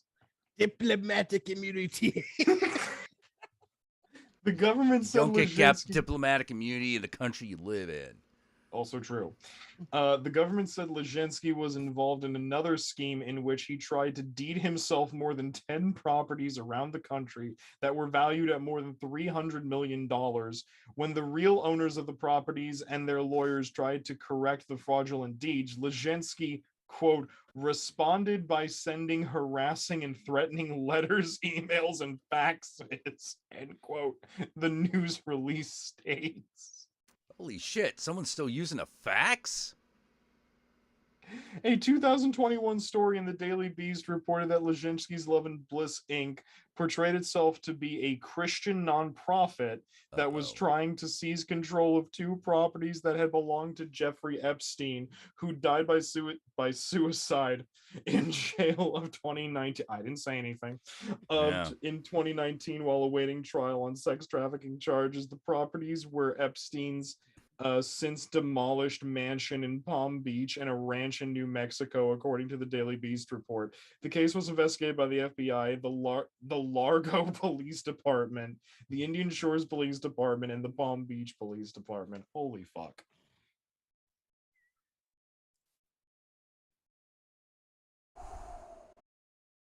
That's fabulous. Which one did you read?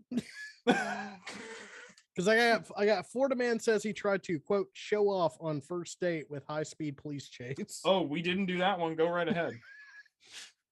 Oh my God. All right.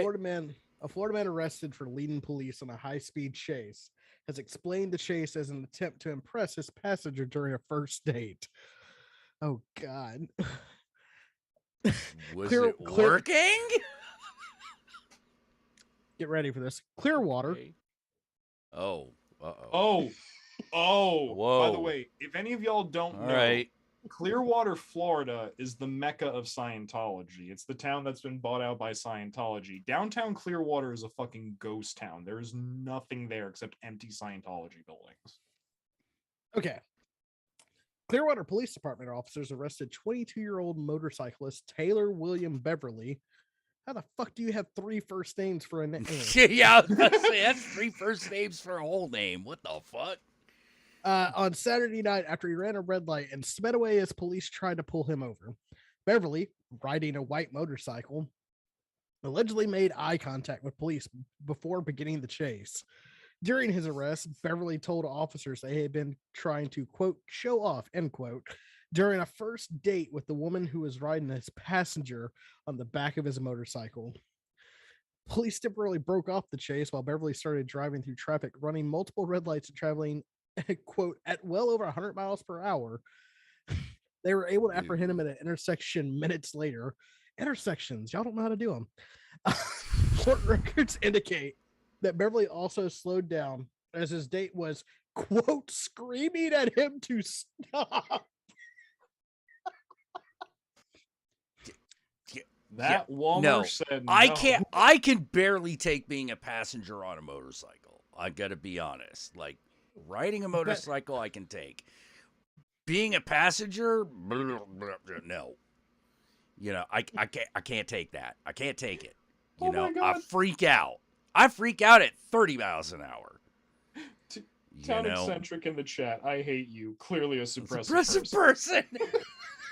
Yeah, the girl that was screaming, totally suppressive. Anyways, Beverly admitted to the offense, an officer wrote in his arrest affidavit. The defendant stated he was trying to show off for his date. The female said she was screaming at him to stop, but he refused. This was their first date. And people think I'm crazy for going like, I think you should have sex on the first date. Like, this is one of the alternatives, people. Beverly was charged with a felony charge of attempting to flee from the police at high speeds while displaying, quote, a wanton disregard for the safety of persons or property. He was released from jail just before noon on Sunday after posting a bond of $10,000. We reached out to the Clearwater Police Department for comment, but did not hear back in time for publication. they looked at that interview submission and went, I've No, got too much I- going no, on. Good, too thank much is you. happening. I don't need to be dealing with this. Did y'all hear about the Florida man who fucking wrecked into a FedEx truck while getting blown? Please enlighten me. Oh man. Florida man allegedly crashed into a FedEx truck while receiving oral sex. Florida man. Florida man. Florida man allegedly crashed his vehicle into a FedEx truck while receiving oral sex from a woman in the passenger seat. Now that's just how you start a fucking news report. Mm-hmm. According to Fort Lauderdale, that's another fucked up one. Fort Lauderdale Fire Rescue, who responded to the scene, the SUV allegedly crashed head-on into a FedEx truck on Thursday evening in Fort Lauderdale. The two individuals inside the SUV were reportedly naked. Now, why do you have to get naked for the blowjob?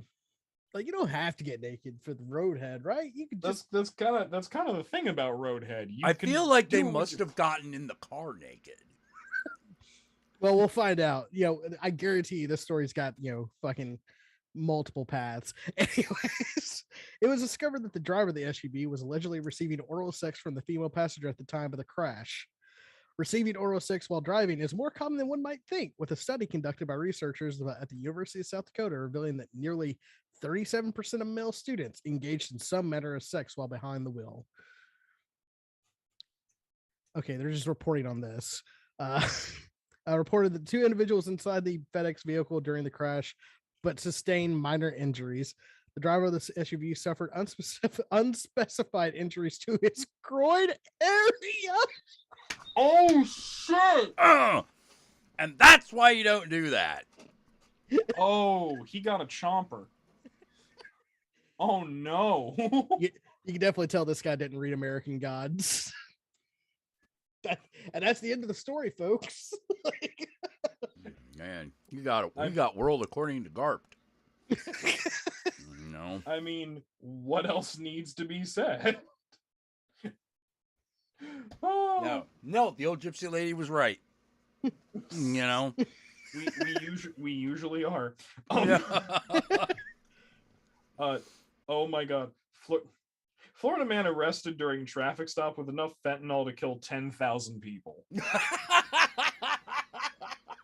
What Hey, is it with fentanyl right now?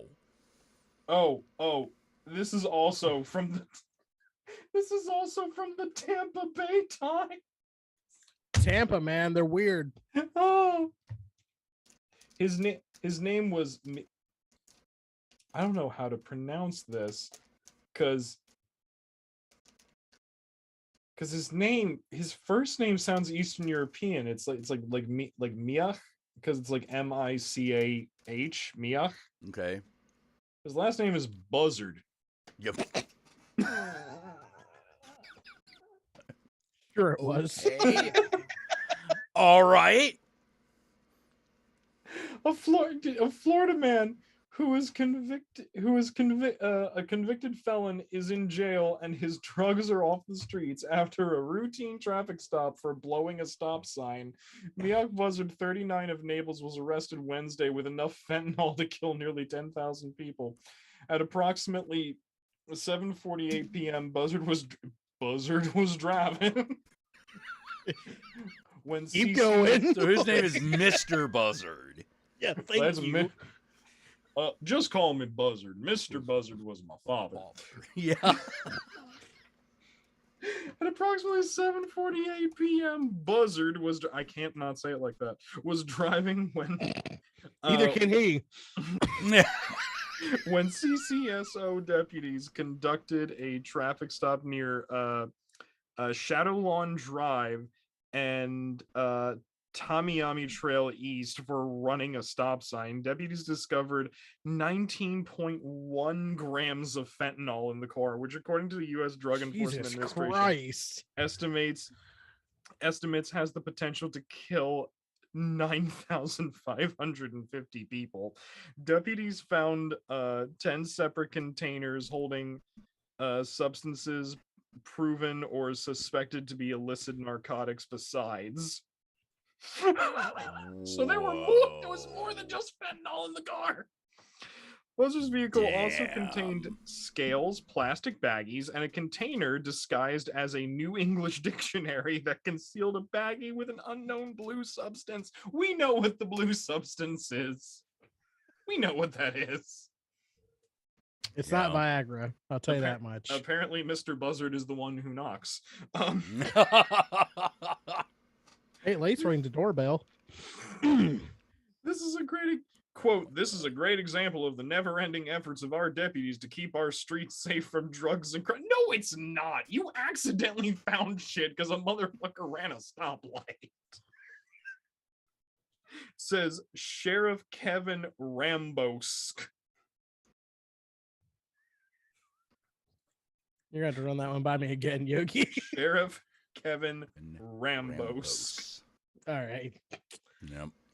There Oh, it is. volume 2. Oh, okay, Joseph Hall. See. You obviously have not watched Urotsuki Doji, aka Legend of the Overfiend, in its entirety. Because volume 2 is when a guy is given a demon dick, but in order to attach it, he's got to chop his own dick off.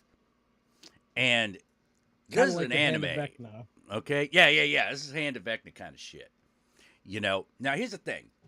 It is, at core, an anime. That means when he's chopping his dick off, he's got, like, anime face. He's like, Wah! Wah! Oh, Legend of the Overfiend. That Also- shit's going on. And then, that penis melts on him while he's fucking a chick. I So feel he that has to swallow the cum of the Overfiend in order to grow his dick back. This is all real, people. That's all shit that happens in that fucking thing. In that episode. You know. By the way, I think Inferno Dragon 1 is correct. It is correct. If it's Florida, it'd be pronounced Micah. Micah. Yep. Micah. Oh, okay. You know, like, which I know in certain countries is like a name that men are given, but it's usually spelled Mica. Yeah. Not Mike. That's how you say A. It's apple. See? Oh man. All right, Zeke. Oh man. Holy crap. Holy Hey, crap. you want one that's kind of pertinent to current events? Oh yes, because this show, I may have been gone for a while, but I believe that this show truly has its pulse on the issues of America and the world today. Mm-hmm. Absolutely. Here's the headline. Here's the opening statement of this news article. Ready? All right. A Florida man, this happened last year. A Florida man arrested in the Capitol riot appeared to believe that he and other, quote, patriots were storming the White House on January 6th. I'm sorry. No, run that by me again. Do that I'm whole thing serious. over. Run that by me again. A Florida man arrested in the Capitol riot appeared Uh-huh. to believe that he and other, quote, patriots were storming the White House on January 6th.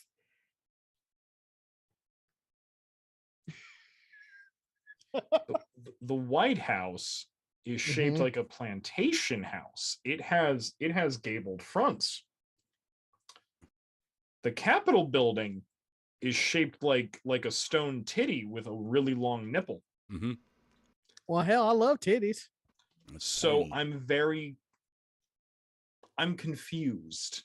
Well, when I tell you where he's from, it might make more sense. Where is this astute gentleman from? Kenneth Kelly, 58, of Ocala, or Ocala. I'm pretty sure if Town Centric's still here, she'll correct me. Referred to the Capitol building as the, quote, White House in 2 text messages sent to a relative, according to the affidavit by an unnamed special agent with the FBI. inside White House syntax, so he misspelled that. Via breaking in windows. God, they really are the worst criminals. Anyway, sorry. Kelly allegedly Why would you text that? Like, why would He because thought I'm a he thought patriot. he thought the congressional building was the White House. That says it all right there. wait, Yeah. wait, I'm confused. Why would they be trying to storm the White House? That's where their leader is. These motherfuckers don't know anything about politics. Apparently, they don't know what the White House is. You know. Anyways, Kelly sent another photo that depicted a crowd of rioters scaling the outer structures of Capitol building, writing, quote, "Patriots stormed the White House, broke in while Senate was in session donating." In session donating? That was also a syntax issue there. Sent to donate in Arizona. No shit. The were hiding under their missing the E desk, forced into recess. Patriots took back our capital day.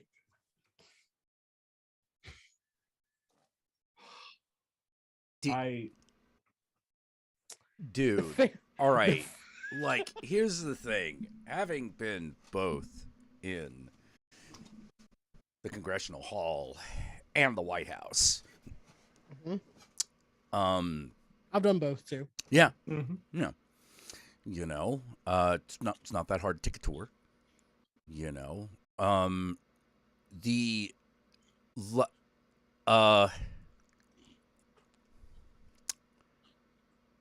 if you got that close to the White House, they en masse would be they would dead. have just started shooting. Yeah. Like, just first of all, they would have just shot you. They don't fuck around. Oh, maybe Trump's did. Maybe Trump's guys fucked around, but like Obama's people did not. You know, they did not fuck around. They are very serious, and We'll kill you. yeah. There's no doubt about it. You know, plus the security is nuts. If you're like if you're breaking into a window, they'll just shoot you. Yeah. You know, Wait, I just realized something. What? The last guy we talked about had three first names for a name. This guy's name is Kenneth Kelly. He's got 2 fucking first names as a name. Oh man. I think there might be a problem with the people that have 2 first names. Yeah. Well, like, oh god. Hmm. The other right. thing. Oh god. Yeah. Sorry. There's more. Jane, There's more. There's more. Okay. Oh. All right. Okay. All right. Do tell. The family member of Kelly, identified in the affidavit as W1, so probably his wife, showed the photos and text messages to the FBI. W1 told federal agents that Kelly, quote, held extreme political views and had mentioned QAnon a couple of months before the January 6th riot. Kelly surrendered himself to the authorities on Friday before making his first appearance in federal court later that afternoon. It faces charges of disorderly conduct in a restricted building, knowingly entering a restricted building, and violent entry and disorderly conduct on Capitol grounds. And of course, 2 weeks afterwards, the federal officers identified him in the footage because these idiots filmed their entire fucking riot. Anyways. So whenever the January 6th riot comes up, it brings up just one very pertinent question that I have to this day. So we're disrobing that justice and arresting his bitch wife, right? Well, funny enough, like an hour before we got on stream, she got summoned to the January 6th hearings. Yeah. Oh, I hope that's gonna be real interesting if she doesn't show up. Oh man, it's gonna be weird to have a fucking Supreme Court justice that gets arrested off the bench and doesn't That just broke. is, yeah. I'm gonna enjoy every second of it. Yeah. Oh, same. Like, I mean, holy crap. You know. Do y'all want a more less doomery Florida man? I mean, how to put it? The Florida man wasn't doomery. It just was stupid. Yeah. But yeah, go ahead. Yeah, all right. Hit us with one last one. Florida man allegedly threw alligator around by tail to, quote, teach it a lesson. Oh, see, the classics never go out of style, man. They really don't. A 30. Okay. Everyone guess where he's from. Guess where he's from. Jacksonville? Oh, wait. Nope. Ooh. Fort You have to get- Lauderdale. Nope. You have to get primo redneck with this one. Oh shit. Daytona? Bingo. Okay. All right. 32 Where the 500 is? Do. Oh, whoa. Hold on. Gonna take We you mentioned for a ride. we mentioned it. Hold on.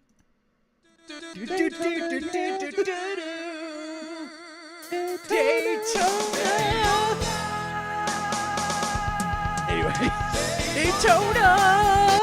Okay. Hey, if you're not first, you're last. You're last.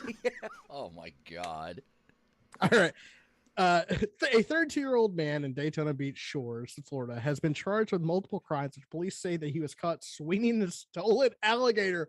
A stolen alligator. Whoa. This Okay, gator so this belongs to motherfucker somebody? stole somebody's alligator.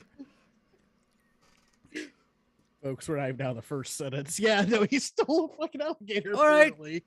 All right. Swinging a stolen alligator around by its tail in order to teach it a lesson.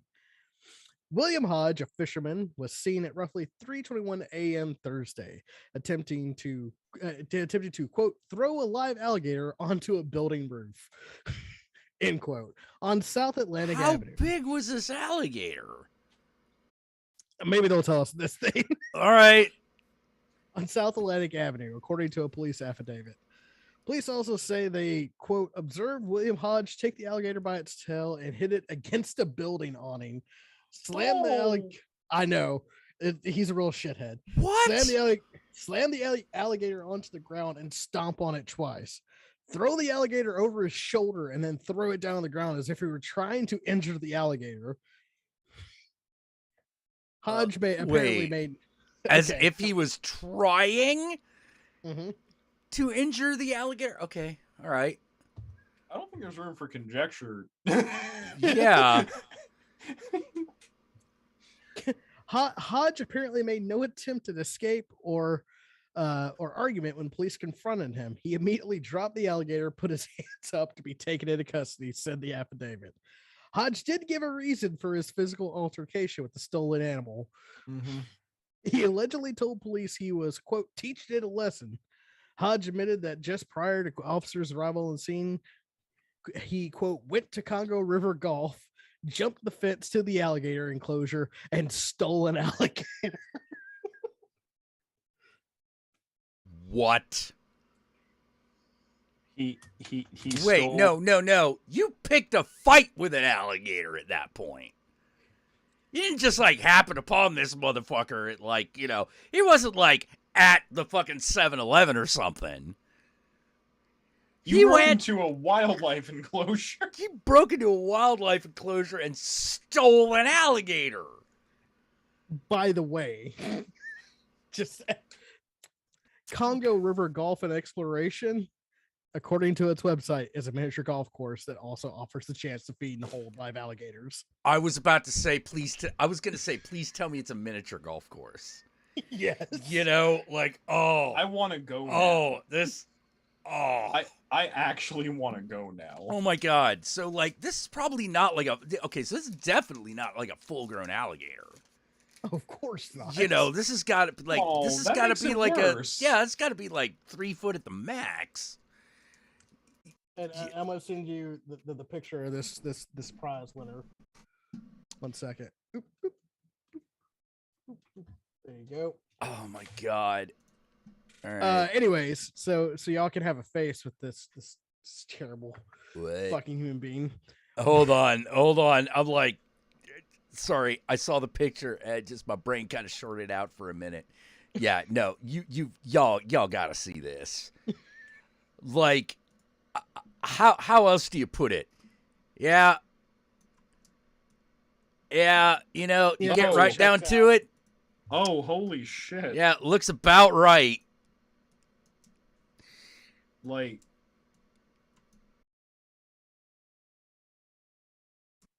why does he? Why? Why does he actually? Why? Why do these guys always look like? Okay, okay.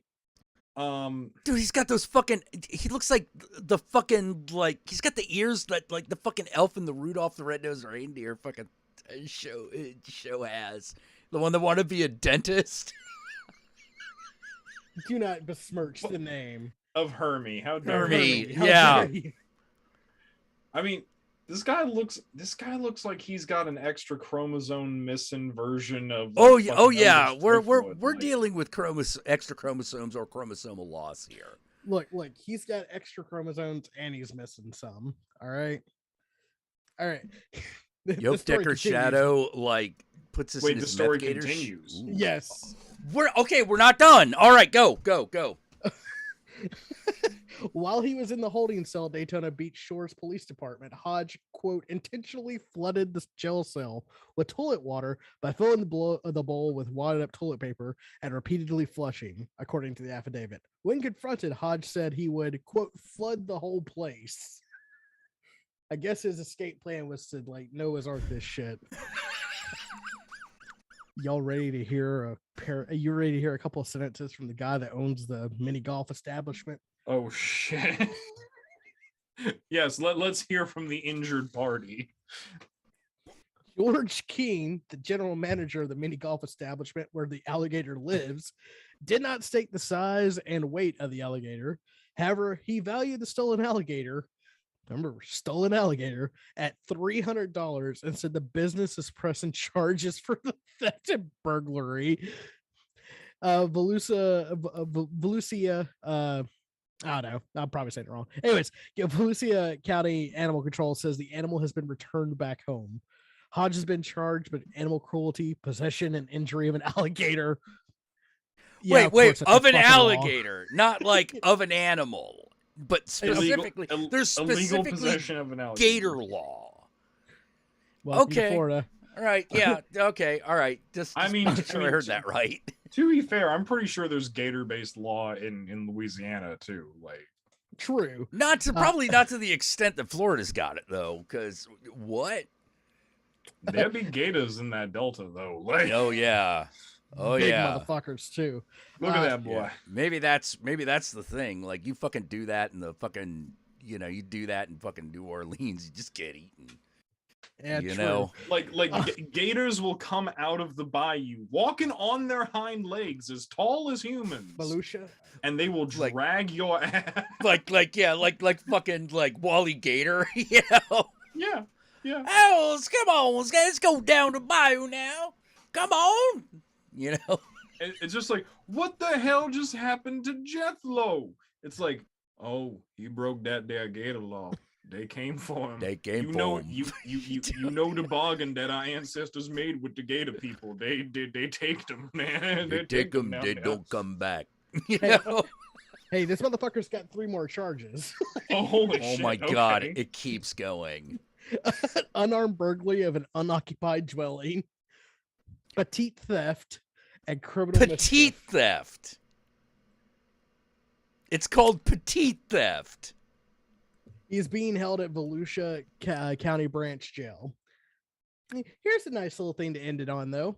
Cool. Once listed as an endangered species, an increase in the American alligator population has upgraded this animal's status to threatened.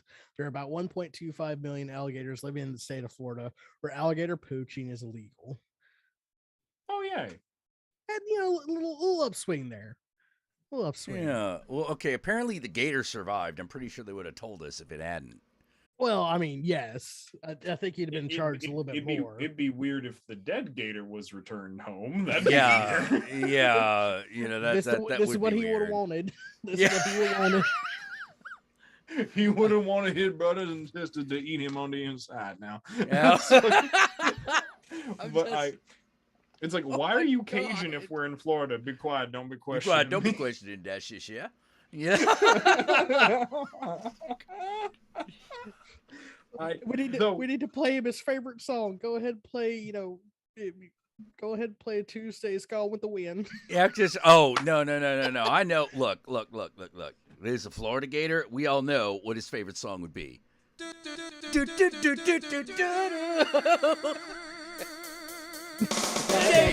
Daytona.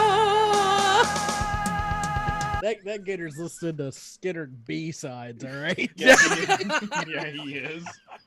Yeah, he fucking is. Oh my Did you? God. Oh my god. No, okay. And since we brought up this motherfucker's picture, I have to ask this. Okay. I always thought that like the cartoon caricature when I was little, I always thought the cartoon caricature style of depicting people like this, like the hunter from Open Season. Mhm. I always thought that this Open was season. it's that fucking bear movie with Ice Cube. Anyway. Oh, okay. Bear Come on, movie he's with like- Ice Cube. Now I'm there. Got it.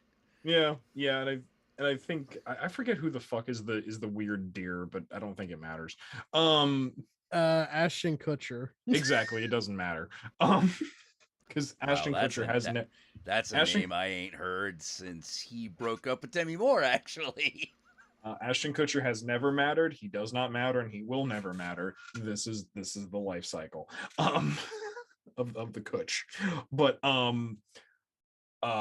yeah, no, I always thought that this was when I was younger, I always thought like, oh yeah, no, this is just a gross misinterpretation of these people. And then you see these photographs and you're like, huh. Well, Yeah. This is what a diet of meth and fentanyl can do to you. Yeah, don't forget the Mountain Tarrant Dew. fucking Lee. Like, what? Don't blame Mountain Dew for that shit. Oh, alright? no. I'm not blaming Mountain Dew. I'm blaming Mountain Dew when it's combined with fentanyl and meth. All right, fair enough. But I'm not blaming What the do you, Mountain Dew. wait. Combined with, what do you do? Like, fucking mix it? In their I mean, diet, yeah. yeah, Oh, wait. yeah. I mean, if you're not jazzed up enough by the meth and the fentanyl, Mountain Dew will take you over the fucking top. Oh, What is okay, wrong with okay. you children? Chip, I'm all jacked up on Mountain Dew. I think actually, you know what's funny? I've kind of discovered. Kinda I like think I know the Mountain reason. Dew. Yeah. It's good. I think I just accidentally discovered why Florida's so fucked up. Mountain Dew? Not Mountain Dew. No. Because how to put it, you know where else has Mountain Dew and has had Mountain Dew for quite some time? Appalachia. And there are some parts of Appalachia that we love very dearly. Okay. All right. One of Florida's biggest industries is rehab facilities. Yes. So people will go to Florida to get rehab, but because we live in a fucking capitalist system where healthcare is a privilege. Oh, so The they drug basically dealers just- all go to where the addicts are. Yeah. Oh, okay. So So- it's one of those. No, they're literally that high. Yeah. So like people can't afford to stay in the rehab program, so they lose all their money. Now they're homeless. What do you do when you don't have anywhere to fucking go? You smoke You meth do and live on the drugs. street. Yeah. Yeah. And apparently like there's some like halfway houses that are basically not halfway houses. Oh, yeah. Yeah, John Oliver did a whole thing on this. Like a year Yeah. or two Yeah, ago, yeah. right? Yeah. So I was watching, don't judge me. I was watching a Vice show on that was Don't Judge Me. Judge Me. Yogi. It's okay. It's No, okay. No, It's okay. no. I'm not laughing because you watched Vice, because I too will occasionally watch Vice if it's a good program. Because sometimes they have legitimately good programs. It's just the fact that you said "Don't judge me." I was watching a Vice show. All right. Don't judge me. Yes, rehab facilities are porn. It's usually connected that way. Yeah, sorry. Sad. The porn Mm. industry kind of does have the reputation it's earned. That's the reason why when these people are kind of shooting for themselves, don't hate on them. Fuck the Yeah. industry. Anyways. Yeah. Anyways, yeah. So I was watching the show. It was like basically it was you were following a rehab team around, and they would like go around and fucking Narcan people and get them into facilities and check on them and shit like that. And they were fucking talking. Narcan. Yeah. Oh, they had to hit one guy with like 3 of them to wake him up, and he still wasn't waking up. Oof. But like that's what I'm saying. Like Florida isn't Florida isn't crazy because like it's a cursed land. I mean, it is, but Well, it might be now. Yeah, it's like it's built on Indian burial ground or something. oh wait, all of America is built on an Indian burial. Exactly. Oh, wait. Have y'all seen on Shut on Shutter? Okay. There is a documentary about the history of folk horror as a concept. Oh yeah. Mm-hmm. Yeah. Did you? So you watched it? I haven't seen all of it because it's like a mini series. Well, no, it's one long. It's one long documentary, but it is okay. broken. It is broken up into segments within the thing. Right. So you can, right. I haven't seen the whole thing. Like there was definitely a point where it's like, I should watch this. I should. Yeah. Like hey, maybe I should just watch this movie. So anyone who hasn't seen it, please go watch it. It's fantastic. The Countess watched the whole thing. She loved it. They were honest about Wicca being kind of bullshit, and I was just like, I love you. Wicca is bullshit, by the way. If you don't know, Wicca is bullshit. Yeah, like it's one of those weird things where like it was an attempt to basically, well, it's based on a false premise, first of all. Yeah, it's based on the witch cult theory, which is automatically wrong. It's just not true. But also it was Gerald Gardner taking what it was extra racist because Gerald Gardner did the thing that like all these like organizations like the OTO and Thelema and the Golden Dawn, which really just what they did was ransacked Eastern esoterica and repackaged it as Western for themselves. Yes. Gerald Gardner then took it a step further and said, "No, it's British now." Yeah. That is exactly right. But the reason I brought the documentary up is because so they go through folk horror as like a history. They're like, they talk about British folk horror, they talk about American folk horror, central and Eastern European folk horror. They even talk about like Asiatic folk horror as well as Australian Aborigine folk horror. It's really interesting. The folk horror of like Southeast Asia is like amazing. Oh, it's fabulous. Yeah. But when they're talking about American folk horror, and I appreciate this so much. They brought up there was a whole subsection talking about the trope of the Indian burial ground. And they brought in Indigenous and First Nations people to talk about this trope. Oh, that's part I didn't see. Oh yeah, no, it's fucking great. And they have this one, and they have like this one guy who's a First Nations man. I forget what nation he's from, so I apologize. But he goes like, first of all, let's get rid of this idea that there's an Indian burial. There's no such thing as an Indian burial ground. Okay, there's Sioux burial ground, there's Cherokee burial ground, there's Anishinaabe burial ground, there's Nisha burial ground. But there's no such thing as an Indian burial ground. This is just like another way for white people to kind of turn us into this pan-mythic people that we are not. Right.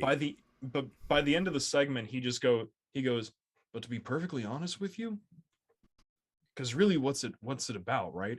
It's about knowing that you're on stolen land and that one day vengeance will occur. So I'll be perfectly honest with you.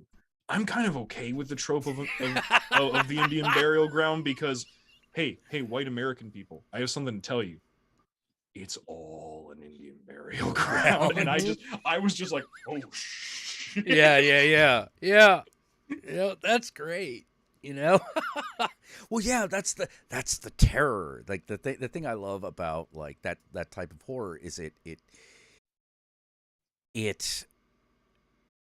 it demonstrates what everyone's kind of like afraid of. Like in America, what is it? It's always like, it's like the Indian burial ground, right? Or it's the weird Okies that are gonna, like, cut you up and, eat your liver or whatever. In Britain, it's the old Celtic stuff, the old pagan stuff, the legitimately pagan stuff,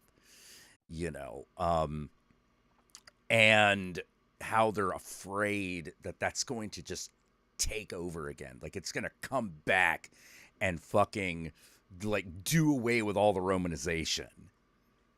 Yeah, no, but it's also it's interesting because folk horror, what it really is about, like, I think it's so interesting because, like, yeah, some of it is more celebratory than other forms of it, but I think people misunderstand, don't they? How, like, okay, like, I always thought it was weird when people honestly thought that Midsummer had a happy ending. I'm like, no, it doesn't. Oh, I thought it had a happy ending.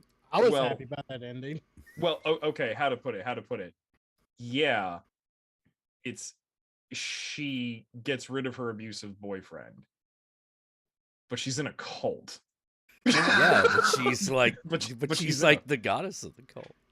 Yeah, but she's in a cult. Yeah. Well, okay, here's the thing. like It's the ending's supposed to be fucked up.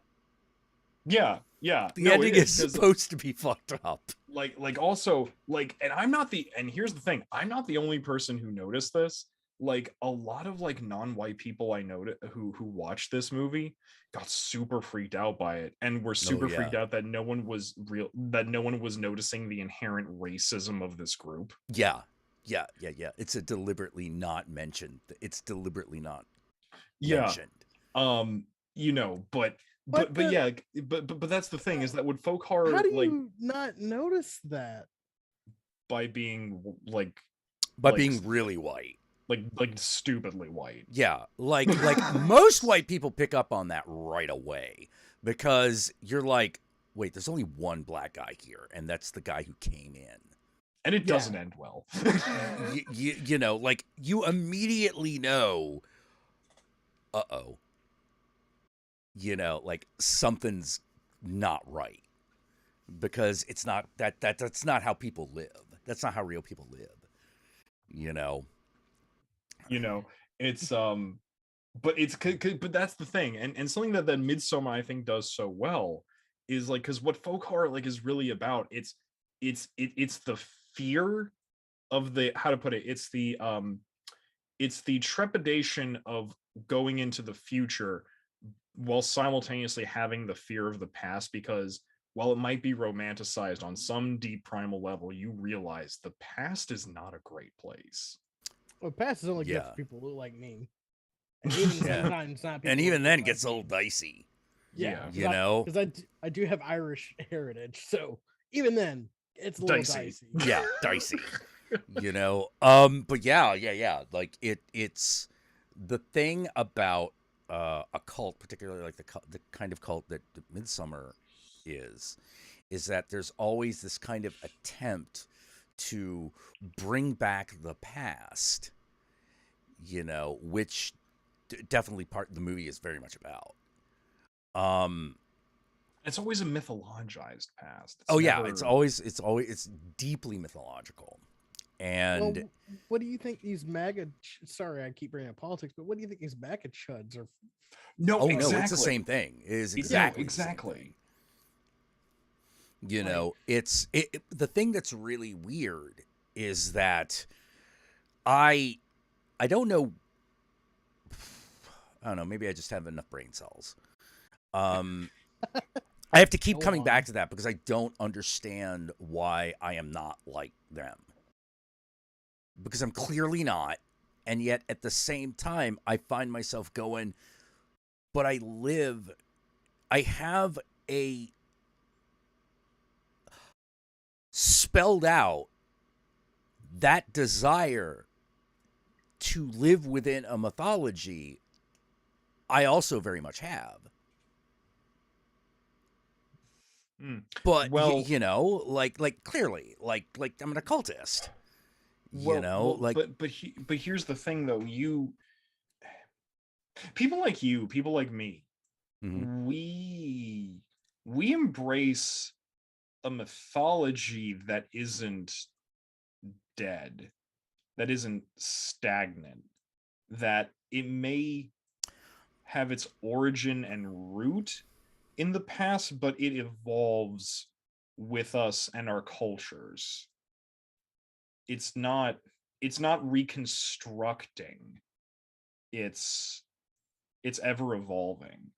It's not trying to go backward. well,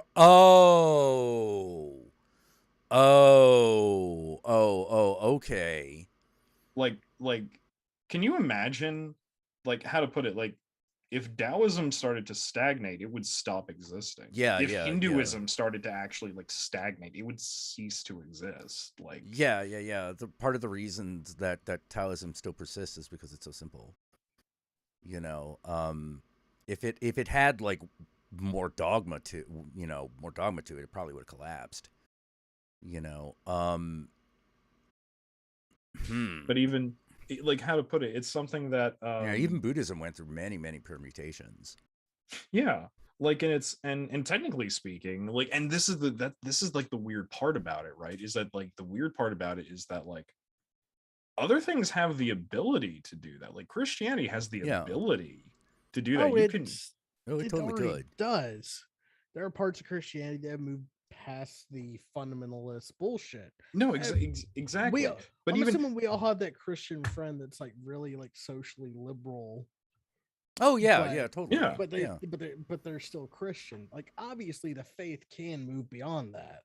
yeah, it's this and the weird thing is, like, even fundamentalism is in of itself like a weird thing, because like what we understand as fundamentalism really didn't come about until like the 20s or 30s. Yeah, the great Yeah. great reawakening or whatever the fuck it is, like when Pentecostal churches actually became a thing again. Yep. Yeah. Yep. 10 show revivals. Yeah. Yeah. And so even fundamentalism is technically a misnomer, because it's not, there's nothing fundamental about it. Yeah, it's actually quite recent. Yeah, and it has virtually, like, if you look at like the tenets of fundamentalism, but then you actually look at like the teachings that it's supposedly talking about, and especially if you look at them within like the cultural context in which they're originally written, Yeah. Mhm. it has nothing to do with Oh man, each if other. you want There's to you want to nothing burn fundamental about it. burn your brain.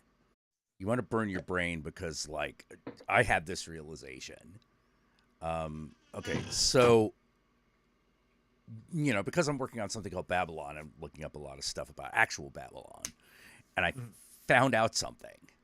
Okay. Okay, so Babylon and all that shit, that feels like forever and a day ago, right? Like that's in the far past, you know, the deep. Okay, the Babylonian Empire fell 2,500 years ago. Yes. During that is like half the time China has existed. Yeah, it literally fell during the time of the Buddha. Yeah. You're just like, oh, wait, what? You know, because you think that all things in the past are like kind of in this big mesh of way back before I existed. You know, in sort of like this weird time capsule that like there's like Babylon and then some stuff and then dinosaurs, you know, like, you know, And Like- then like, dinosaurs. and then It's one of dinosaurs, those- you know. It's one of those things where you're like you mentally like put like China and Babylon and different eras. Yeah, because they- yeah. You think like because Babylon has been so mythologized, you think that it's like it has to be older than every civilization on Earth. Wrong. Very wrong. Now, if we turn over it now it's like, oh, look, Babylon, that's cute. Now, if we look over at the Indus Valley, And yeah, exactly. or if we look over at China, Yeah. There's nobody here. Large Excuse sections of India. You know, like holy crap. You know, like they've just The time of the Buddhists of the 70s, right? So, that's a pretty good joke, you know. But yeah, like good joke. when you think about, yeah, when you think about some of these other ways of life that we are coterminous with, some of them are way older than you even think ancient history is. Yeah. You know, like that's one of the things that like always fucking kind of freaked me out. But when you think about it, it kind of makes sense. It kind of makes sense because civilization is a relatively new concept.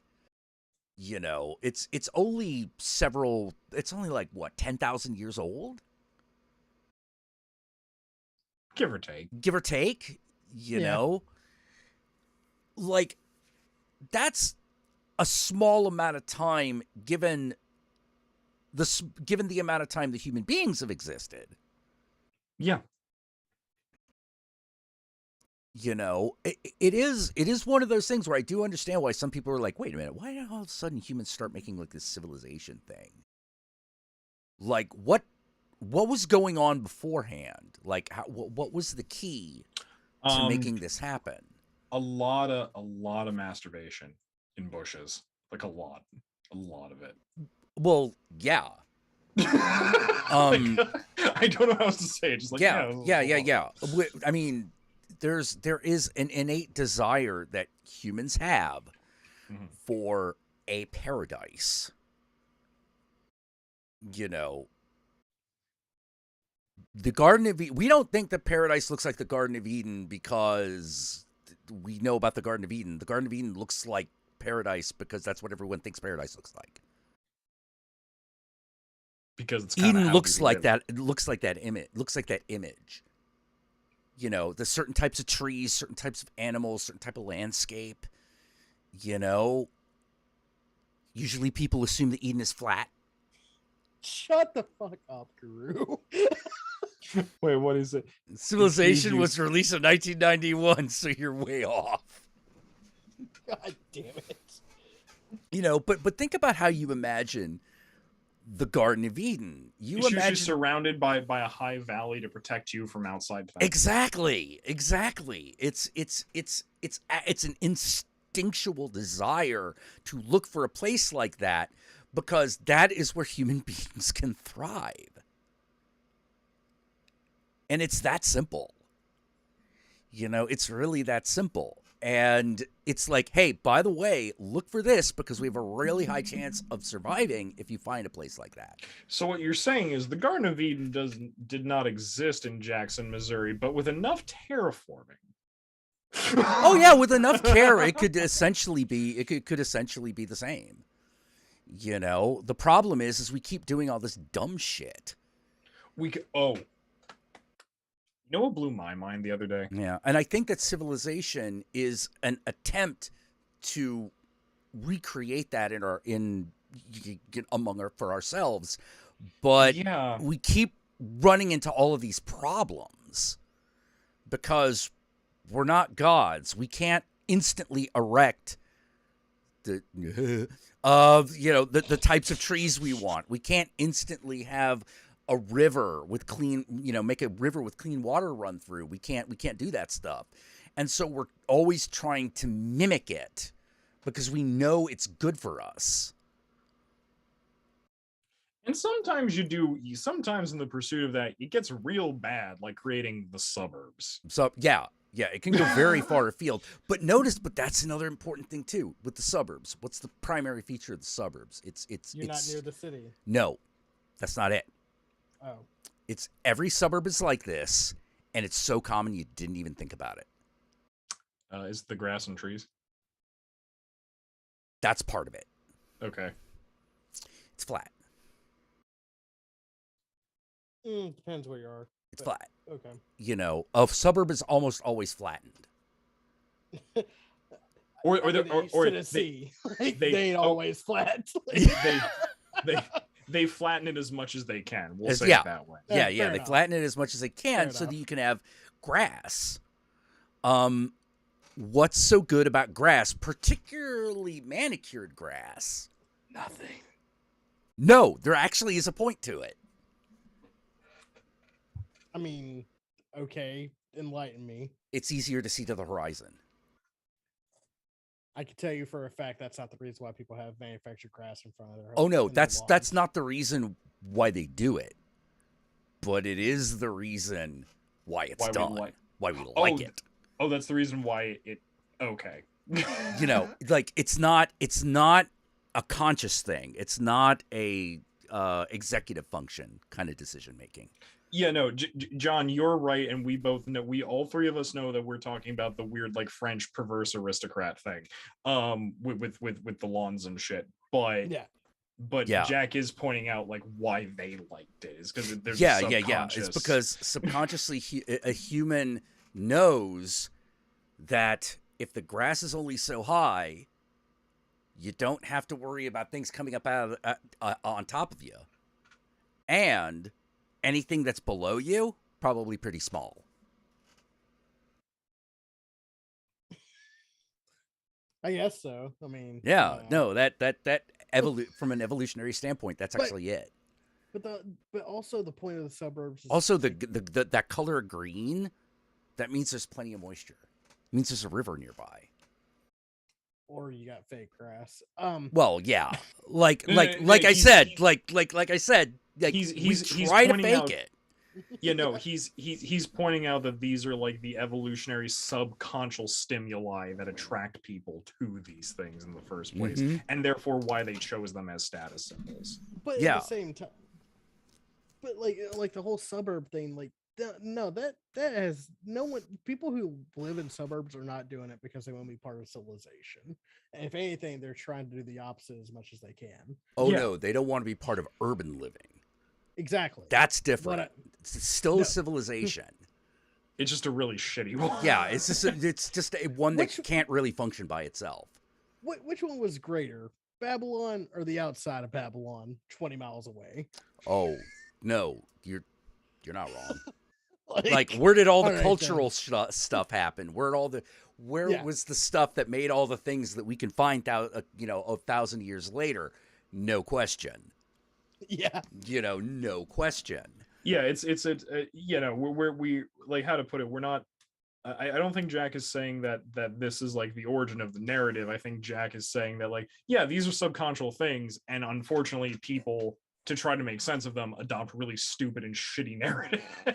Yeah, when we try to intellectualize it, when we try to, consciously understand it, we often misinterpret things, or assign things to it that importance to one aspect that isn't necessarily what the thing is, but it reminds us of. And then what we're Bioshock looking for. happens, and that's just, Yeah, and then Bioshock happens. Yeah.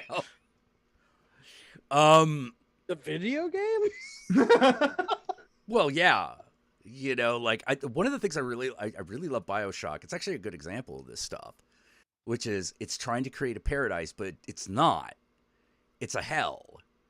because it fundamentally misunderstands what that is. Exactly. That's why it's Oh, no. underwater. Oh no, they got it. They understood. The problem is that it is objectivism and randism, and it creates hell. Yes. Oh yeah, it's Oh, just, yeah, I think yeah. we're Yeah. I'm just trying to point out the fact that, like, how to put it, like, It's also fundamentally unnatural for human beings to be underwater. also Yeah. yes, but I don't know how else to put it. Like, don't get me wrong, I hate fascists, and I will curb stomp a Nazi without, like, blinking an eye. That being said, they do that horrible shit because they actually, because they believe it. Yeah, they do. Because how to put it, like, fundamental nature of a self-aware being. No one completely voluntarily does something that they have not rationalized as being in their own best interest and good.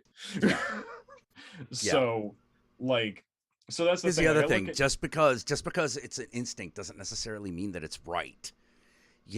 Like, why Oh. do so many fucking armadillos are dead in Texas? Because, oh because my god, a car! Let me turn into a ball. yeah, yup, that works Why did- great against snakes, which are the primary thing it's worried about. But if it's a fucking 2-ton metal box on wheels, not so much. And I guess like kind of talking about the whole like what some people may interpret as reactions or instincts is actually something that you've been taught and you have learned so well that it is second nature. Yeah, and usually Like, usually the reason you get taught those is because at some point those were based off of trying to intellectualize an actual instinctual response, and it gets weird, Right. real Yeah. weird. Yeah, why do most people prefer the daytime? Because you can see. Because human beings can see at that period of time better. Why do a lot of predators prefer the night? Because they're built to see well during that period of time. Are you saying I'm a predator, Jack? Of Doritos. First off, cheese puffs. Well, I in wanted a to know what in you a said, in and a so in I a found out. giant jar, Yeah. giant plastic jar. Hell yeah! Hey, But- it's my birthday money, all right? Oh yeah. Oh, there you go. You're like, what do you want for your birthday? A big jar of Cheeto Puffs, you know, And a Coca-Cola. and a cola. Yeah. Am I cheesy fish? Am I sure? Yeah. But yeah. These are all parts of the overall survival instinct and survival mechanisms that we all have. That even insects have. It's the thing that causes the insect to fly into the light bulb. You know, is it really thinking that like, oh, there's a light bulb, I'll go towards it? No.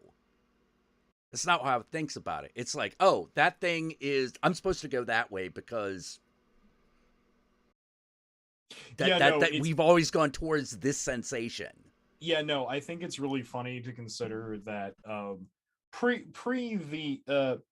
pre-human beings harnessing fire and then later electricity, fire, gas, electricity, the whole like thing with like, especially with nocturnal insects and especially moths, is, oh look, the sun and or moon, I will use these as navigational lights instinctually. Yeah, and then yeah, these 'cause light bulbs happen and it fucks everything up. Yeah, because they can't tell the difference.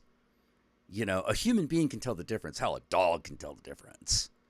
You know, a dog its sight is significantly evolved enough that it knows what light bulb is. It doesn't it might not understand how it works, but it knows what it is.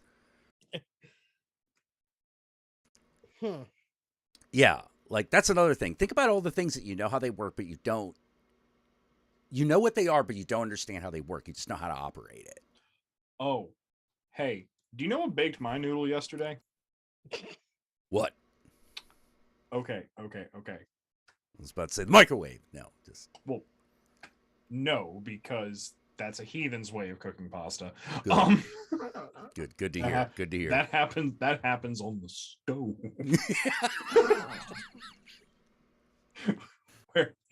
where only half the rice happens, because the other acceptable answer for rice is the rice cooker. Rice cooker, yeah, that's also acceptable. That is perfectly fine. You know, the way Big JC intended it. Mm-hmm. Hey, Not Jesus, Julia Childs. Hey, I have a tiger. It's not a Zeroshi, but I'll take it. Tiger's perfectly acceptable. Tiger is second Although, best, and I'm okay with Yeah, that. yeah. Although, yeah, the Zeroshi is the best. One day I'll have not just the Zeroshi, but the Zeroshi that has like that 1970s Zeroshi that has like the you can't quite tell if it's pink or beige coloring, and then like, Oh yeah, because it's been around for so long. The floral print. Well, that'd be the one I have. The grandma cooker, it's the best Mhm. thing. Mhm. But Oh yeah. Nine has made so much rice in this. Oh yeah, I But- inherited that shit. You know. But no, but what made my noodle yesterday is okay. The Church of Jesus Christ of Latter-day Saints, what we consider the Mormon church, right? Okay. Like the big one in Salt Lake, with the big temple in Salt Lake City, Utah. Right. I'm sorry, I'm laughing because the last time I was on the show with Jack, I just got done cursing out a Mormon. This just proves that time is cyclical. Go on. Okay. I mean, yeah, it is. Well, actually, like time is like ever present. Linear time is an illusion brought about by your inability to process the ever presence of time. But anyway, We should So- do drugs together. yeah, no, it's literally a shame that we haven't. Oh yeah. Yeah. Me and Jack have now. All three of us have to. Like this Yeah. this has to occur. Yeah. But Speaking of but which, yeah, you gotta start so- planning October. yeah, we do. Yeah. Yeah, we do. But yeah, no. So what made my news yesterday is that Church of Jesus Christ Latter-day Saints in Utah in Salt Lake City is mainstream now. Consider that. Oh, that is yeah, that is a mainstream. Like I don't think people realize that there is a plethora of Latter-day Saint break-off denominations that are not officially affiliated with the Church of Jesus Christ of Latter-day Saints proper. Like Oh, I think you're right. Yeah. I don't think people realize that. People are like, oh, you mean the fundamentalists? I I really never thought about that either. Now you mentioned it. Yeah. And I say that, and people are like, oh, you mean the people like with the prayer dresses? I'm like, no, that is one. That is one of at least 15. Jesus Christ. There are Yeah. so many denominations of Latter-day Sainthood right now. It's kind of insane. In fact, some of them for their endowment ceremonies, because they have good relationship with the main Latter-day Saints branch in Utah, will actually come to the temple in Salt Lake for their endowment ceremonies, and yet do everything else separately. It's really weird. Oh, dude, something I noticed about Merca. This is what I think is really interesting. It's really I think it says something about American culture. Mhm. American culture does not build around temples. It builds, and then someone builds a temple. Yes. That's it's Oh. actually highly unusual. Au contraire, mon cher. You How don't so? live in the South. No, But here's what I he's mean. saying. Yeah, but here's what I mean. Usually, in if you go to other countries, they're especially in Asia, although it's true for most parts of Europe as well. It's just not as stark. You start to realize something about the temples, which is all the temples are in the major cities. And when you think about that seems a little off. It's like, wait, the temple is in the urban area? Yeah. Because the temple's where everyone came, and they built the city around it. The temple was generally there first, and then everything was erected around it. America didn't quite do it that way. It tried to. But a lot of those civilizations, those early attempts failed. And as you go more out west, it becomes less and less the case. It's like American culture has been, as it expanded, has been trying to get away from its religious foundations. think about how many places where they erect a church. That's sometimes a weird concept. Like, that's even a little weird in Europe. Like, everyone knows where the church is. It's that building over there. It's been there forever. It's literally at the center of everything else. Yeah, it's at the center of everything else. That's why there's a city here. Because that was the cathedral or the castle, and we're all fucking here because of this. And that's why the city exists. Temples in America, modern American temples are kind of transplants. And not just because of colonialism. They're almost literally imported. Yeah, I would agree with that 100%. Even here, like there's like people will build a church, like people will put these mega churches in the middle of cities and shit like that. But I have seen entire towns that are based around a church. Everybody goes the same place. Everybody knows everybody. Maybe you work at Dollar General, the post office, or something like that, but everybody goes to the same church. Yeah. Like Yeah, that's that. That's So could that actually feed into what Jack is saying though? Because it is. Because this happens like in more like rural areas out here. Like this Yeah. isn't really. It's weird because like in more Yeah, and those rural mega parts- churches are eyesores. Oh, don't even fucking get me Hideous. started. There's one 5 minutes away from me, and Oh my there's God, like another one near it. God, like fucking Arthur drove me like past like one of them in Los Angeles, and I was like, oh my God, Hillsong. don't ever take me down this road again. Yeah, Was it yeah. Hillsong? Was it Hillsong?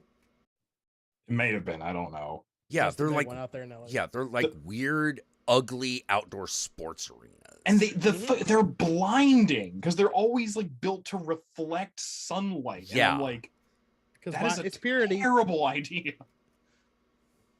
Yeah, no, Yep. it like, but I'm saying, but I agree with you, Jack. Like, because in America, it works in a more rural, more community way. The problem is like a lot of America, and maybe it's more more denser the population. This happens.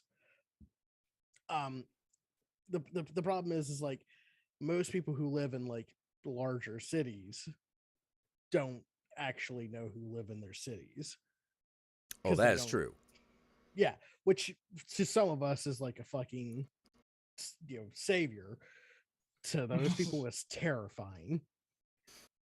Yeah. That's Yeah, they're afraid Hey, of not knowing what- everybody. What do you You mean know. I'm surrounded by a bunch of people? I don't know any of them. Well, the other thing that I think is really odd about American culture is how, or specifically American Christianity, is how it has this perpetual siege mentality.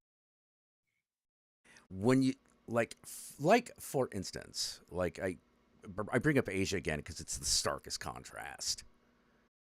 All right. Temple doors are usually open. Mhm. You only close them when you are not accepting people for the day, and they're wide open. Like it's a gate. It's a literal like gate, and they open the gate, and everyone just comes in, as they wish. right. Churches lock themselves Well, it depends on when the the church. service isn't being fucking performed. Yeah. If you're talking about, are you talking about specifically evangelical churches? No, a lot of Catholic churches do this too. See here, and this is weird because I've noticed this in my lifetime. Catholic churches didn't used to do this. No, they like didn't. except like at night. Yeah. At night, it's kind of reasonable because it's like, oh, okay, we close your doors, right? It's cold, like, shit like that, But like, I try. If I go over to, so the church that's across the street from me is the Church of St. Anne. If I go over to try, and there is there's technically an area in the sanctuary that is like it's a painting of the Holy Family. Well, the entire the predominant Holy Family, where it's like Saint Anne, Saint Joachim, and Mother Mary as a child. And if I wanted to go over there and do my weird syncretic folk magic, don't ask me what I'm doing. I'm totally not actually worshiping I'm worshiping older things, but don't fucking question me. Thing, which for the majority of my life, I could go into any Catholic church and do that. But I tried to do that last month. And they were like, I'm sorry, the sanctuary is closed. I'm like, what do you mean it's closed? Yeah. There are statues. What do you mean closed? There are statues and paintings to the saints in here. People come in and do venerations in here. What do you mean it's closed? Well, the services, and I'm just like, exactly. I'm vaccinated and I have a mask. Fuck you. I'm going. Yeah. Whereas like now compare that even to the image of Notre Dame in fucking Hunchback of Notre Dame. Everyone's just wandering in there. That's the concept of the church I grew up with. Like, yeah. Like my grandmother would go before mass, like early, because like she was part of the Rosary Society. And so little old ladies will just meet in the church when there is no mass being performed and they're the only ones in there. They'll go around, look at the Stations of the Cross while praying the rosary, you know, like doing the whole fucking thing. Yeah. It's a weird thing. Yeah, I'd be down to watch Mad God after the stream, yeah. Ooh. Yeah, because I think that went up finally. Actually, I think that went up earlier this week, but like in Catholic churches now, I'm just like, what do you mean I can't just walk in and pray in a pew? Yeah. What the fuck do you mean? Yeah, think about that. You know, that's weird when you think about it. Like, just in one generation, I'm like, what the fuck are you talking about? Yeah. Man, that would okay, sorry. We'll reach that hour of the night where we're getting really esoteric. Yeah. That would explain a lot of the reason why so many American Christians, at the very least, seem so distant from their God. Yes. Their God locks the doors. Yeah. You know, this is not a house of God. It is an empty box. You know, this is a temple to Mammon. Yeah, like and no, the fucking thing is when you've actually experienced a place where people actually are like praying and doing votive offerings in sincerity. Some do it cynically, some do it sincerely, but like when you see the whole breadth of that, and then you come to a church in America, you're like, what the fuck? Who died? Oh my God, it's that guy. That guy died. It's like a fucking funeral in there, and you're like, what the hell? Like, I'm not saying that it's not necessarily dancing and shit everywhere else. But there's a difference between humble, respectful silence and what's going on in a church in America. Like, the only Catholic church, like, this is why, like, the only... I'm not hyper comfortable in Catholic churches anymore for various reasons, but, like, the only time that I can actually go in is if it's, like... if this Catholic church serves an ethnic community.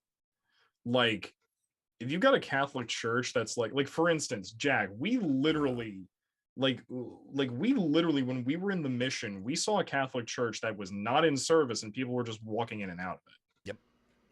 Yep. Yep. Mm-hmm. Yeah, you can just go on in. Yeah, the Cathedral of St. Mary's, it's always open until it's like nighttime. But it's weird because like now you've triggered this fucking thought process, which is people have literally had their faith locked away from them. Yes. So they've replaced it with the only other thing that this particular civilization deems as holy. Here's the other thing. Why do you Lockyer think Isn't that put- fucked up? Isn't that fucked why- up, John? why do you think they put "In God We Trust" on the Trust money? money. Because it's the money. Yeah. Because you just put the face of the ruler on it. You know, that's why we Mhm. still put the face of the president. But they That's why we put the Eye wanted of Providence on at it. some point. Yeah, that's why there's the Eye of Providence on it. You know, the Masonic symbol. They weren't hiding it. Yeah. You know, like it's when people are like, oh my God, there was a secret Masonic. No, it wasn't a secret. No. If they it was a knew. secret, it wouldn't be on every goddamn dollar. Yeah, it wouldn't be everywhere. It was a fucking secret. Like some of their meeting halls are secret, but like the fact of their existence is not.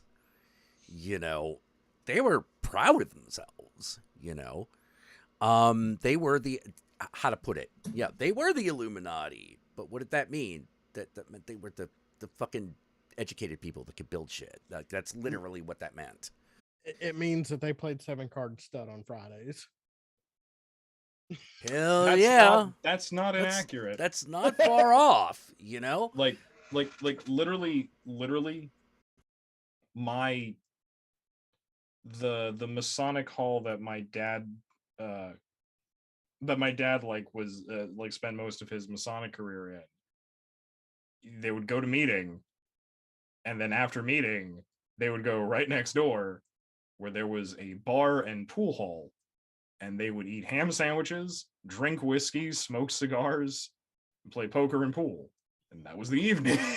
Yeah. Like, and that's it's a weird thing to say, but that's a level of level of religious involvement I kind of understand.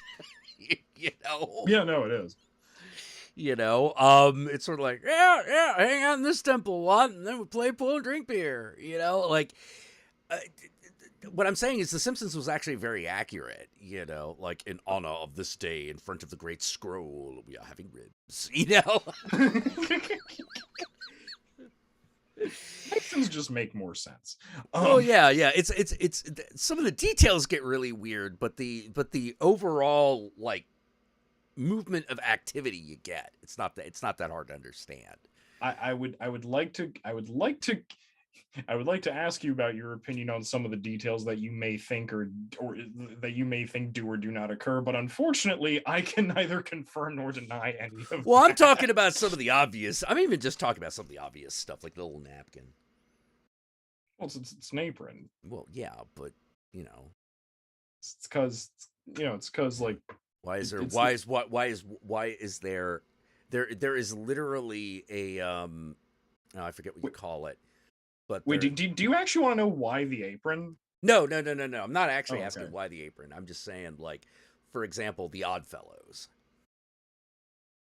What about them? Like, they're not part of us, so what of them? Yeah, but just the fact that it is a thing. Well, because when you get bored and you have time and money, you form a social club. Yeah. Like that's Yeah, no. Like I'm saying, but basically what I'm saying is, as I get the overall thing, even if some of the details are a little like, you know, like.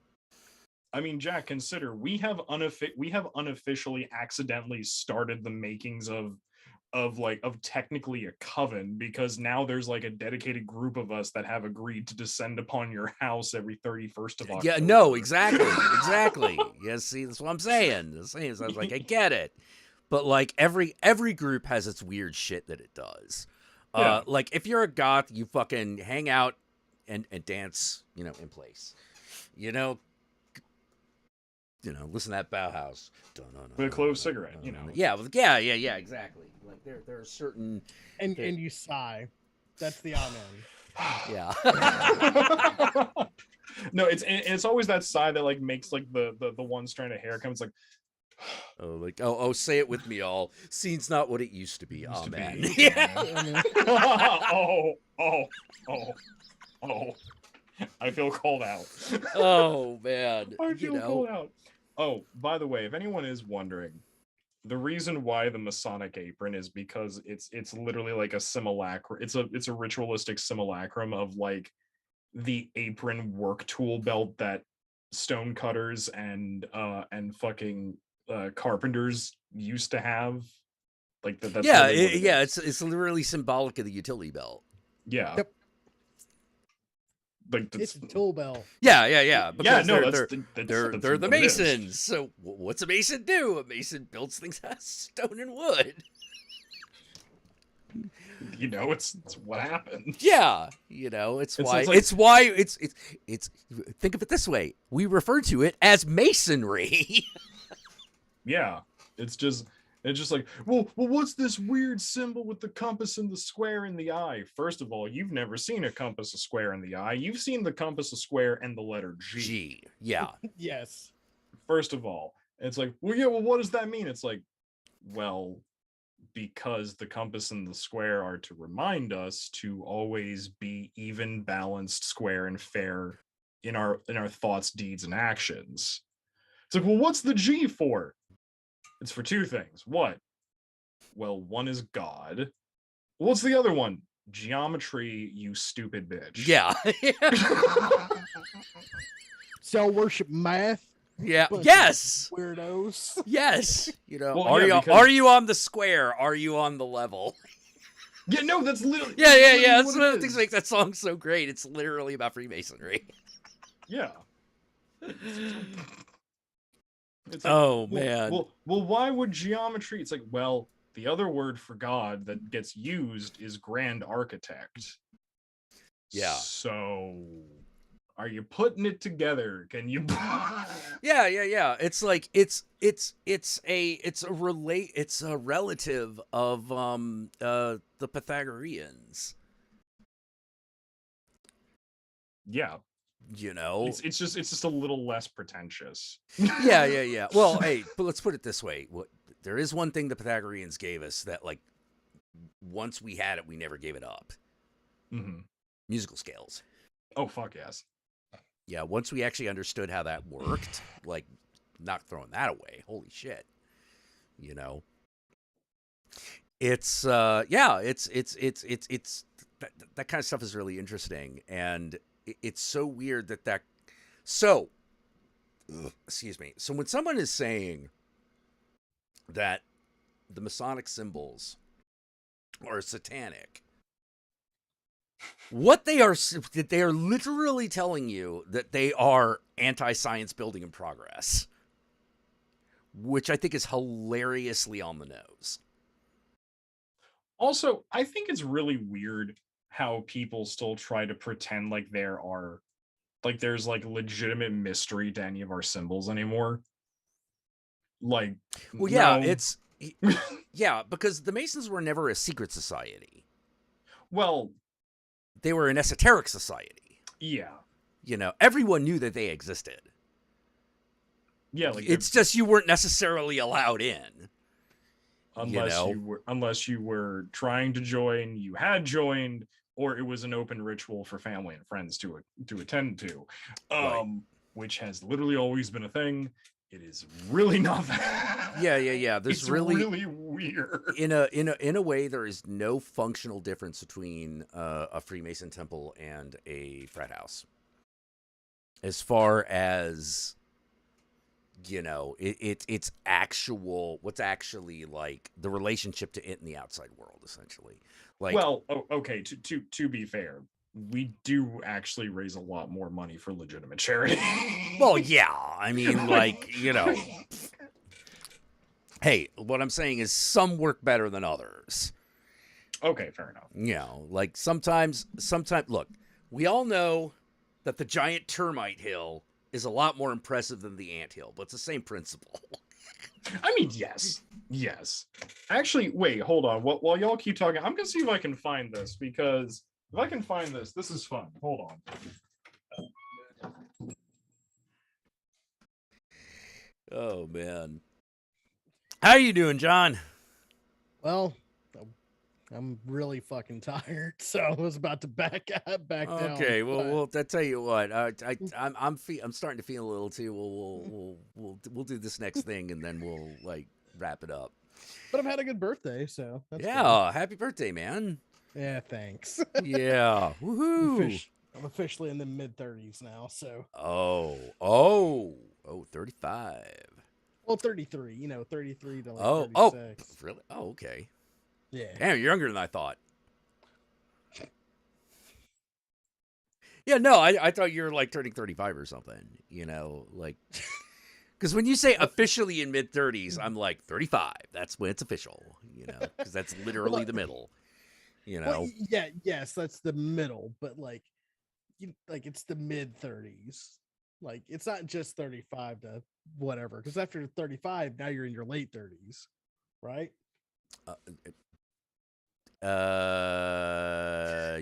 Yeah. Mid 30s is like 34 to 36. Oh, we could talk about how like people get locked out of their faith, and you can follow that, but I'm talking about simple math here, and now we're getting lost. Okay, Yeah. No, you're talking All right. crazy, man. I did. Hey, man, numbers mean shit. Like.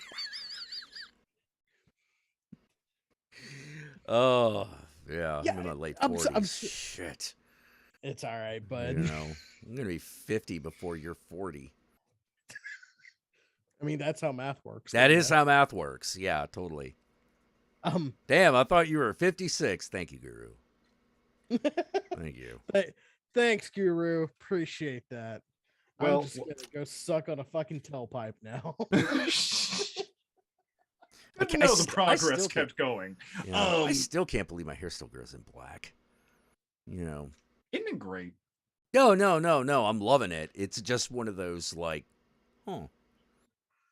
Well, now I'm how to put it now. Well, now I'm distressed because I wanted to find for you. I have a book that was written by one of the most previous Knights Templar Grandmasters, and it was written in response to Dan Brown's fuckery. And it was literally just a book going, hey, here are literally all the symbols of Freemasonry. Here is a detailed description about what every single one of them mean. You will notice that Dan Brown is full of shit. Oh yeah. Yeah, totally. And I deeply love this book because one, it's something that I pull out every so often when people try to convince. I'm like, no, let me tell you all the different ways that you're wrong. Plus, also, I got that autograph by the author, so I like that very much. Yeah, well, I got a Bible that's autographed, so on you. By Who signed it? God.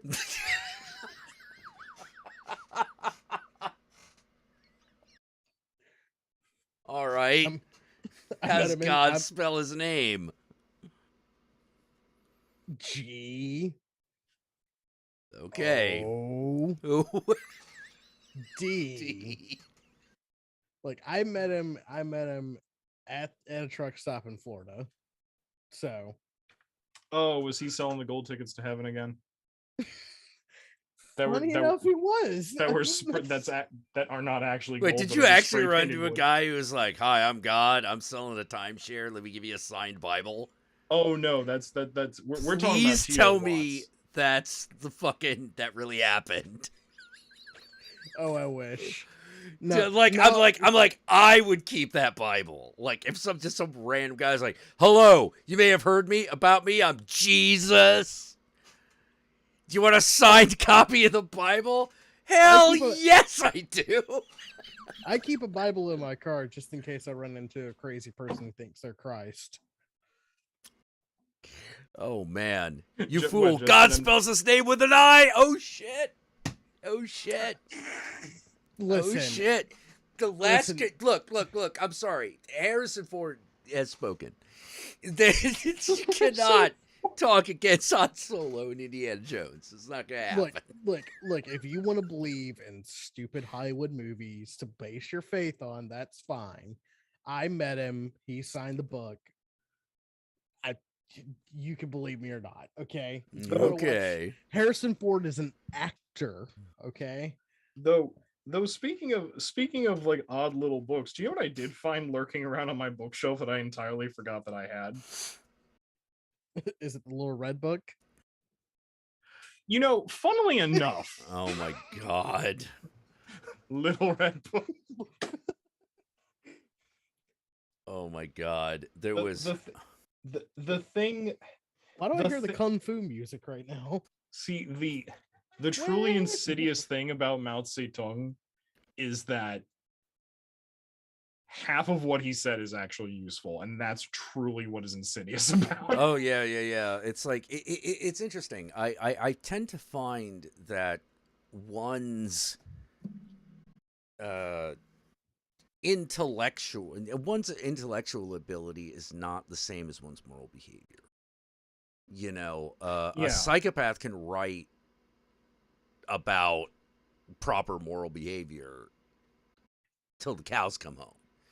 But at the end of the day, they're still a psychopath. And you're like, wait, how's that work? I had no idea. Humans are weird. Like we're very strange people. How Mm. God, what was I just thinking of? Yeah, we should probably wrap up soon. I found. Ooh, I literally found a quotation of him shit talking Chiang Kai-shek. Yeah, that 'Cause of sounds course- about right. Because of course 'cause it's of in course- there. Because of course I did. Chiang Kai-shek always tries to wrest every ounce of power and every ounce of gain from the people. And our policy is to give him tit for tat and to fight for every inch of land. We act after his fashion. He always tries to impose war on the people, one sword in his left hand and another in his right.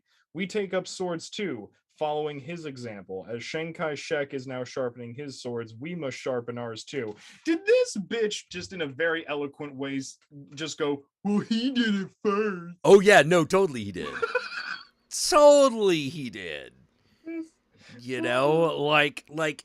It's really interesting because like the thing you got to remember, there's a difference between Mao Zedong and Chiang Kai-shek. Well, yes, they were different people. They're very different people. But like this is specifically What? how their leadership styles are different. Chiang Kai-shek's military man. He's a general. Mao Zedong is essentially a politician. Yeah, but it's really weird that I can be friends with Maoists in the sense that I'm friends with Maoists who acknowledge, yeah, no, Mao Zedong was a piece of shit, and Oh, we yeah. don't at all support or agree with what he did. Why do you call However, yourself a Maoist then? because the important part is because I will say this, Mao Zedong did actually gift he actually did give a very interesting addition to Marxist-Leninist theory, and therefore also to communistic theory, which is the idea that the revolution is perpetual.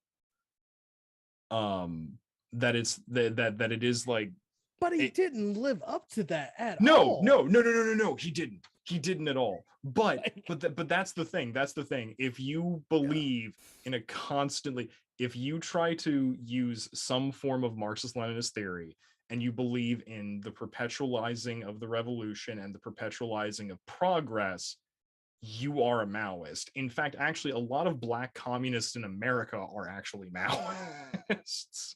It's really There's interesting. a lot of, well, like, as I keep saying, one of the things that's really interesting about Chinese communism is that people act like it was this major, oh my God, it was a major shift from imperialism. Actually, no, it wasn't. Authoritarianism is authoritarianism. Exactly. It's just now there was more paperwork. No, not necessarily. It's about the same amount.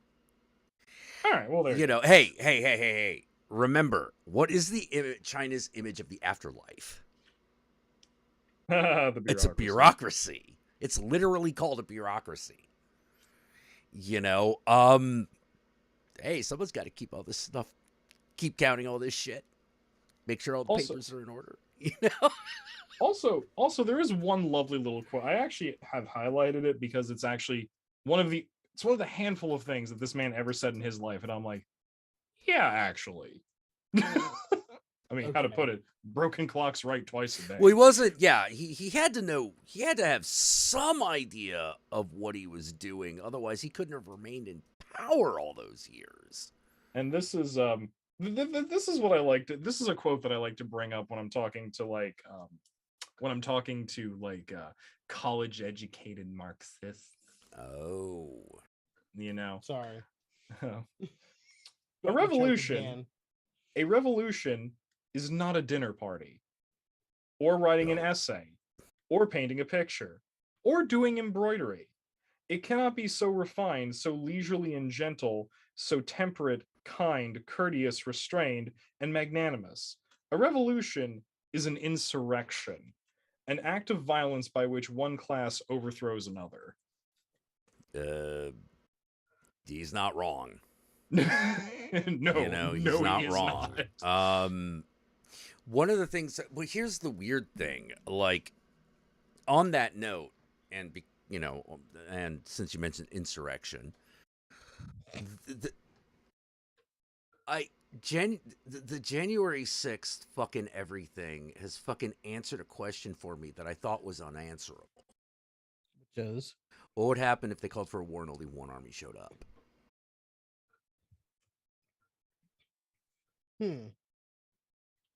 Because, I mean, think about it. Who. What.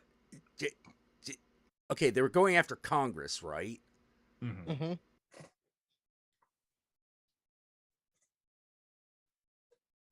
What?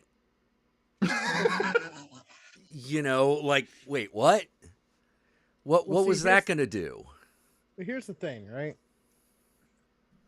Congress all went underground Mhm. into hidey holes. Yep. And then these morons, because, you know, they're not an army, they're a cult, They're no. No, they are Charged in not there. an army. broke shit, wrote stupid things, held a prayer circle, tore up Nancy Pelosi's office, probably took a shit in there, and then they Oh. went home. And Yeah. then government just kept going. Yeah, because why wouldn't it? You know, like, why wouldn't it after, you know, And after then that? shortly after which, those get IDs on all those people. Don't let those fuckers leave the country. Why? Oh, we're getting. Oh, we're gonna get him. Yeah, because you fucking you tried to kill us. You know, but like that's what would happen if only there was a war and only one army would show up. They would mill around, smear shit on the walls, break a few desks, declare victory, and then go home. You know, like, oh, so I mean, hopefully, like, yeah, well, for the most part, you know. And I was like, oh, but what did that really accomplish? Nothing. Not a Nothing really got goddamn thing. accomplished. You know, like nothing constructive happened. And it was one of those like weird things where it was just like, I'm not saying that I don't agree with rising up against an oppressive government. I agree wholeheartedly with that concept. But that's not what I saw happen. You gotta have a like how to put it. You gotta have an actual demand. well, You have to have a redress of grievances. Well, their demand and grievances are, Jack, that their guy lost the election. Yeah. Well, not enough of you voted. Well, the actuality is a lot of them voted. Just more people decided they'd rather have democracy than whatever the fuck Trump was. Oh, offering. Yeah, exactly. I'm sorry. I legitimately misspoke. I was trying to convey the concept of like, well, not enough people voted for him. Right. That's Yeah. the thing. That's how that works. That's the thing that a lot of these Trumpers think is like, oh yeah, no, everyone believes like we do, until you smack it with the reality of like, no, dude, almost no one believes what you do. You were actually very much a fringe. Yeah. Like even Republicans don't want to be tied to you anymore. Think about that. Republicans, they literally worked with like members of the KKK. So the Democrats, but Yeah. that's another time, another year. Republicans worked with David Duke. Yeah. Like They don't want to be associated with Trump or his fan base The- anymore. the high people in both people in the Republican Party, like during and after World War II, took a fuck ton of Nazi scientists. They worked with literal Nazis. Yeah. Right. They don't want to be associated with you anymore. Well, like, think about it. Like imagine this. Like, imagine this scenario playing out in another time. Like, this is going to be one of those. Historians are going to puzzle over this. Because this is basically like, okay. I really hope not. It's not that deep. Imagine. But it is an oddity. Because no, imagine if instead of, fucking the rise of Richard III and the Tudor Kings, they had just come up to fucking the Queen's palace, broke in, smeared shit on the walls, and then fucked back off home. Everyone had been like, huh? You're not gonna... don't get me wrong, we don't want you to kill the king and all that, but really? You're not gonna? You're not gonna? All right. Is everyone prepared to be asked the question of why did they charge the capital? And your answer is going to be, well, because they thought like they've been convinced their country has been taken away from them by an evil fascist man. Yeah, how was invading that building going to change that? I don't know, and honestly, they didn't either. No, they didn't either. Yeah. They had no concept. They had no clue. But that's the thing, like, you can't rationalize it unless you believe that shit. Yeah, no, it's one of those things where the alt-righter QAnon Trumper whirlpool, right? Because technically speaking, those are technically three different things that have a giant fucking Venn diagram in the middle. Yes. Yeah. It's one of those things where it's like it's that combination of things for the time period that we had to like deal with it as greatly as we did. We still have to deal with it, but there was a high water mark. Yeah. Yes. We literally witnessed mass psychosis. Yes. We did. We literally witnessed like congratulations, kids. If you really want to know what Lovecraftian horror it's about, it's like imagine if that just didn't fucking stop. I also like it's just mass. I also want to say this because I think it's somehow part of the equation. Make no mistake, people. America just failed to occupy itself. That is how bad we are at it. Human sacrifices, dogs and cats living together. Mass hysteria. Yeah, because it's one of those like, what's your grievance? You stole the election. Huh? All right. What would you like to do about that? I'm gonna shit on your desk and go home. I'm gonna hold Congress people hostage and force them to give President Trump his country back. Okay, how are you going to do that? I figure we just start killing them all and then we'll see what happens. Okay, that guy has an idea. That's actionable. It's stupid and monstrous, but that's actually something you could do. Like that's an actual plan with an actual end goal. Because make no mistake, there were people that had that plan. There were also people that were just like caught in the moment, which what? Listen, what moment? Yeah. I have done flash mobs. I have been in the middle it kind of wasn't it? Yeah, it's weird. It kind of was a flash mob. Yeah. But yeah. Except it was like an actual mob, I now understand why these are dangerous. Cause stupid will occur. Yeah. Well, that's the thing, right? It's like we're gonna be asked, and like we're not gonna have an answer that's gonna be satisfactory. Oh no, there's no satisfactory answer. It's like it's like imagine if you lived through the Civil War and then like someone comes up and asks you like what was that all about, and then like someone, you'll have people be like it's states' rights, it's about slavery, all that shit, and it's like, well, why is there so many differing opinions? And it's like because nobody knew. Like we were just mad. Like Civil War was started because of fucking slavery, but everyone fought for their different fucking reasons, to both good and bad.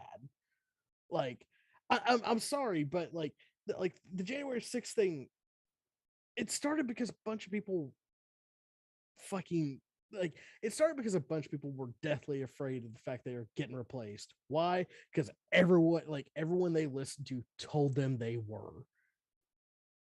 Yeah. That's and they the, wore that- and they wore fucking red hats and got mad about Starbucks coffee cups. Man, it was a weird time. yeah, It was a Yeah. weird time. it's like they were afraid that white people were going to get replaced. Yeah. But they're still white people. I know, honey. I know. I don't get it either.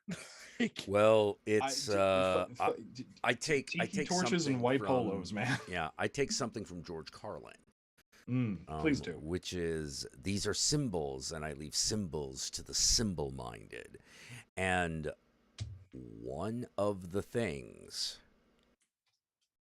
that I gotta say is the more afraid of symbols people are, the more susceptible they are to mind control.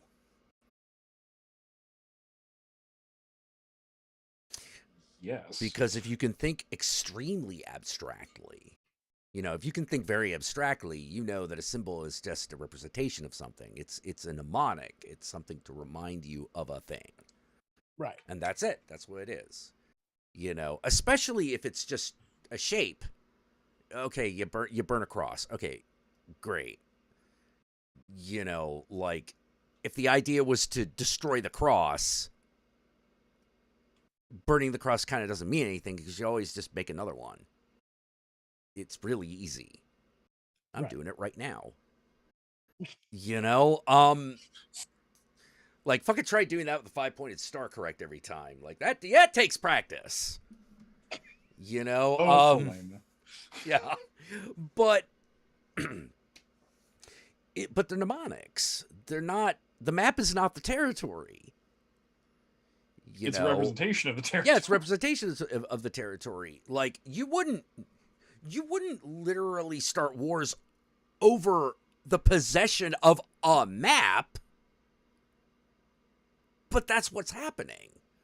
The equivalent is what's happening. They're fighting over these symbols because the symbols need to be preserved. The meaning behind the symbols is completely ancillary to them.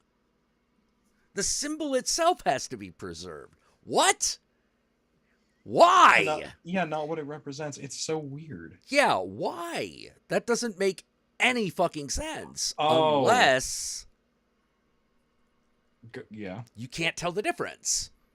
I was gonna say like why you wouldn't be able to tell the difference is because if there's actually such a lack of substance, then Make America great again. What does that even mean? Exactly. what does that even mean? Exactly. America first, family first. Yeah, God, guns, and babies. That was man, rocks. Right. Rocks, man. Rocks. Fucking John Oliver was not. Hey, he did not disappoint me. He said he was going to talk about rocks, and he did. But holy shit, did we have to get? Oh my god! Well, the thing that is another great example. It's like, wait, what are these rocks about? No, someone just put that there. Why? Well, let's see what happened. And what happened? People started getting religious about it. It's like, well, why did someone put these here? Oh. Kind of like as a weird pseudo eugenicsy like thing of like, oh look, guiding principles for humankind if the atom bomb drops. Oh, Now, no race mixing. That's right out after the atom bomb. That'll fix humanity. And I'm like, that's the exact opposite of what's true. What has always saved humanity in the long run has been the fact that we are willing to have sex with each other. Well, eugenics is junk science, but Yeah. but Well, eugenics is the idea that you have an idea of what's good. You know? Okay, but it's not just me, right? After actually, because I didn't even know that fucking thing was out there. I didn't either. did. I didn't. Well, I had no idea. So I'm now, how to put it, now that I know what it actually says on it, I'm actually a little disheartened by that, because I kind of liked the idea of like this weird purposeless monolith. Yeah. Like some sort of really stupid Rosetta Stone. You know, and it turns out this part's actually written in Klingon. You know? You know, I liked the idea, but now that I know what it says on it, I'm like, no, I agree. Take it down. It's awful. Yeah. But that being said, you made me agree with Marjorie Taylor Greene. You son of a bitch! Don't you ever fucking do that to me ever again. Don't do that ever again. You know, it's like it was a good thing that you did, because I should know that it's out there. Don't you ever fucking do that again. But it's not just me, right? I kind of just want to like build shit like that now. Don't you just kind of want to just like go out in the middle of nowhere that's and build a random thing? That's why people do it. That's why a lot of people do it. You know, because it literally is, you build it and they will come, and you want to see what happens. You know, it's not just me who wants to be perceived as like some mad prophet, right? It's not just me, right? Why do you think we do this? Yeah. For me, it's I always feel weird because like I get a kick. All right, good night, Wolfman. Yeah, we're gonna be ending soon, but like I get a kick out of the idea of influencing things, even though no one knows I've done it. Oh no, it's great. You know, yeah. It does feel like being a wizard a little bit, you know? To be the hidden hand moving fate along. Yeah. It's like, oh, I actually, as long as, you know, it's like the subtle blade. You know, the subtle blade pierces deeply, you know. And it's kind of neat watching it happen, you know? Like how to put, you know, to be the person who like you sit in the Starbucks, you see how people mill around, you observe like the patterns of people milling around like the fucking condiment thing. So you put the sugar shaker at the right point for someone to casually knock it over and cause mayhem. And you just go, ah, I have done this. Yeah, it's like it's like what's gonna happen? Let's see what goes on. And when someone does, because here's the thing, when someone has a reasonable reaction to some of that stuff, it's the most amazing. Because you're like, hey,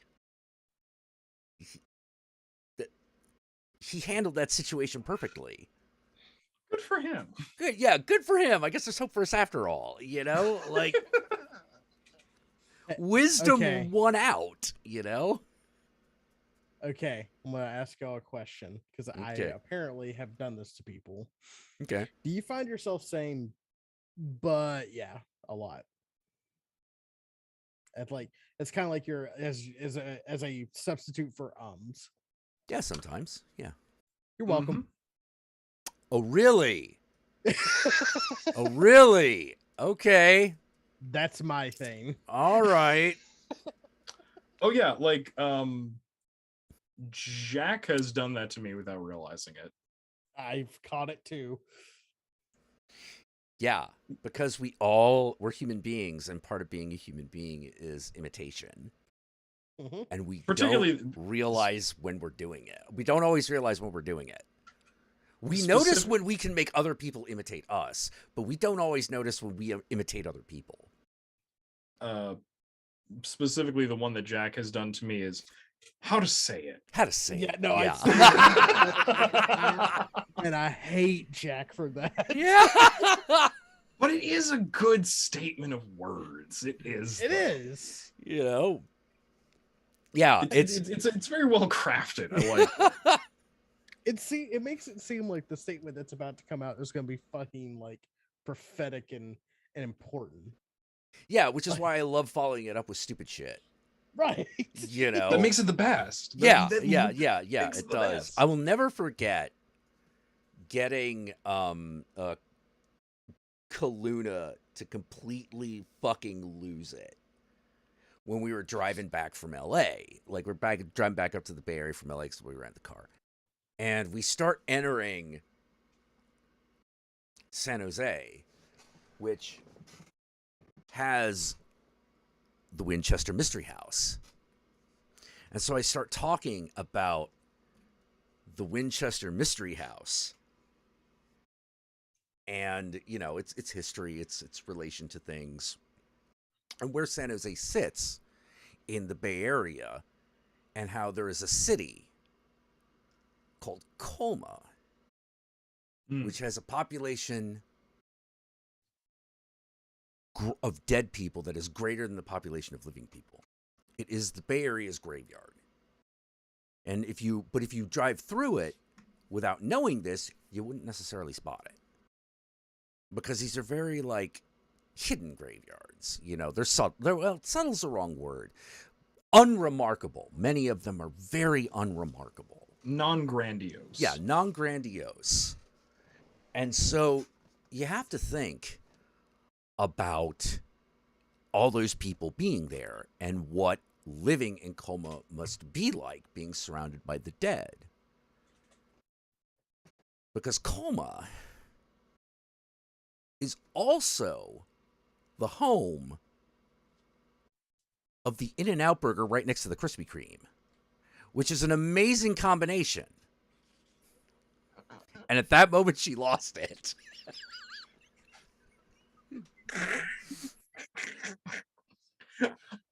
Oh no, that's good. I like that. Yeah. I like that. Like getting all tense and building up into it. It's just like, by the way, there's a Krispy Kreme right next to a fucking In-N-Out burger here. It's amazing. Yeah.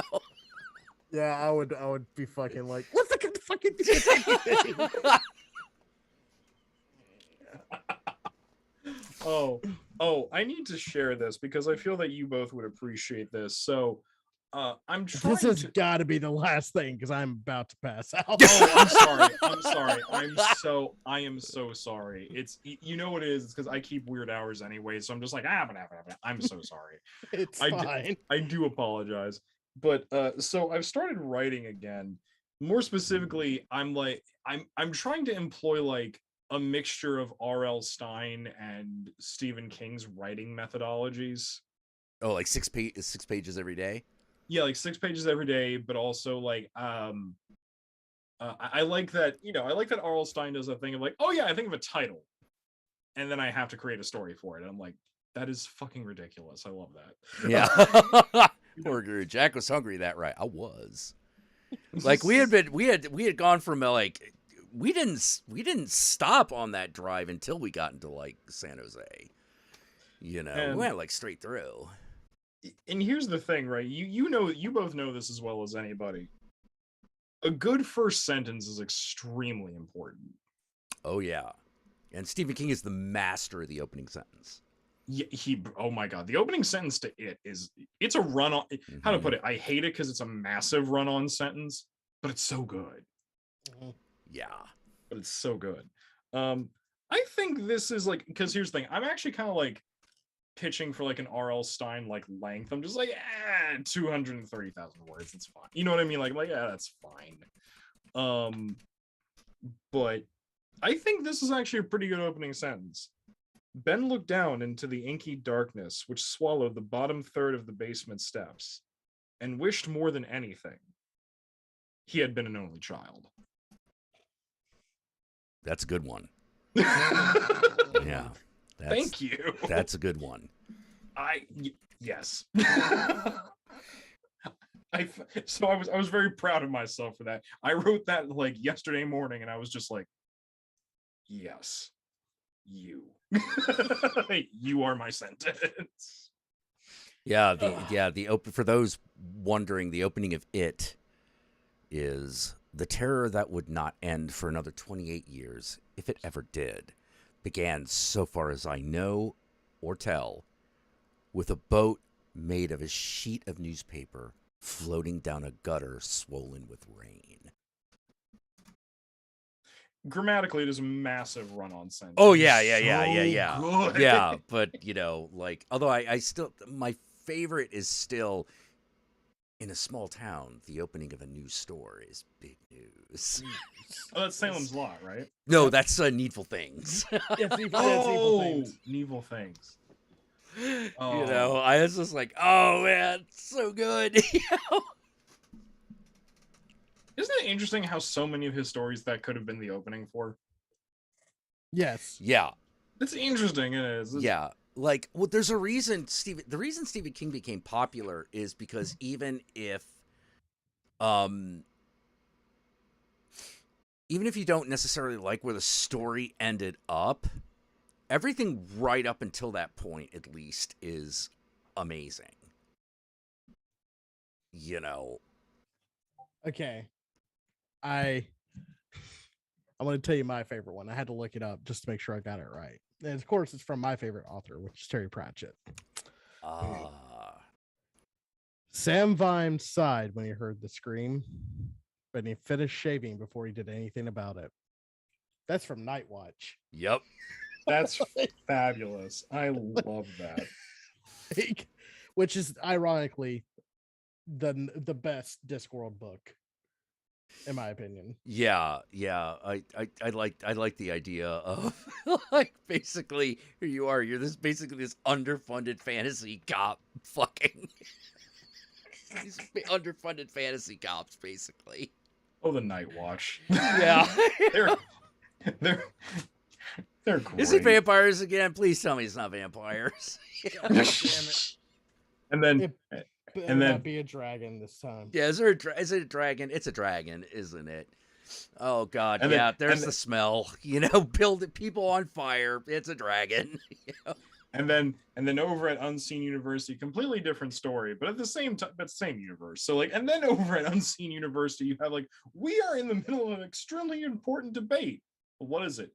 Well, we're trying to figure out if the giant turtle is male or female. Female. Yeah, you're like, you fuckers. It does not matter. Well, like, there's something about. I like the fact that the Night Watch was basically they're like fucking theater ushers, movie theater ushers. Like everyone comes up to them with a problem. They actually have like no power or authority.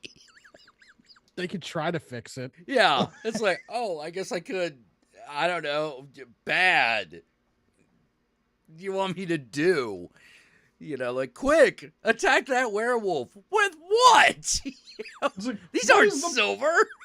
It's like, what is the point of you? I don't know. No. But I'm trying. Wait, the cops Yeah. are the good guys? Now I know we're talking fiction. Oh, no, they're not good Oh, guys. no. They're not the good guys. They're just the guys who are supposed to fucking maintain order. They're They're just bad at their job. they're just charmingly bad at their job, honestly. Yeah.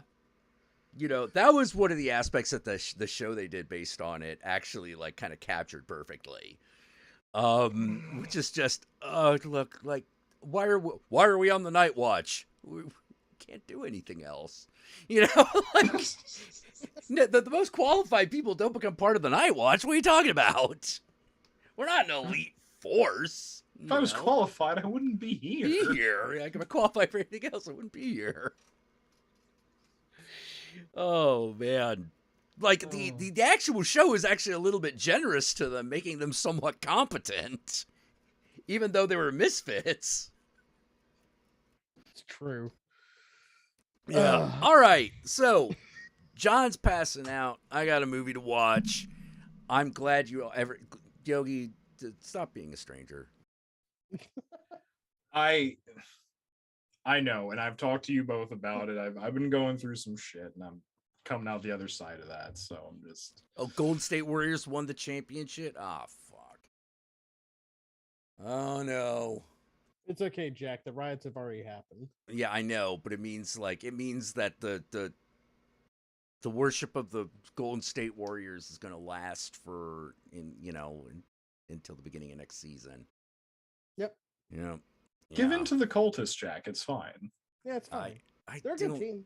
I don't care about sports on the best day. Well, today is the best day, so you should maybe. So try. I don't give a shit. I still don't give a shit.